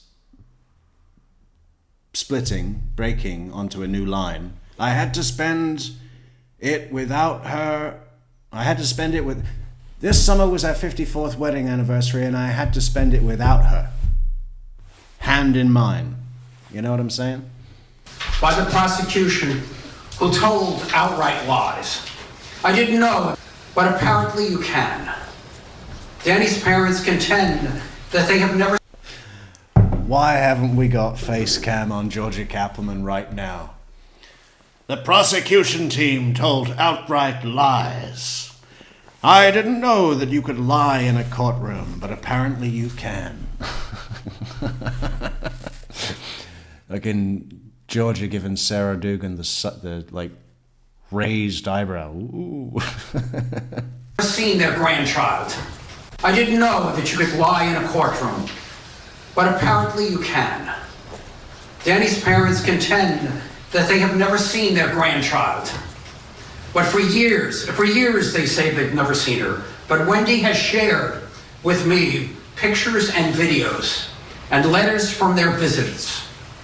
They have suffered immensely at the loss of their son, but they also contend to tell lies to the court about our grandchildren. Donna has... Whoa, okay, Patricia Burns. Patricia Burns has come in here with a controversial idea. Patricia Burns says, I don't believe the Markells would want Ben and Lincoln to lose their mother at this juncture. So I think they would settle for the patriarch right now.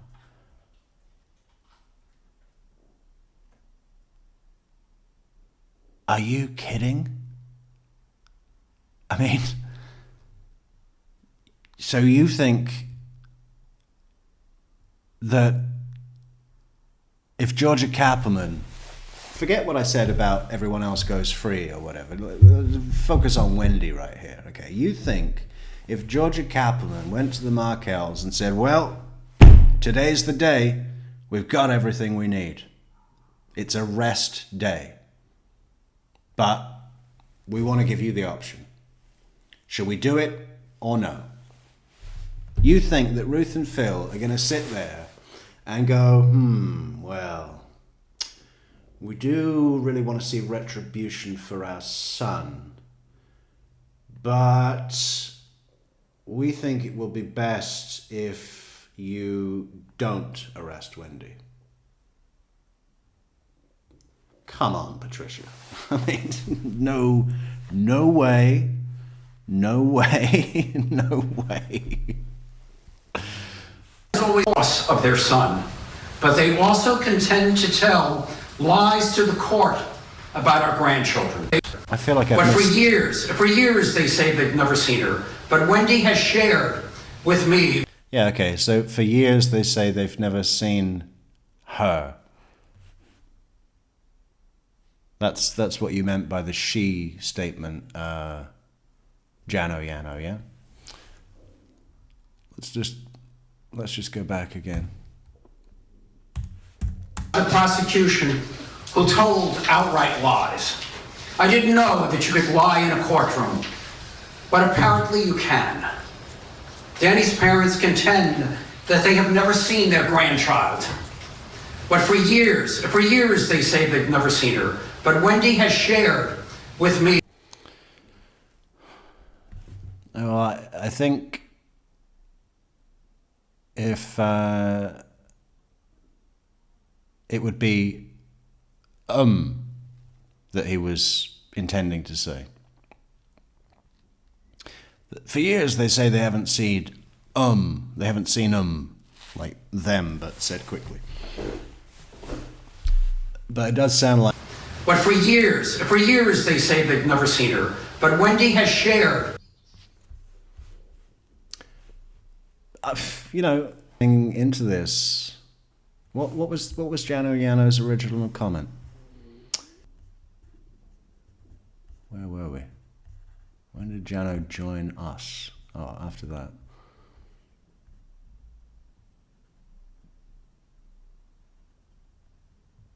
In the anomalies in Harvey Adelson's sentencing speech, he referred to the grandkids as she twice.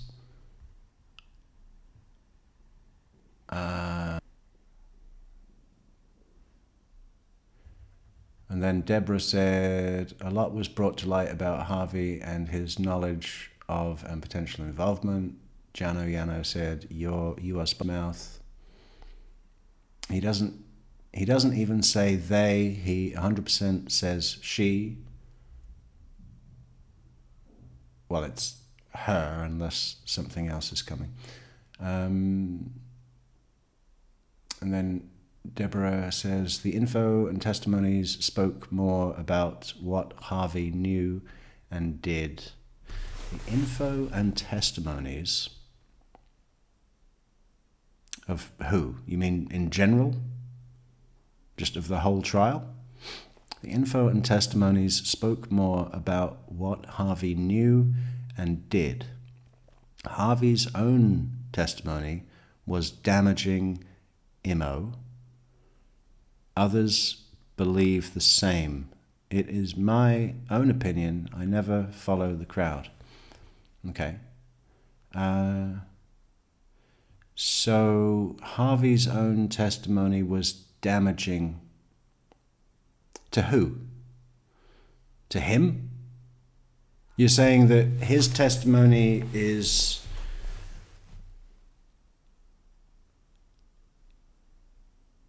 what, indicating his involvement? I mean, it's very brief. What I see from Harvey Adelson's testimony here is him coming in strong to support his wife's, whatever she said. I mean, I don't really see anything that's talking about, or that could be, other than he's agreeing with the defense's case in chief.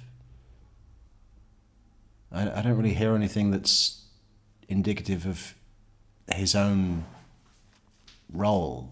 But I would be happy to hear what you are referring to.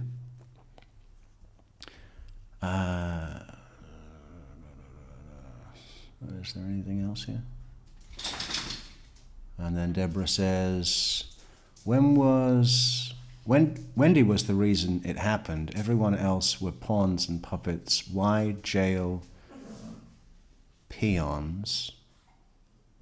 Why jail peons? What does that mean?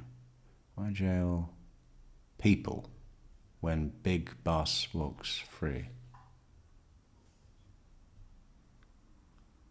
And the boys are being raised to have the same mentality that the rest of the... Yeah, this is a great point, Deborah, to support the counter to Patricia's idea that the boys are being raised to have the same mentality and the rest of the family has. That put them in jail.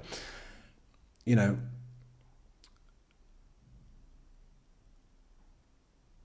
if I had anything to do with Ben and Lincoln, I would want them to be as far away from Wendy Adelson, even if they were in a fucking state-run orphanage. You know, I would not want them anywhere near someone as twisted and dark and dangerous as Wendy Adelson. You know, this idea of the Markells not wanting the boys to be without a mother. I mean, that's... I'm doing my best to be gentle.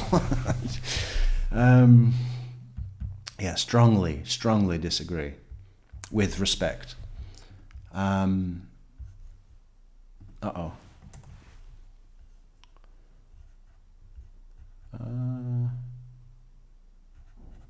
God, I keep fucking losing the place. Sorry.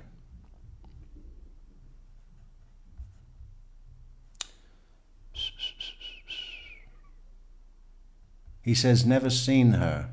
All right, we'll play the whole thing again in a second, Jana. I do not support Harvey in any way. Only one grandchild. Yeah. But, you know, as I said earlier, Deborah and Jano, that are kind of,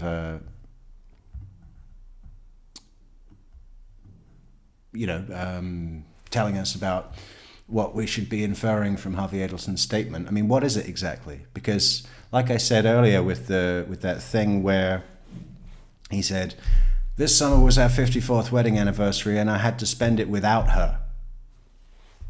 Hand in mind. That is obviously, I think you can even see his head, move to the left side of the page with that split. That's obviously a misspeaking.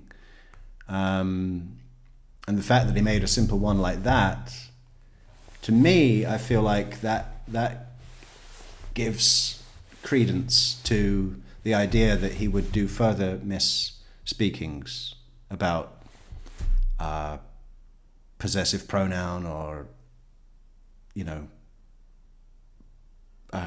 the other example, this singularity as opposed to the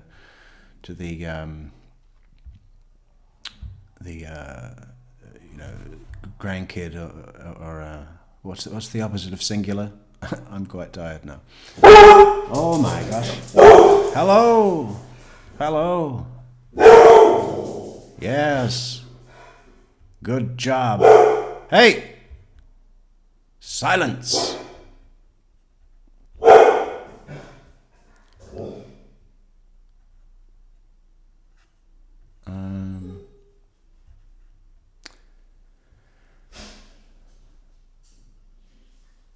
If we have seen George's face, she would have been rolling her eyes so fucking hard. Yeah, she loves to do that, doesn't she? Patricia says, I think the Markells have genuinely good hearts and would never be responsible for any more trauma in their grandsons' lives. Those boys are being traumatized every fucking day. Every day that this goes on. And the further they get away from the realization of what's going on, which will happen, my prediction is in their mid-30s, it would not be surprising to me if one, at least, committed suicide. It would not be surprising to me if one or both developed serious drug and alcohol dependencies. It would not be surprising to me at all that whenever the cobwebs are lifted and the unveiling of truth happens for those boys after they've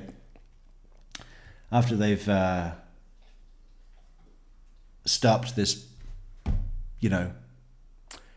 early mid-teen period of their lives where they're focused on skirt, cars, sneakers and basketball and ignorant of anything else.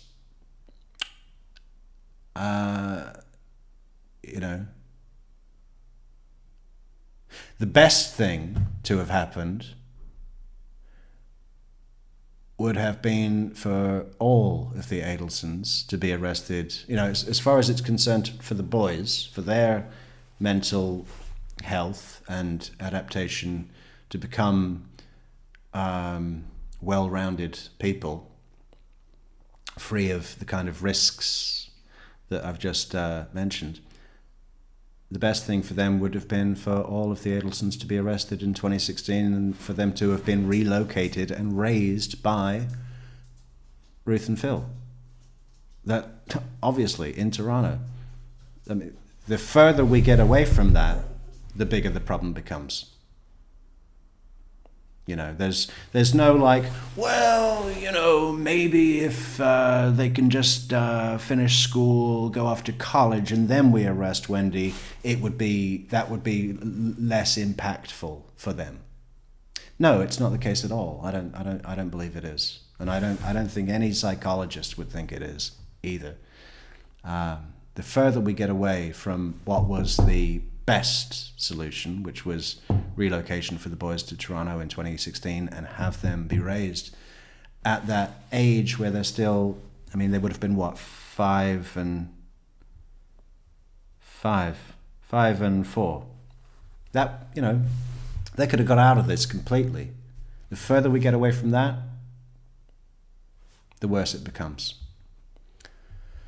So when Patricia says, I think the Markells have generally good hearts and would never be responsible for any more trauma in their grandsons' lives, I ask you again, Patricia, is what you're saying that in a hypothetical situation, I know it wouldn't actually work like this, but I would just want to know what your position would be on this question, even though it's a hypothetical that would never happen, it's still going to help me understand where you're coming from. Georgia Kaplan goes to the Markells, say, we've got everything we need, today's the day, Harvey's going down, Wendy's going down, they're arrested, we've got a fucking airtight case, yeah, there's going to be a trial, but we're very, very confident that this is going to be life in prison for Wendy Adelson. Let's just focus on Wendy for now. But Georgia Cappelman goes to the Markells and say, we want you, out of respect to you, Ruth and Phil, we want you to give the green light. Or you can pull the brakes. You think they're going to advise the prosecution's office to not arrest Wendy? Can you answer me that direct question, Patricia? That is what I want to know. With respect. With respect. With my respect to you. But I just want to know how far you're willing to go with this.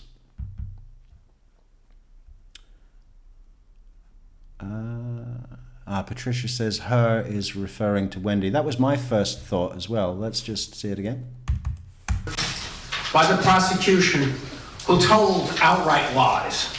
I didn't know that you could lie in a courtroom, but apparently you can. Danny's parents contend that they have never seen their grandchild. But for years they say they've never seen her. But Wendy has shared with me pictures and videos.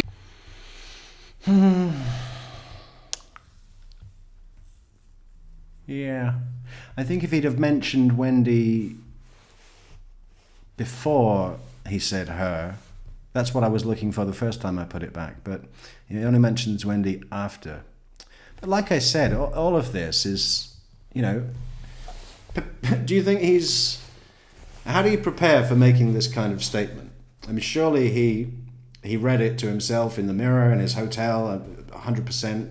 I would. But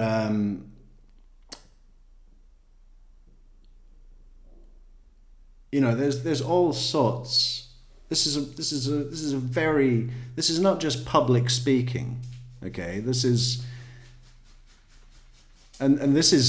something even beyond making a victim impact statement. So stop doing that. This is something beyond. What he's doing here is pretty groundbreaking stuff. Very, very... Shit! Quiet! It's very unusual to happen because he's going in and saying, a corrupt judge, a biased jury, and a lying prosecutor. I mean, it's nerve-wracking for anybody to do that because it's so outside of the realm of what is considered to be normal courtroom decorum, right? I mean, I see all of this, these misspeakings being quite easily put down to pressure, nerves, anger. I don't really see, like, you know what I mean? The mistakes that he's making are not like, he made that mistake because that uncovered his lie about X, Y, or Z. You know, I don't see that. So if that's what people are saying, show it to me. Where is that? What is the lie that is being uncovered by Harvey's misspeakings? Please, Deborah or Jano Yano, let us know. What is the lie that is being uncovered by Harvey Adelson's misspeakings?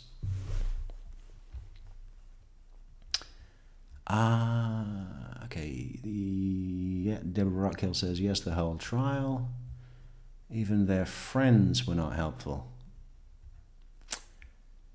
Well, I don't think their swinger friends were helpful for much at all to anybody. Either way, I mean, what the fuck were they even doing there? What did that guy say? What did Beef Cheeks say? He was like, We arrived in Miami late. What do you eat when it's late? Chinese? And I bit into a spare rib and cracked my tooth. So I phoned up New York. I said, who do we know in South Florida?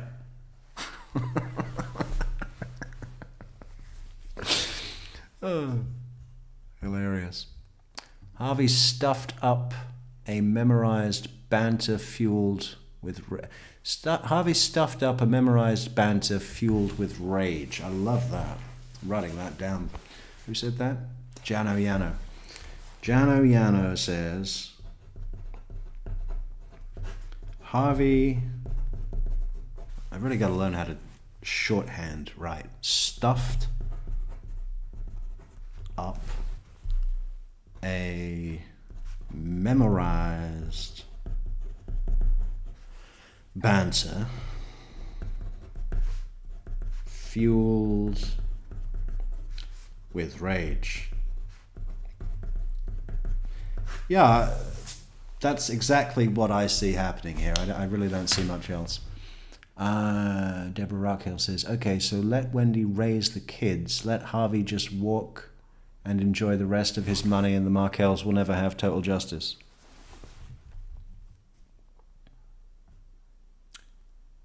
I mean, I take it you're saying that as an ironic sarcasm, but I agree. Daisy Juarez, welcome back. Welcome back, Daisy Juarez. Colleen. Mixed Green Alien says, or maybe speech was scripted by defense. No, I don't believe that. This is 100% him. The darkness of the Adelsons is being revealed step by step. I don't know. I mean, I maybe for some. I mean, I had a pretty good handle on it fucking 6 years ago. Nothing has surprised me. Maybe Mix could be so. This was the most unjustified murder ever. Disagree with that. How can you say that? You could say it's at the what would you say?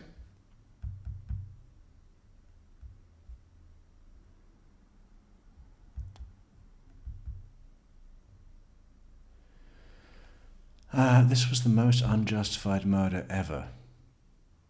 I mean, come on, you don't even believe that. I mean, you could say it's the same level of totally unjustified as many other murders.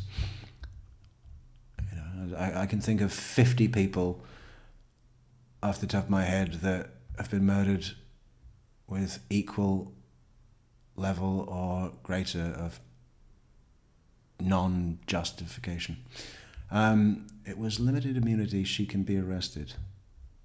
It was use and derivative use immunity, she can be arrested, of course. Who's saying she can't? I must have missed a statement. Agree Mix. Am I Mix? Okay, thank you, Triella. Daisy Juarez says, I can't say I'm mad that Grant Amato has devolved into Adelson talk.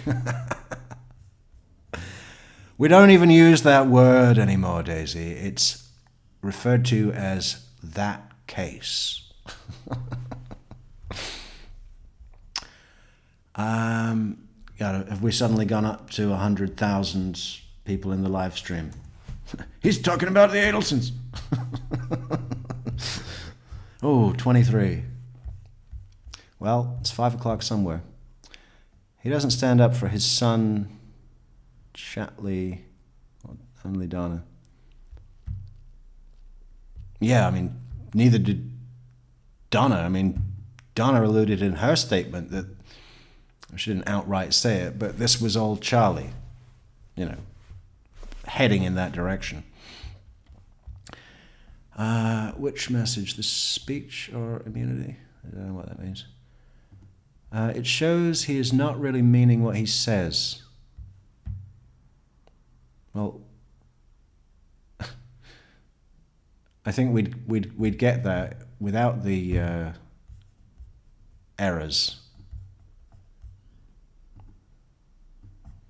Chinese food. R. Raguso's got a hankering for some orange peel beef and a Singapore fried noodle. Mixed Green Alien says the friend has no respect for the court, pure trash. Yeah, unbelievable. I mean, they were, and the woman, Clamfish came in and was almost basking in the experience, like someone would go on a you know, what do you call those things? Like a hot air balloon ride, or race a Ferrari at the track for a day, or, you know, those experience presents. It was like, oh, I'm in a courtroom. It was like Disney World to her. You could see her going, oh, this will be a really interesting anecdote to tell at my next gourmet dinner party. When I was on the stand. No respect for the murder, the survivors, the court, nothing, or truth, or justice. Deborah Rockhill, and how embarrassing. I mean, each one of them completely embarrassed themselves, especially Mr. Worldwide. I still want to do a deep dive on Worldwide. Sorry, a deep dish on Worldwide. Deborah Rockhill says, not just Harvey, but totally of trial. I always believed Harvey knew most, if not all of it. Well, I don't believe he knew most. He knew probably not even all of it. I mean, not even Donna didn't know all of it.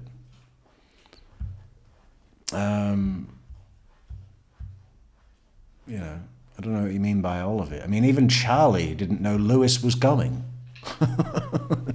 You know, there's a lot of moving parts, but there's no version of reality where Harvey only found out after it happened. That's bullshit. You know, and what are people going to say that's available that supports that idea? People are going to say, well, you know, if Harvey knew all along, then why was Donna messaging Charlie in secret and saying to delete the message about the birthday present and saying that she could only, you know, if Harvey was involved? And I think the answer is this, that Harvey was the one who was seeing the stupidity of this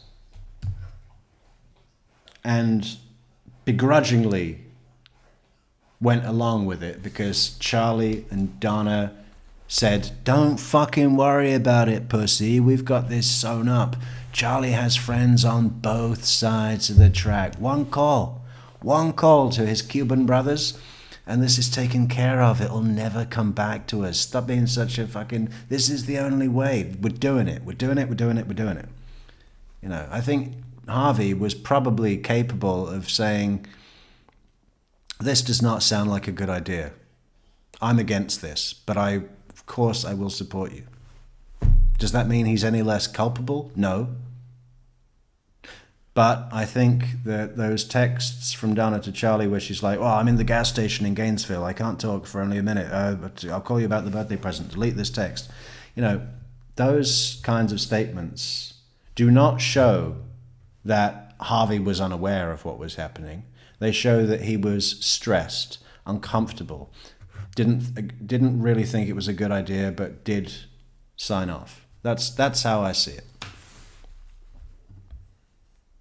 And that's also supported by his, you know, when the bump happened, Charlie goes, is Dad home? Is Dad home? And Donna's like, says something like, oh no, thank God, he's at work today. You know, because the fact that something had gone wrong, had been warned against and foreseen by Harvey, something could go wrong. You know, these FBI fuckers, they don't give up. There's no statute of limitations on murder. This will be following us forever. There's got to be another way. But did eventually sign off. You know, so I imagine he was pretty pissed when it did blow up. So you have to watch everything about the Adelsons from multiple creators to get a whole picture. I don't. I don't watch any creators. I watch the case and I study the people. You know, are you talking to me? No. I strongly disagree with that. I don't even think you should watch me. Make up your own minds. I have learned from many, not just one person. Okay. Well, and what have you learnt? Figure of speech. He was a great father, just coming home, no robbery.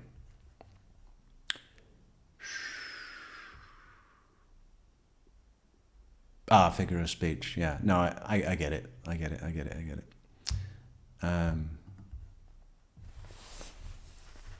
5:36 a.m.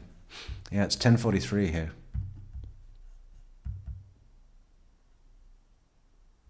Why does Celia Triolo keep writing mix? Is she referring to me? Is that an abbreviation? Metrix. And then there's a bird of peace with an olive branch.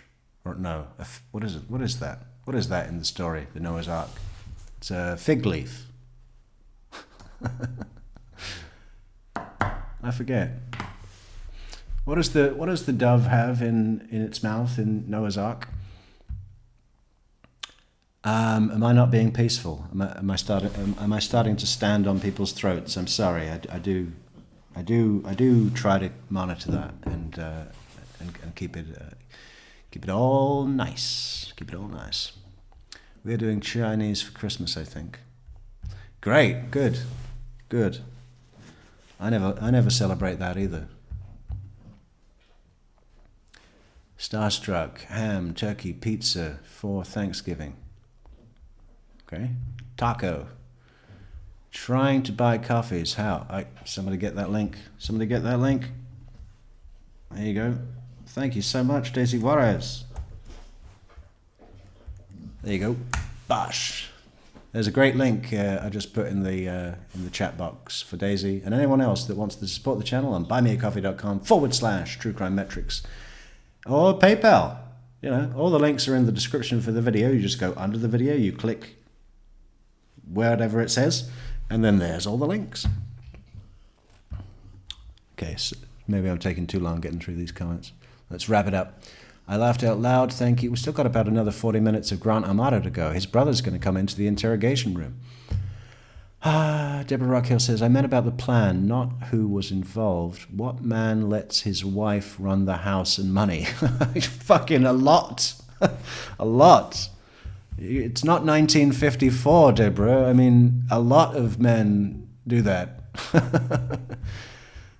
Absolutely. I don't think that was the case here.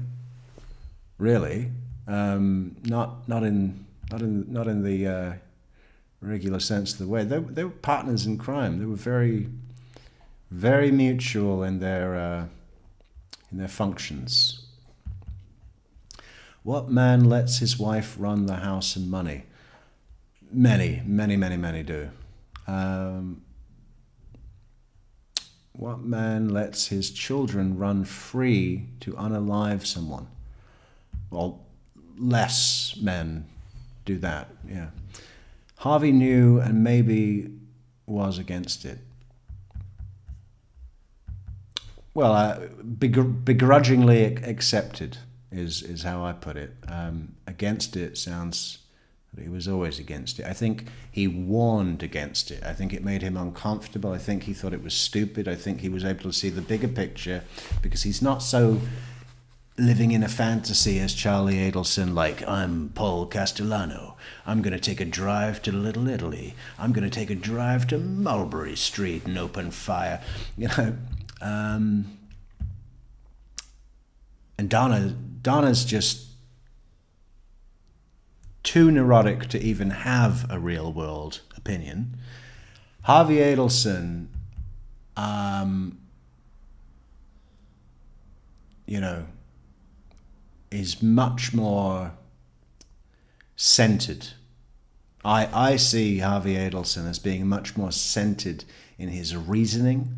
I see him being much more aware of how reality works. I see him, being against this, at least in the initial, at least warning against this. I do not see him greedily nodding along and going, yeah, and then we'll send up some Latin kings and we'll get them to take care. No, it's just not something that's from him. This is Donna, Charlie, Wendy. And Wendy, don't even fucking start talking about this, because Wendy's we're not going to go into that right now. We've got to get through these comments and then get back to Grant, right? Mixed Green said he had to know when they brought one-way ticket. Well, he knew a long time before then. Come on.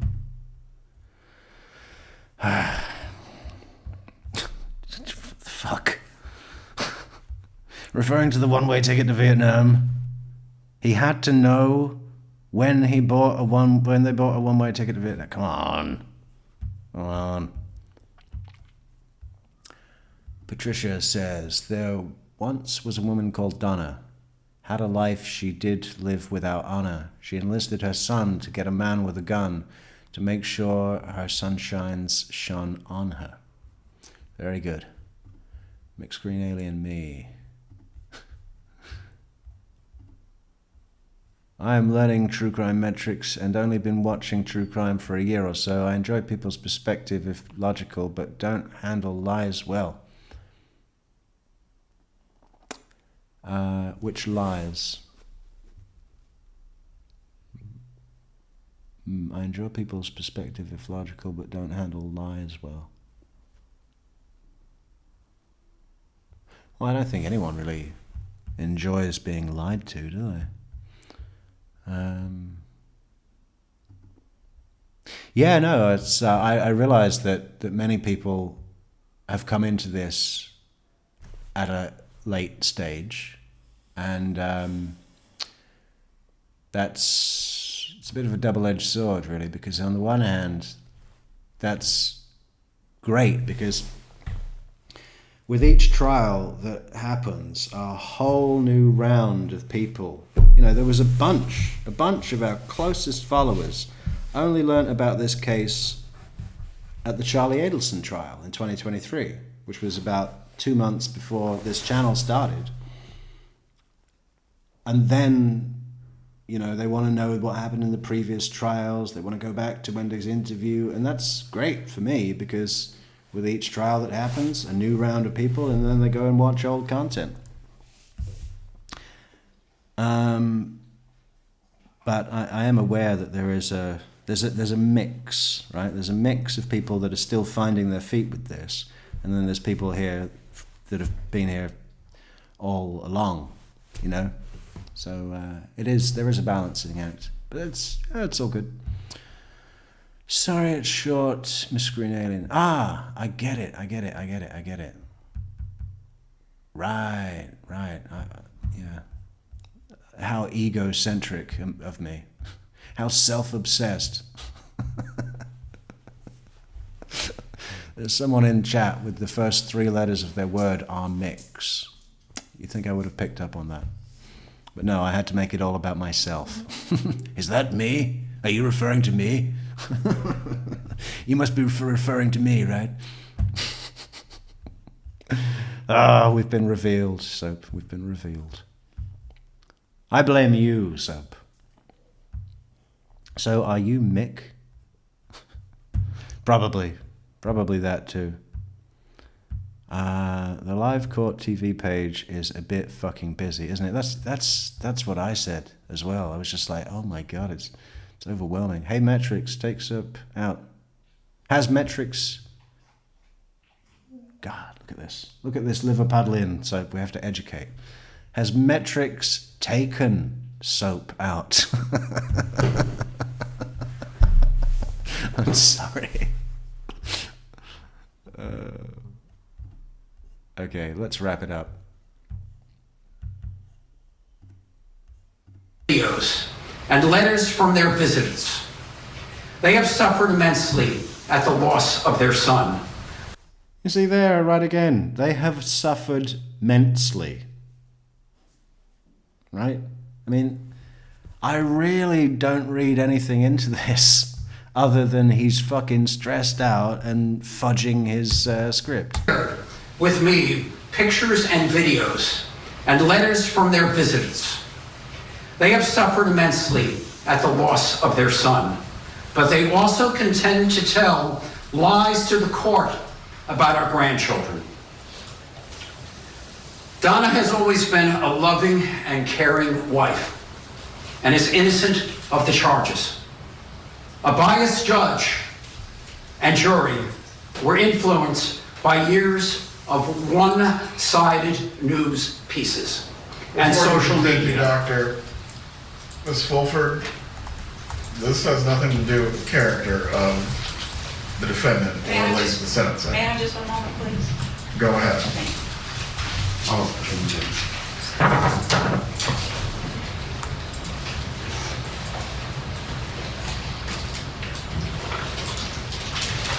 Michael almost fell out of my chair. I cannot believe he just said to the judge, a biased judge and jury were influenced by the media. Handled it. Yes. Because clearly I know that would have upset him. Yes. All right. But It he upset says, me look, this for has him. nothing to do with why we're. To be honest, I don't give a fuck if Judge Everett was upset by that. This is a moment in history. And what's the problem with letting him read it out? I would have loved to have known every single thing that Harvey Adelson said or had prepared. You know, do I give a fuck if he's disrespecting the court? No, that's what makes it interesting. A biased judge and tainted jury. Miss Fulford, before we continue, this has nothing to do with the character of your client. Shut up, Judge. You know, you should be enjoying all the fudging that. Oh my God, that's why have I never made that connection before? Okay. New product.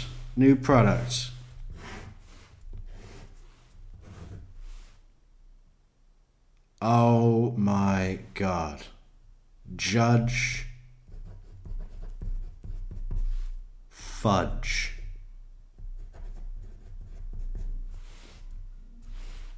By Stephen Everett.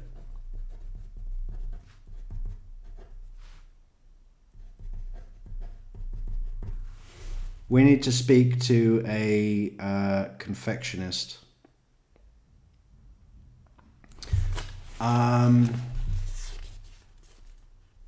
Where I don't want to go to Belgium. There's some fantastic chocolatiers in Germany, but how can they handle fudge? What are the ingredients of fudge? What are the ingredients? Does anyone have any experience in bringing confectionery products to market? I need to know what's involved. What is the authority? FDA, Food and Drug. Is that what it is? Food and Drug.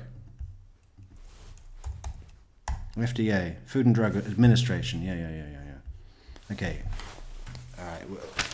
Look, everybody needs to come to Discord because we really need some.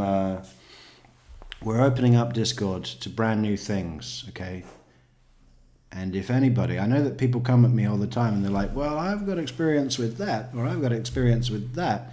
And that's fantastic. And there's going to be a useful thing for each and everybody that is kind enough to come and declare their what is the word? Areas of expertise.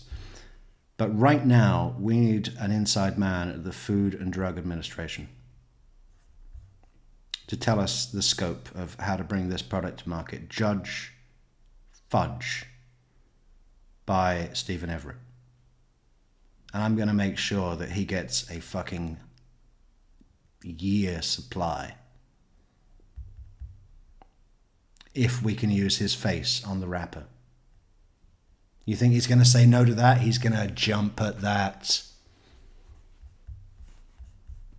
We're here to talk about Donna. And this is the second witness that has said some things that I question why they're presenting this evidence. And again, they may feel emboldened, empowered by the fact that it's not going to change one way or the other. So they want to say what they have to say. Right. But again, I'm not sure how smart it is. Yeah, I agree with you. Let's bring in Josh Schiffer and get his thoughts. Josh, I mean, right? Same. That's exactly what I'm thinking. Go ahead. Tell us your thoughts. Oh, well, glad Franz isn't here anymore. Okay. Now, if this guy on the right worked in a theater, I'd understand. If he worked in a... Actually, I don't think school would be appropriate. Certainly not preschool. That'd make me want to watch him. But it's definitely those glasses might belong in a theater. Something in the arts, okay? But don't go on court TV wearing fluorescent orange, not pince-nez, what are they? What do you call the I don't know what to call them. Those frames, fluorescent orange. Okay. Why? More because there's just not enough heat around here. This, I'm telling you, that's wild. Literally, talking about going... Okay. You see the artwork behind him? If you go to his... Well... Go to the left side of the screen. From his head, go left. And what do you see?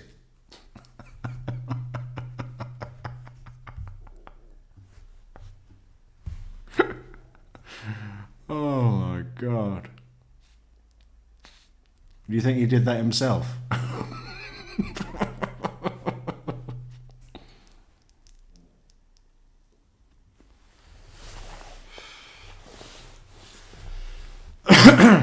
God.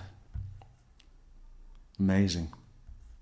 With both barrels. Harvey is in charge and angry. He's got his moment to use, and he's going to let everybody knows exactly how he feels. I've never quite seen anything quite like it. Harvey has stood by this family the entire time. I've spoken at length about how I believe the state's leaned on him this whole time, and I believe he may be next, as well as potentially Wendy. But he is not holding back. Oh yeah? Well, what are you all. basing that on? Fucking hell. You see, this is the kind of shit that the 80% watch, isn't it?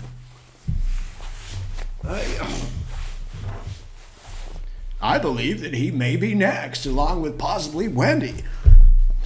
Get the fuck out of my life. Fuck off. Boom, you're done. You're getting the chop. Right, we've got to wrap this up. What are we, 5 hours in? Jesus.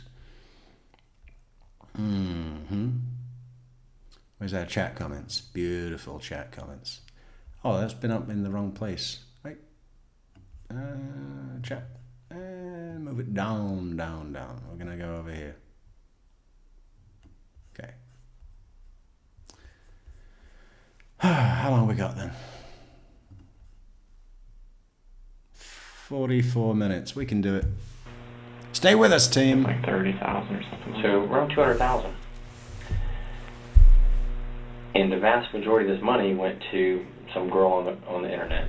So they're upset. I get that. But we know he didn't fire a gun. We know she didn't fire a gun. We know he didn't fire a gun.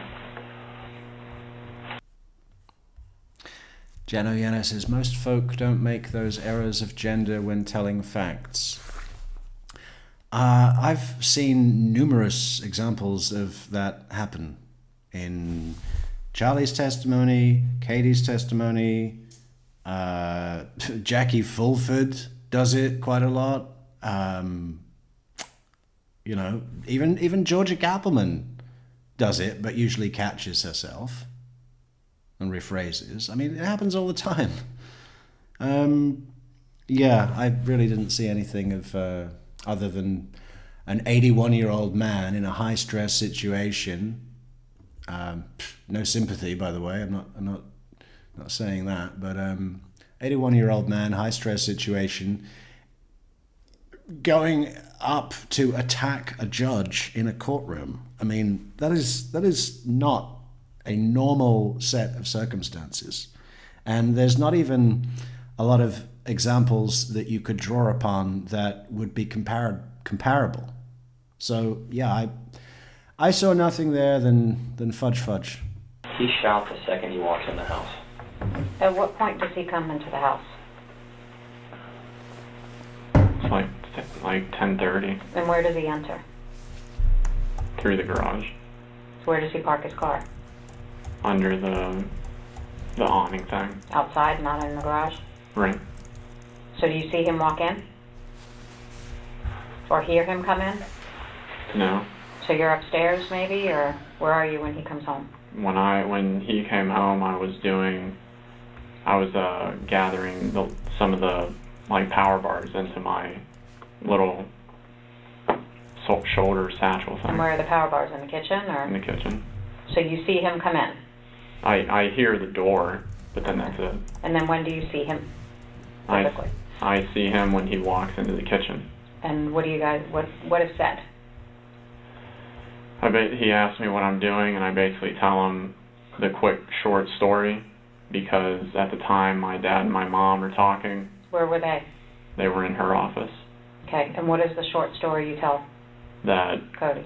That Dad caught me still talking to the girl that had caused all the problems, and that he was kicking me out of the house because I had broken his rule. Did you tell Cody that he threatened to kill you if you came back home? No, I still didn't tell Cody about that. I had told Cody previously when I went to Cornerstone that that's what Dad was going to do if I had made any more mistakes, not the specific one that I had caused, but if I had made any more mistakes. And then Cody told me that he was going to do that when I went into one of the side offices with him before they officially dropped me off. When you went to Cornerstone? Right. So your dad had told you in the past before that he would kill you? Right. For what reason? If I basically did anything related to this, again, costing him a lot of money. And Cody knew about that? Right. He just didn't know about the one that was just said. Whether or not he knew from the paper that my dad had written out of all the consequences and everything like that. When did your dad write this paper? Before they came to get me on the 4th. I mean, I don't know the exact time. Do you know where the paper is or what it's written on? It's written on a greenish yellow college rule, just piece of paper and pen. In the office or bedroom? Or? I don't know where he keeps all of his stuff. All right. So what else do you and Cody talk about? So then after talking about that, he says that he'll take care of it, and then him and my dad, they're the ones that always yell and raise their voices and everything like that. So did your dad eventually enter the kitchen, or did Cody go to your dad in the office? No, my dad came in when he heard that me and Cody were talking. And what was the conversation then? When they started to talk, I just left the room, and I just went back upstairs. So you didn't hear what they talked about? I mean, not in any. It was more just that he was defending that it's just that I just did this and that it's not like it's costing any money. Were they yelling? Did they raise their voice? Or they were talking? They were yelling. Did you hear any threats or? My dad had said that came around to the base of the staircase and then he told me that I need to go. Your father did? Yeah. And then I told him that I was just trying to pick up the last few things that I needed to. There was a bag of a trash bag of my clothes that I had still not unpacked from when I got back from Cornerstone, that I just, had to gather and put into my car, all that just random stuff. Hey, thanks so much for the fantastic PayPal from Miss Myers. We just saw that come in, Miss Myers. Thank you so much for the support, Miss Myers. And then, I don't know what time I actually left, but I think it was closer to like midnight or something. And when you left, where was your mother? When I left, my mom was still just in her office. And where was your dad? Dad and Cody were just yelling inside the kitchen. So when you left, you heard them yelling? Not really yelling anymore, but they were.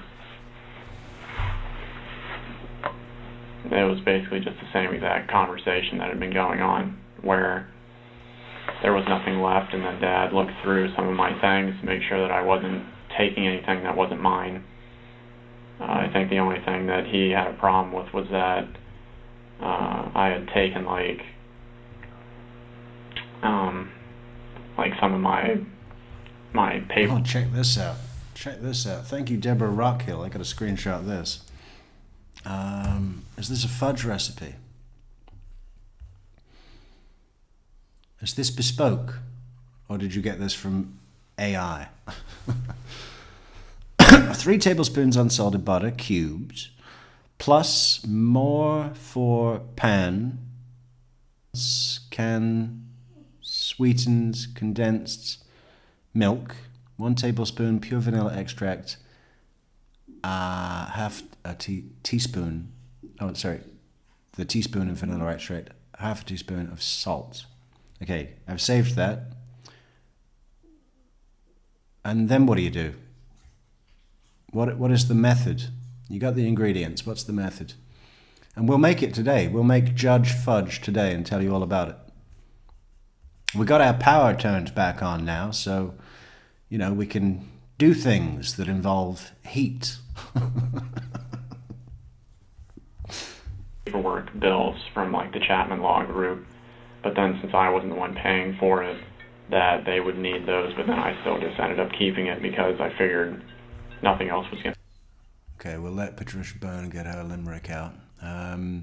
There once was a woman called Boone, whose lawyers all thought her a loon. She caused non-intentional death. No, see, there I go. What am I, fucking Harvey Adelson now? She caused unintentional death because she drank like a meth and ignored her dead boyfriend till noon. Like be covered for me or anything. So then after I left, I took the Fort Christmas Road that connected up with 50, and then I was just at the Publix for the rest of the time. The same Publix we talked about earlier on 419. So from about midnight till 7 a.m., like you said, you were at Publix. And then is everything else the truth as far as the job interview and so on and so forth? All the rest of the times were accurate, and when I looked at the site, I only saw a small blurb. So when did you learn that your family was... Deborah Rockhill pulled the recipe off the internet. Well, okay, fine. But we need to, you know, do you think that's going to impress Judge Everett? We need something special. We need something that's been passed down through generations and closely guarded. You know. Yeah. We'll see. We'll work on it. But Judge Fudge, what a great product. What a fantastic product. When are we going to actually get some of these to market? We've got so many. We need an investor. We need someone who's going to take this seriously. I mean, because there's money to be made here, you know? I've got fucking customers lining up for... I still get questions about... I don't even want to talk about the products anymore, really, because they might be stolen. If someone else with an actual backer is going to take this to market and I miss out, that's going to be really annoying.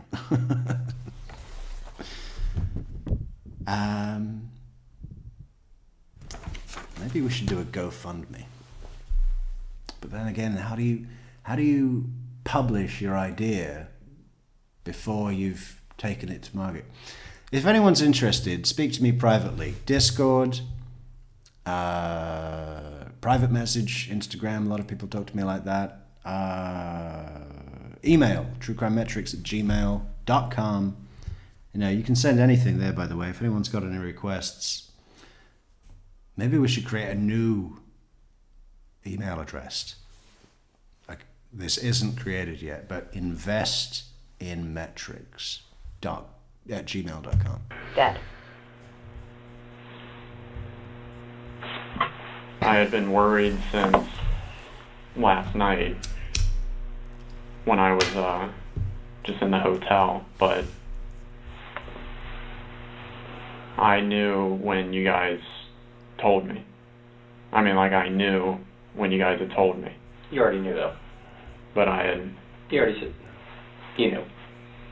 At any point, did you feel like you needed to reach out to Cody and see if he was okay, or...? I just didn't want to call anywhere. I just didn't want to know. But you couldn't call. I mean, you had brought up the hotel. Hotel room was there. But I just Phone works there. I didn't even think of to use that.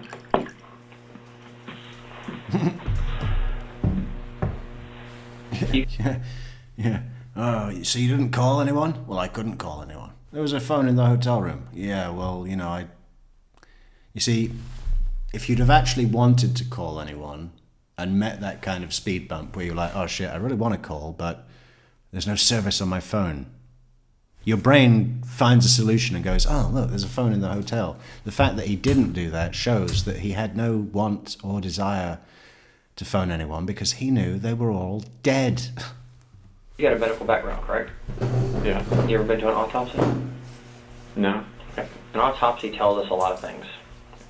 Cause of death, a lot of times how close somebody was to something. Again, remember what I told you earlier? She didn't fire a gun, he didn't fire a gun, he didn't fire a gun. So they didn't get into a shooting amongst themselves inside the house. Angles tell us a lot of things. Dad was over here when he got shot. The bullet's in the cabinet and in the wall. We know that. That's one of those facts we just can't dispute. I see where shell casings are over here. I see where shell casings are in here. I see where shell casings are there. Cody was shot the minute he walked in the door when he first got home.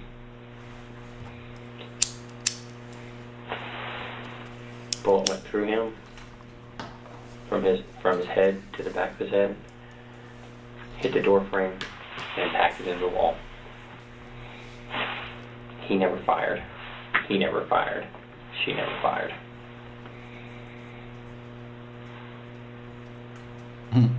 And we know what time Cody left work. And that's a real easy one as well, isn't it? You see that in the movies all the time when somebody wants to make it look like someone fired a gun. They've realized that there's going to be gunpowder residue or gunshot residue on their hand. So they put the gun or a gun in the dead person's hand and make it pull the trigger just to get that, residue going. I mean, he didn't even do that, right? He just went through their pockets, got their credit cards, and went to the fucking Publix parking lot to jerk off. I mean, from his boss, from his coworkers. And you got to remember, we've talked to everybody before we talked to you. So we know what time he left work. We know why he told his coworkers and his boss why he left work. And we know what time he got home. And we have text messages that he has sent people afterwards. So based on what you're telling us, that he comes home and has this confrontation, talks to you, talks to his dad, you leave about midnight, and he's still there talking to your dad in the kitchen, none of that adds up. Senator, can I approximate the time of death based on the body? Now's the time, Grant.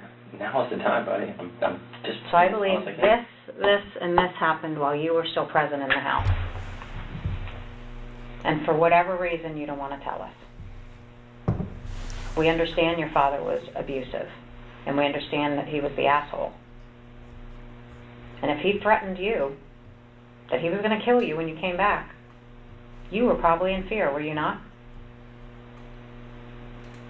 So did your brother come home to try and defend you, and then this gunfight happened, and you got so scared that you left? No, I mean, I had left when I had said that I had left. Which time? Around 9 or midnight? No, around the midnight time. Again, we know stuff from...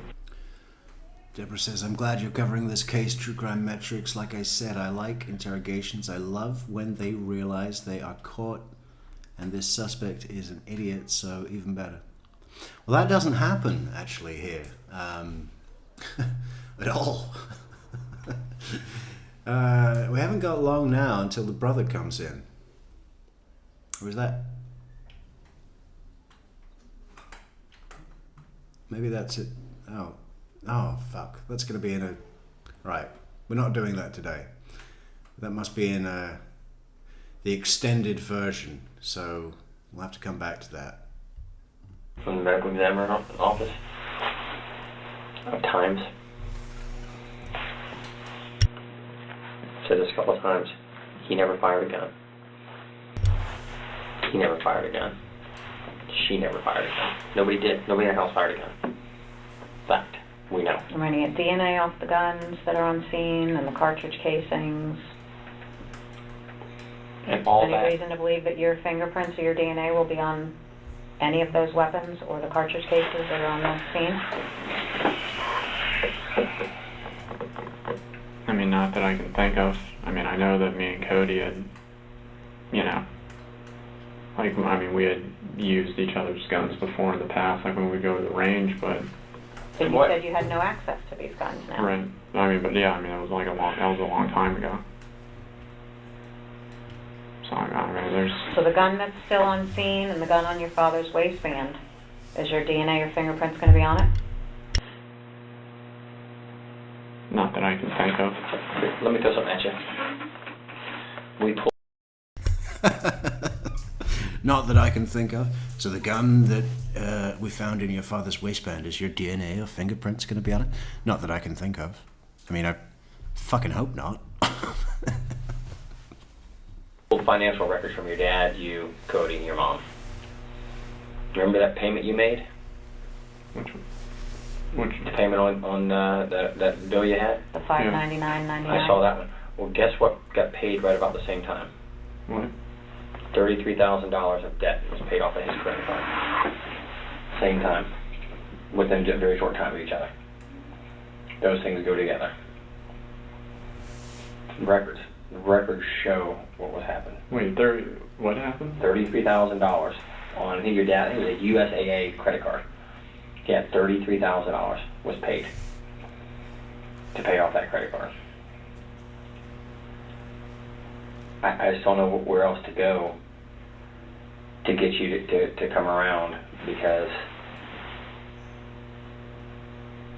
it does not make any logistical sense of what you're telling us. Deborah, we're on as much as possible all November. We got a lot of catching up to do. But I try to avoid making false promises, but I seem to do a lot of those. Yeah, we're usually on at 9 o'clock Eastern at night. But I got a real special episode coming well within the context of what we've just been discussing. It's not going to be a particularly long video, so I'm probably going to do it this weekend at an earlier time slot. Could be today at 6 o'clock Eastern. It could be tomorrow at 6 o'clock Eastern. But it should help us a little. It will be a little controversial, but do I give a fuck? It doesn't. If these two got in a shooting, we would know. We would know they shot each other. We'd know that.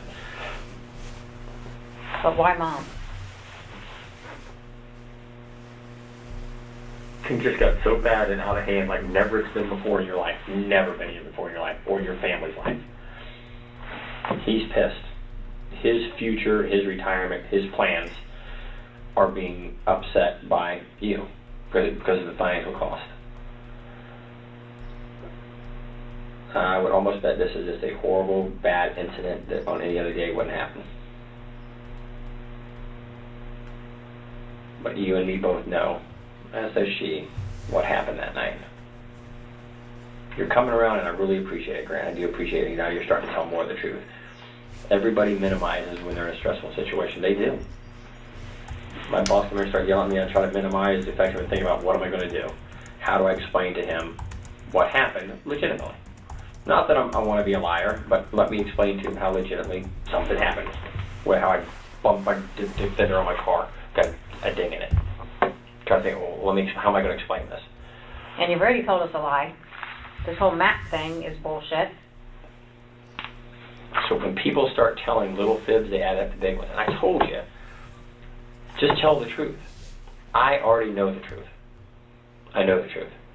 You can't convince somebody of something they already know the facts of. Walk outside today and you try to tell me it's night and I know it's noon. God, thank God. I think Detective Danny, I don't know if he's tired himself out or if his boss, the last time he was out of the room, is just like, you have got one more chance. If I hear a big honesty loop again, you're fired. You know, because he's calmed down a lot now, hasn't he? He's sort of taking it a bit more seriously. Detective Danny, we've brought him back. He's been brought back, guys. No, it's daytime, right? We both agree? That would have usually been a 14-minute, I already know the truth. I was honest from day one of my career. And as I go through my honest career, I'm going to tell the truth till the end. Here's the time. Tell me what happened. Tell me what really happened in this very short time to get to where we are right here. I'm telling you 100 times. None of them fired a gun. None of them. A thing called gunshot residue. There's no gunshot residue on anybody's hands. Nobody fired a gun. You didn't shoot him, he didn't shoot him. Neither one of them shot them. I'm telling you. Look at everything. He walked in the door, shot them, and he walked in the door. Because right down here is a bag he carries in. Dropped right there where he opened the door, walked in, and gets shot. There's Dad's lunchbox right there. Dad came home, was probably messing with it right around here. Arguments, whatever's going on, whether there was even an argument. Dad gets shot, and he drops right here. And most likely either got pulled or crawled over here. Over here. I wonder what DNA is going to be in that blood right there. What's going to be on your dad's pants? Because we got his pants. We take all their clothes, everything that we take. Your DNA going to be found on his pants? No. You sure? There may be something, a question I'm asking, I already know the answer to. I know, but my DNA shouldn't be on his pants. Shouldn't? Okay. Explain to me, I just need you to tell me, why the minute he walks in, he gets shot. He's shot, it's right there, just above there is what it is. We got an investigator up the autopsy right now, and the doctor saying, here's what happened, here's where he's shot. Cody's shot right below the eye, it comes out the back of his neck, and into the wall. Dad shot twice. And the doctor basically said he could have crawled from here to here because of the injury.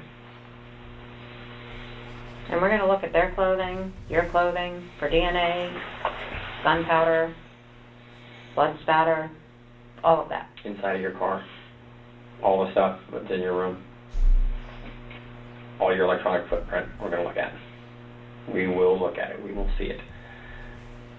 It's a whole lot easier for you just to say what happened than to have to come up here and say, here, boom, boom, boom, boom, boom, because that may change the direction of this case severely. Of whether somebody says, here, let me tell you what happened, it got me here. This blew up, he's been threatening me, he's upset at me, I've ruined, his financial success and his plans for retirement with the house. Cody tried to get involved and you wanted to protect Cody. That makes sense. You and Cody are close. I don't have the answer for anything else. Okay. is the last time before I'm gonna walk out and then I'm done. Then I'm done for good. When I'm done, I'm done. They won't let me, hey, can I come back and talk to you? The minute I walk out that door with your story is where you stay at. That's your lot in life. I am more than willing to sit here all day and all night if you want to talk, to find the facts. But I can't, I told you from the beginning, I will not deal with somebody that's not being truthful with me. You're not being truthful. You're not telling me the truth. You've lied, and we've forgiven you over that. We've forgiven you over it. You can't lie about this, Grant. You can't. This is too important for your family of what has happened. There's not somebody out running around the United States that killed them. There's not. There's nobody out there, some hidden killer. There's not. You don't show the remorse that you should for someone who's lost 3 family members. Body language, eyes, and demeanor. Here's the time, man. I know it's tough. Tell the truth, because when I walk out, there is no another day. And it's going to look worse for you when we prove it by the DNA, the gunpowder, the blood spatter, fingerprints. Now is the time for you to be honest with us and is exactly what happened in that house before you left. We'll be there for weeks gathering evidence. We are going to build the case because we're going to disprove the fact that nobody else came in this house. We already know that answer. But at some point, we will build a case to the conclusion that nobody else went in. I don't have anything else that I can say.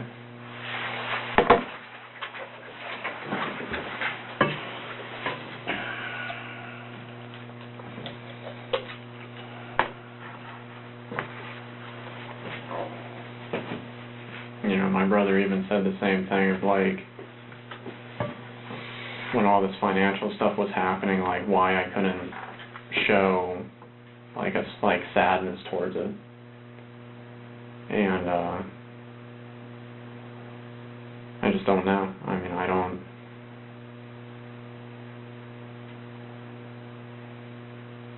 just don't know what else to say. Do you not feel bad for doing this to your family?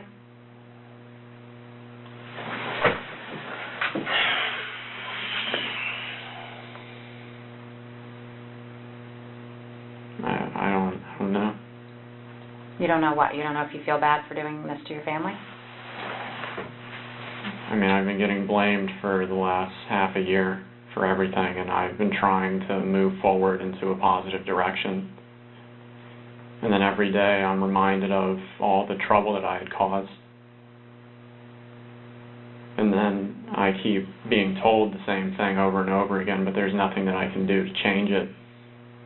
Do you regret doing this to each one of your family members? I didn't do that to each one of them.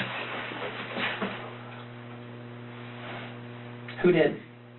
Who has such an axe to grind with your family that they shot him twice in the head, him in the head, and her? Who has it? Here, you sit in my seat for a minute. Sit in my seat. Get out of it here. Sit right here. Come here. Sit right here. Get out of that seat. Sit right there for me. Sit on it. Look at it from our side. Look at it from our side. Think of it from the way we look at it. Independent. What are we here for? One thing. The blindfolded ladies with justice. Justice is all we're here for. Justice. Look at it. Who has a motive?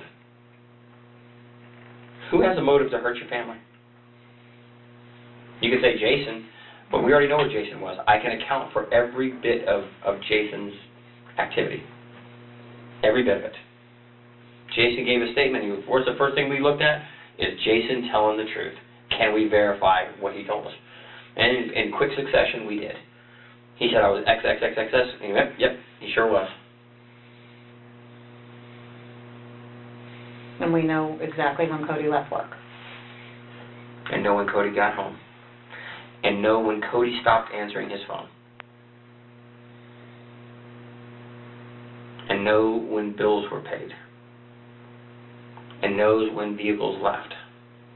And know when phones tagged hotspots. Know it all. Know every bit of it. Now it's time for you to admit to what you know. Because you're saying, I didn't do something, I don't know something.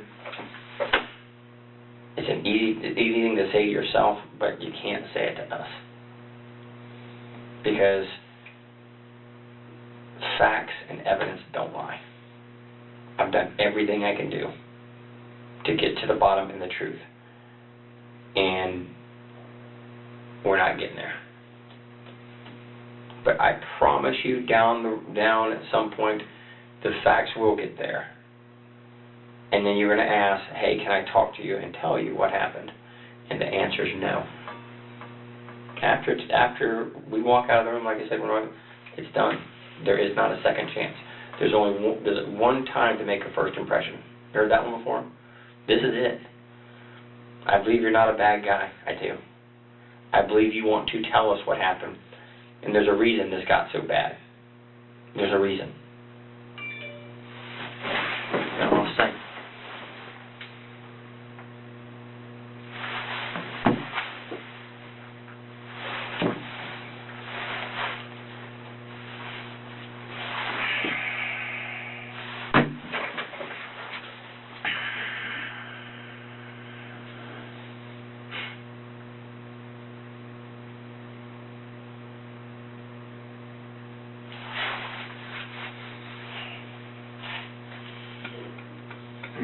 I don't have anything else that I can say.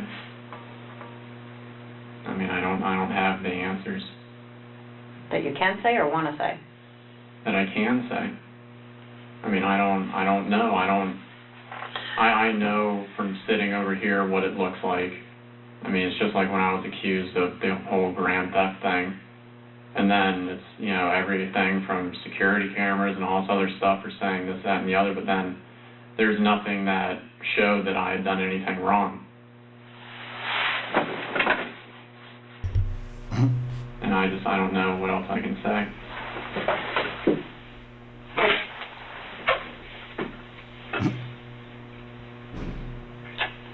There's a few things, Grant. So what they accused you of, you didn't do? The grand theft thing? Mm-hmm. Right.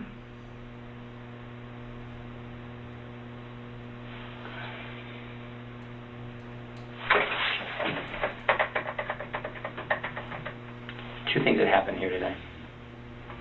Two things. You're a guy swimming out in the middle of the ocean, and we're going to give you one of two things based on you. You can have a life preserver to keep from drowning, or you get the boat anchor. It's which one do you want? Because we will give you whichever one you ask for. The life preserver, the boat anchor. No, I want the life preserver that I've said everything that I can. You want it, and I believe you do, but you have not said everything you can say. Be careful of locking yourself into something, because just like this, you locked yourself into, I was down on Fort Christmas. That's where me and Cody met, which we've proven to be a lie. We already knew that. We already knew that wasn't true. But I'm going to let you say it. I'm going to let you say what you want to about being honest in here. And at some point, we will pick that apart of why you're not honest and what physical evidence shows to be. What physical evidence shows to be.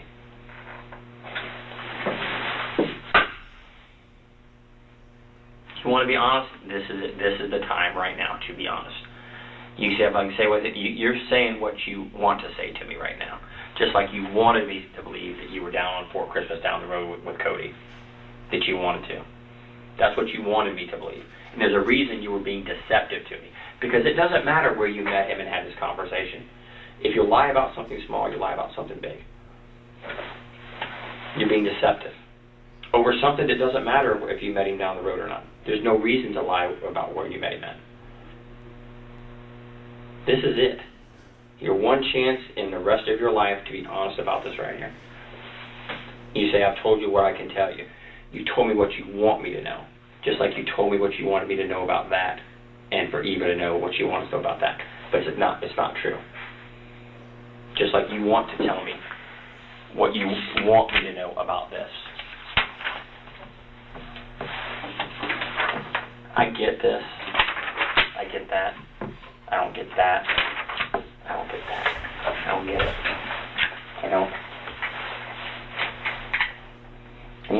I understand. She didn't bully you. She didn't belittle you. She didn't run you into the ground. Nor did he. I don't get it. But this is it. Because you're just about, I've kind of got a number in my mind that I'm going to get up and I'm going to walk out and we'll take our stuff and be on our way and you're going to go the way you go. But there will be a time where you ask for that life preserver. I can't give it to you. I can't. Once I cross a line I got to step over, can't do it. Won't do it. Think about that. I want to talk to her for a minute. Think about the last life preserver I can give you. Think about it. Take a few minutes just to reflect on it, and then we'll come back to you in a couple of minutes, and then we'll go from there. And what happens is what happens. Fair enough?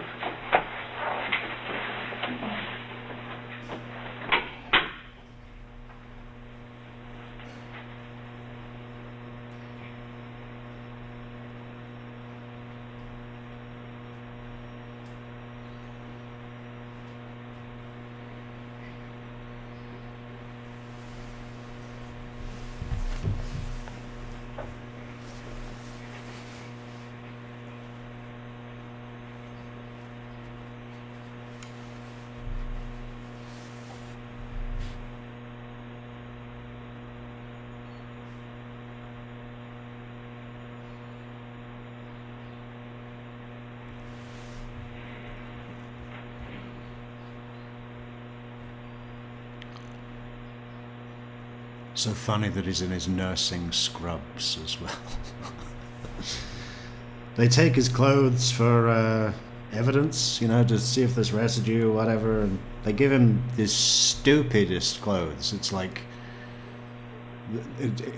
some, I think they're like fluorescent green t-shirt that's 4 sizes too small even for him.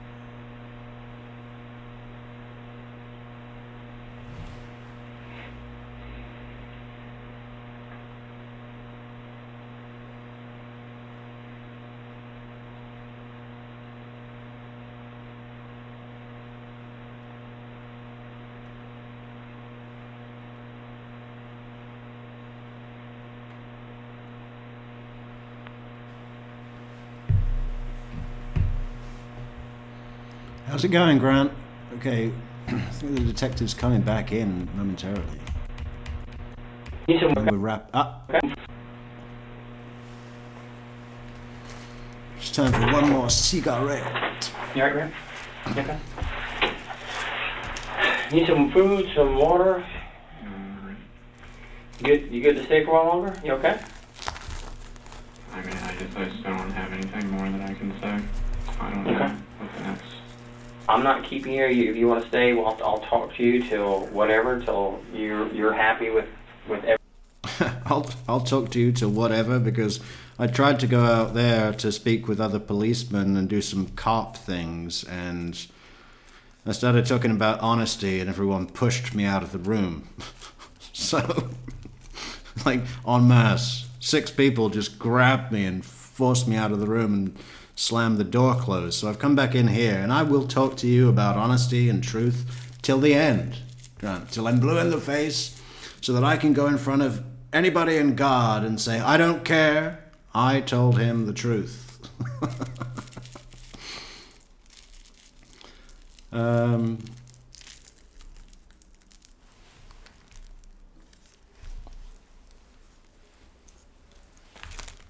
know something they do better in Canada? Interrogation room layouts. It is not common in Canada to have a desk between you and the suspect, between the detective and the suspect. Think about it. Jennifer Pan didn't happen. Dylan, what is his name? Dylan. Dylan? You know, the Millard, is it? The guy who killed his aviation father.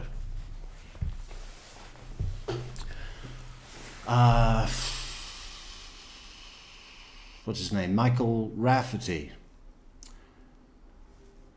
Russell Williams. Who else we got? Rocky Rambo.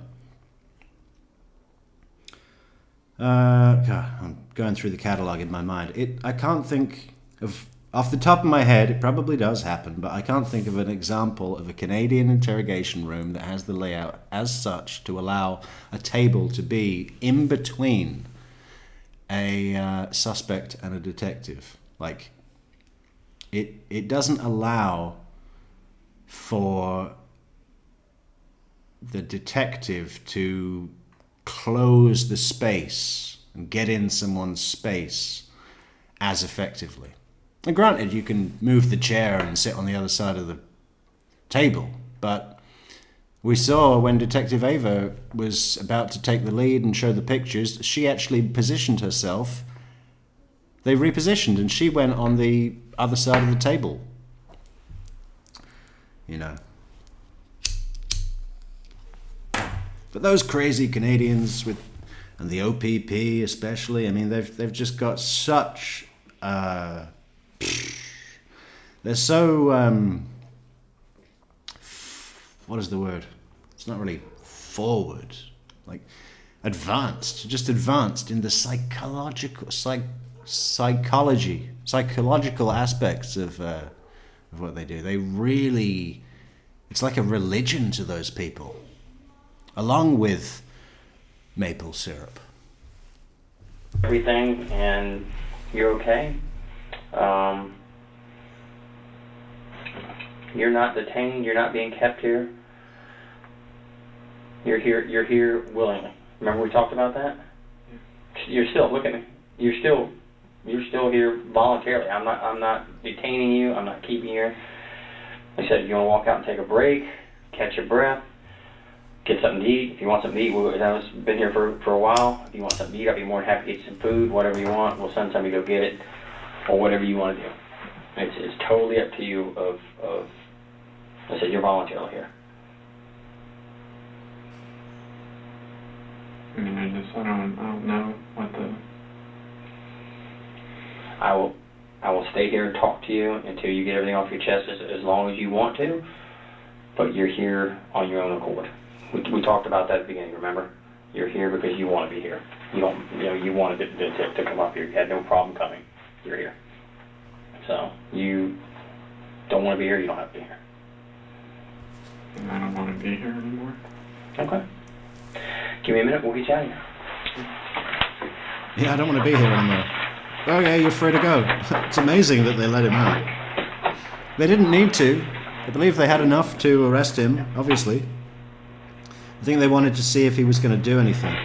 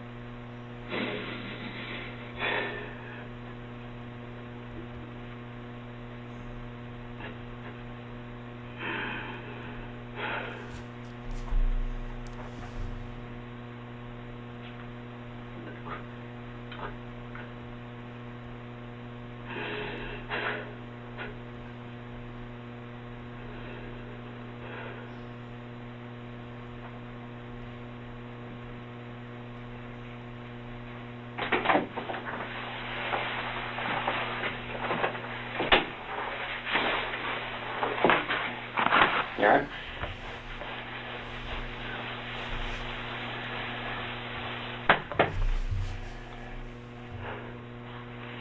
You have somewhere you want to go? Me too. We can put you up in a room for the night. I know things are tough for you. I was just going to go back to the hotel. I don't think you're going to be able to get back into that room. But if you want, we can put you up somewhere for the night. I mean, yeah. Where you want to go? You got somewhere you want to go? I don't know where I can go. Got a certain area you want to go to? A friend? Said we don't mind putting you up in a hotel for the night.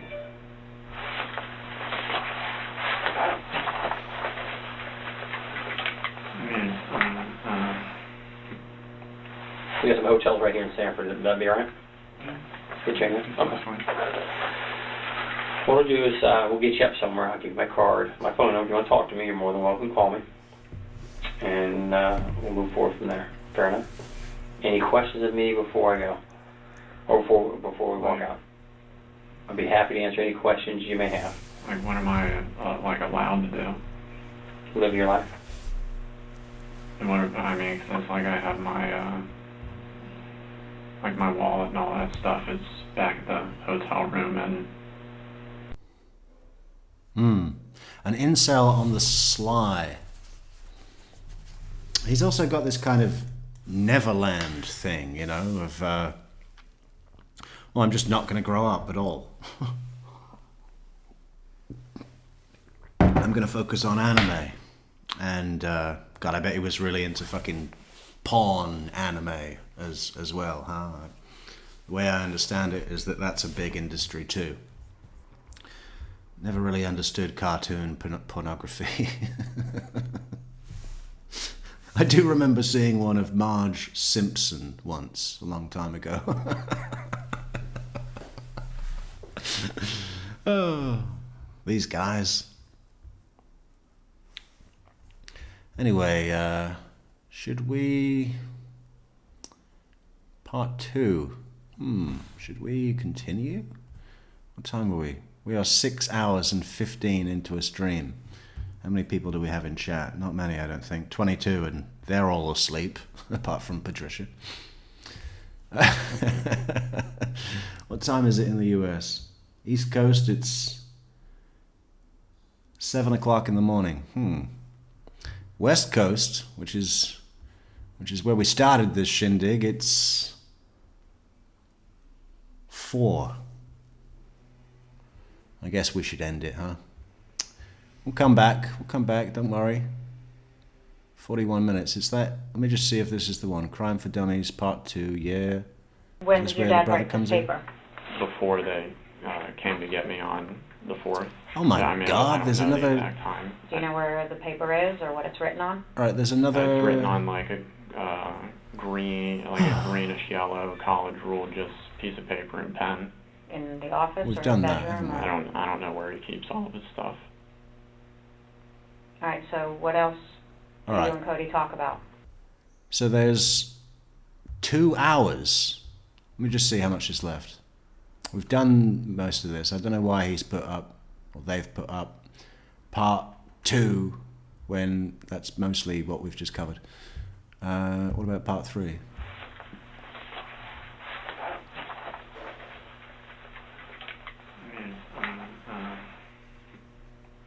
We got some hotels right A here lot in of that Sanford. is That'd him. be all right. A lot of that is him sitting in the room, and then part 4 has got to be where the brother comes in.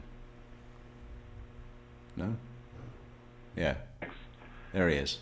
All right, well, it looks like we've got another whole show to get through, guys. But we're not going to do that right now. Right now, we're going to say good morning, good night. We're going to take you outside, Soap, so you can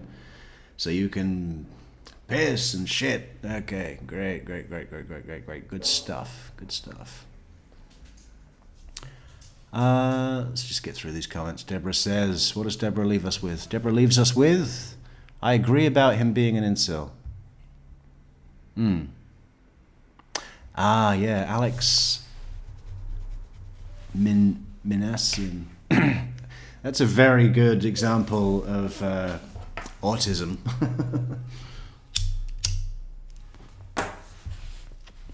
But again, no table between Alex Minassian and